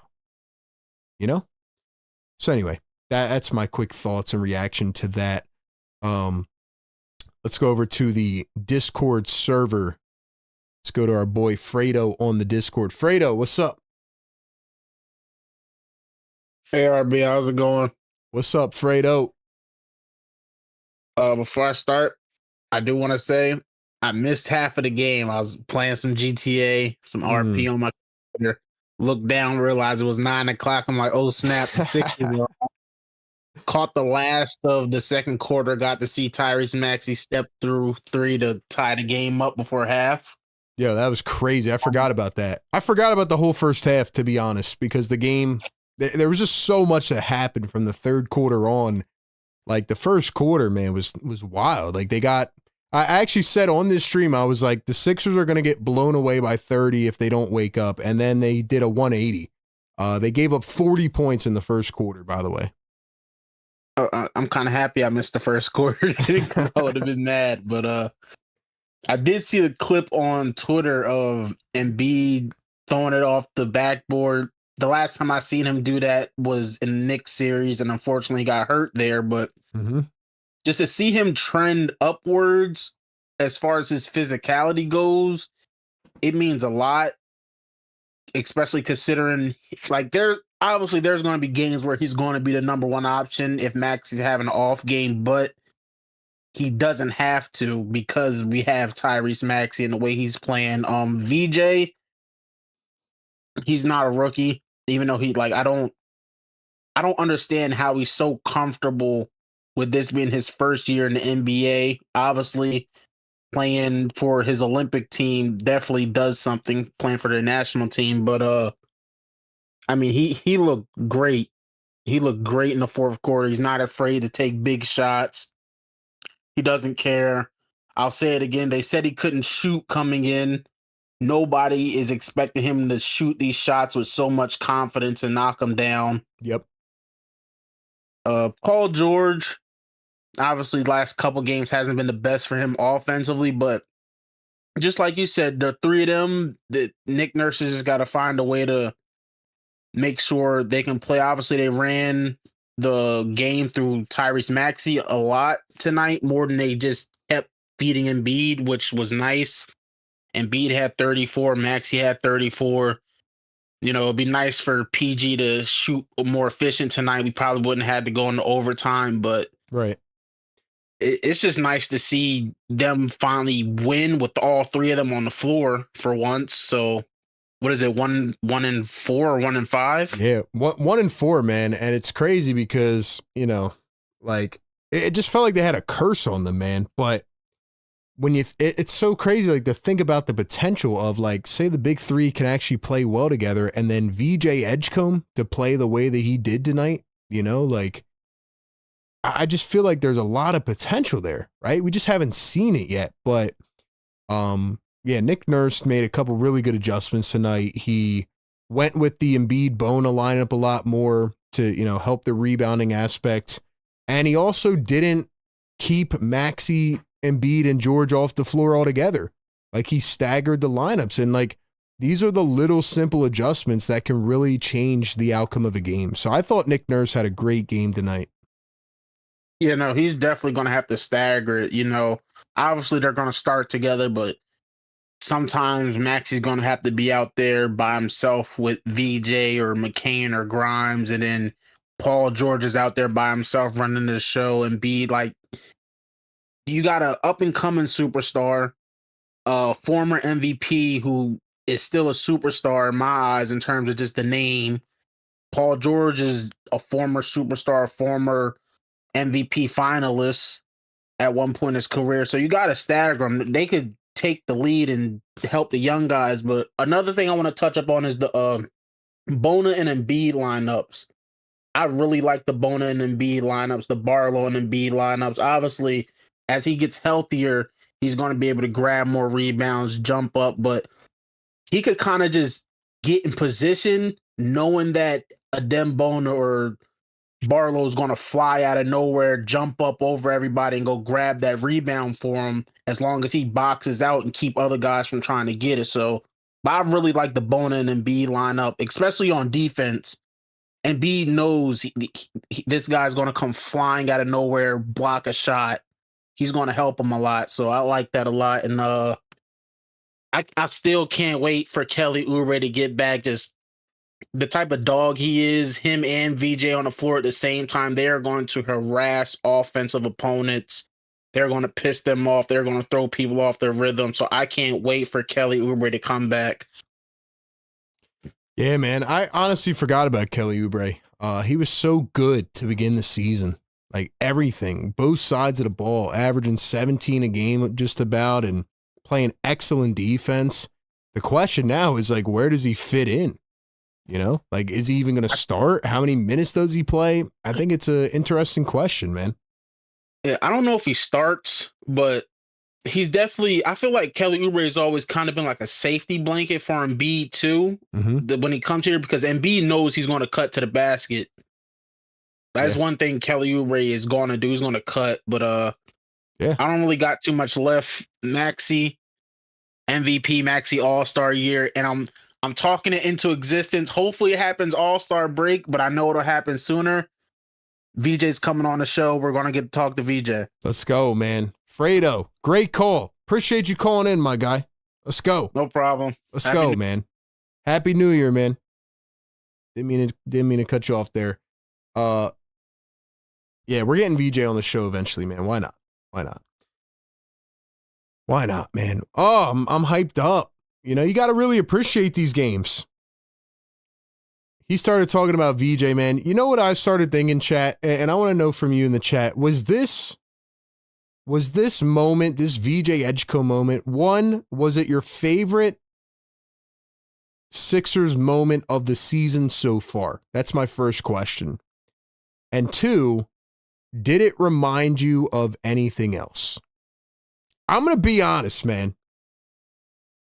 I kind of started getting shades of Jimmy Butler first week in Philly, that game against the Charlotte Hornets. And I remember when I interviewed Mark Zumoff, I asked him about that moment because to me, I thought it was one of the most electric calls I've ever heard in my life. And, obviously Jimmy was new to town. VJ's been here for 30 games, but I believe that Charlotte game was in overtime. And Jimmy sealed it with a game winner. And, the camera pans into Jimmy and he kind of had that same look VJ had after, like that little smirk grin. I think Jimmy's was more of like I'm him, It just gave me shades of that shot and just a big, big moment. I believe that was on the road as well. That was thrilling, man. That was exciting. That was awesome. For a rookie to do that, I know Jimmy wasn't a rookie when that happened, but man, I don't know. I think that was one of the coolest Sixer rookie moments I've seen in a while. We had a lot of good ones last year with Jared McCain, but man, that was awesome. Anyway, what else do I got? We'll go back to the phones in a second. Who gets the player of the game tonight? Who do you guys think gets player of the game? I think it's got to be VJ Edgecombe. Even though Joel had 34, 10, and 8, Maxey had 34, 12, and 4. To me, it was just the VJ fourth quarter and overtime. He just made play after play after play. I think VJ's got to get it, man. Just for hitting that big game winner in that spot and doing what he did. I mean, that was huge, man. That was huge. So I think it's got to go to VJ Edgecombe tonight. He deserves it. He hit the game winner. He deserves it. Busy Bee says, I loved your interview with Mark Zumoff. Appreciate that. Yeah, that was awesome. That was really cool. Yeah, that VJ game winner gave me shades of Jimmy Butler and the electric game-winning call from Mark Zumoff. Awesome. All right, back to the phones we go. Cool J on the Discord. Cool J, what's up? Yo, RB. Yo, what's up, Cool J? So, to answer your first question, I would say, this probably would be one of my top, probably 3 favorite VJ moments. He had a lot of great moments this year. He hasn't even, been to the team for, almost an entire year. And, he already, developing and starting to, do stuff that no rookie has done before. So. Yeah. I mean, he looks awesome right now. He's finally getting back into his groove. That definitely talked about this entire game. It seems as though they are starting to slowly get together. Now that they actually had a solid game with their big three together. Now they're finally 1-4, and that's something we need to look forward to the coming new year. That we can see more of that having them play more together, start getting creative. Because that's what we've been begging wanting them to do. Have them make creative plays. Have the big three play together, build up some chemistry, and start to get developed. Because we said, the entire year, if this team plays together and have other for a consistent amount of time, the team can be literally formidable. I really hope so, man. I hope this is a step in the right direction. This has to be the first domino. I got to see it more, but that's a heck of a win that they pulled off tonight. Definitely, for sure. And also well needed. They've already lost 3 games. We don't need to have another loss going into the new year.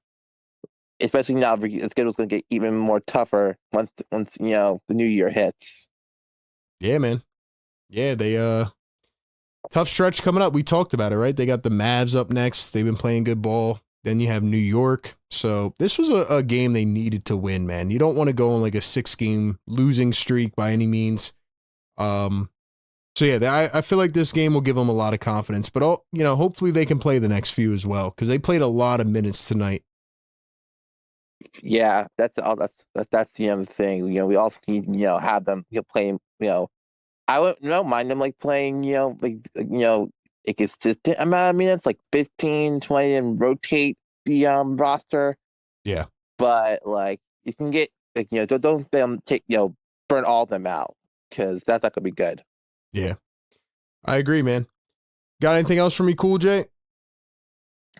I don't think there's nothing else to say. Overall, great game. I think everything was well, even though there were some little very bad mismanaged moments, but overall there's still a lot of good from this game. So I'll say when they won the night, they finished, they got it done, and now they got to get their streak back.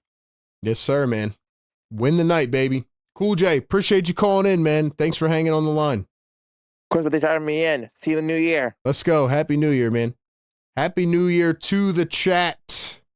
Shout out everybody in the building. We'll get to a couple final thoughts. I'll see if I can find a little post-game thing with VJ Edgecombe. Would love to hear about his thoughts on that final shot. Like I said, just ice in his veins, man. VJ Edgecombe was built for these types of moments. He was absolutely built, to make that type of shot. And that's what I love. But speaking of built for the moment, let's go and see whether or not your boy RB cashed in on Sleeper tonight, because we had an interesting parlay going. I actually went with 4 picks tonight. I was feeling myself after my 3-for-3 dub the other night. So let's take one more check out on the Sleeper app. Once again, download the app, use the code PhillyTake, get a 100% deposit match up to $100 on your first deposit. Let's see. We went with Cam Spencer. I thought that I might reverse psychology jinx him, and I did that. 11.5 points. He goes for 7. So that was a miss. Cedric Coward, over 11.5. He goes for 28. And man, he was special tonight. He was showing signs of Kevin Durant tonight, honestly. 28 and 16 for Cedric Coward. We went over 10.5 for Quentin Grimes. He goes for 11. And over 4.5 rebounds for VJ Edgecombe. He goes for 6. So, hey, 3 out of 4. I'll take it. I'll take it, man. We went for that 4th one. A little bit risky tonight, but I was feeling myself. But hey, we got 3 right tonight. And we're on a roll, man. We're on a roll heading into the new year. So once again, check out Sleeper, download the app, play the game with Inside the Game, make the overs or the unders picks. You can do it across sports, same game, different days, different games, whatever, man. Check it out. It's a lot of fun. And don't sleep on Sleeper. Use the code PhillyTake, get a 100% deposit match up to $100. Terms and conditions apply. See Sleeper's terms of use for details. Ladies and gentlemen, oh man, I'm kind of worn out after that game. We've been streaming for 5 hours. 5. That's what happens when a game goes into overtime. I thought it was going to go into double overtime for a minute there. I really did. Let's see who's still rocking with us in the chat. Y'all are incredible, man. AG in the building. Busy B, Don Boyle, Estelle says Rookie of the Year. Tell you what, it is a generational rookie race right now, but those kind of moments, like the game winners and, the big highlight plays, those mean a lot. They absolutely do mean a lot, when you start to look back. So that to me tonight was like the stamp of approval for VJ in the rookie race. And obviously he was already in the mix, but this is a game that they're going to talk about. This is a moment they're going to talk about. And for him to do that on the road in front of a crowd, yelling on their feet, that was awesome. He had ice in his veins. Shout out to VJ Edgecombe, and I hope they continue to use him the way they did in that 4th quarter. Even if he's not handling the rock, even if he's not setting up offense, just be a pick and pop threat. Like, He has shown that his shot is consistent. It is there. He can do that. So, man, just what a game. That's all I can say. I know I've said it a lot tonight, but anyway, man, that is where we are at. It is past midnight. Hit the air horn for the one more time. We had to hit the air horn for the one more time, man. Listen, hope you all have a wonderful new year. We will be back on Thursday night as the Sixers take on the Dallas Mavericks to begin 2026. But what a way to go out, with an absolute bang in 2025. And it's VJ Edgecombe who wins it on a last-second game winner, 1.7 on the clock. And just unbelievable. Oh, yeah, let me see if I can get a VJ post-game clip real quick. And then we'll get out of here. But, man. Yeah, I don't see any post-game stuff from VJ. Probably because they're on the road. But anyway, what a guy, man. What a guy. All right, man. Ladies and gentlemen, take it easy. It is your boy RB. It is the Sixers Game Day Live show all year long. Pre-game, live game, post-game. And, of course, we'll be back for 2026. Shout out to everybody in the chat, all the members, all the mods. Rock with us in 25. Rock with us in 26. One step closer to a chip, baby. Thank you to everybody being in here, man. I appreciate every single one of you. Shout out to the partners of the show, National University and Sleeper, man. Enjoy the rest of your night, the rest of your year. See y'all next year, man. RB out. VJ game winner. Peace.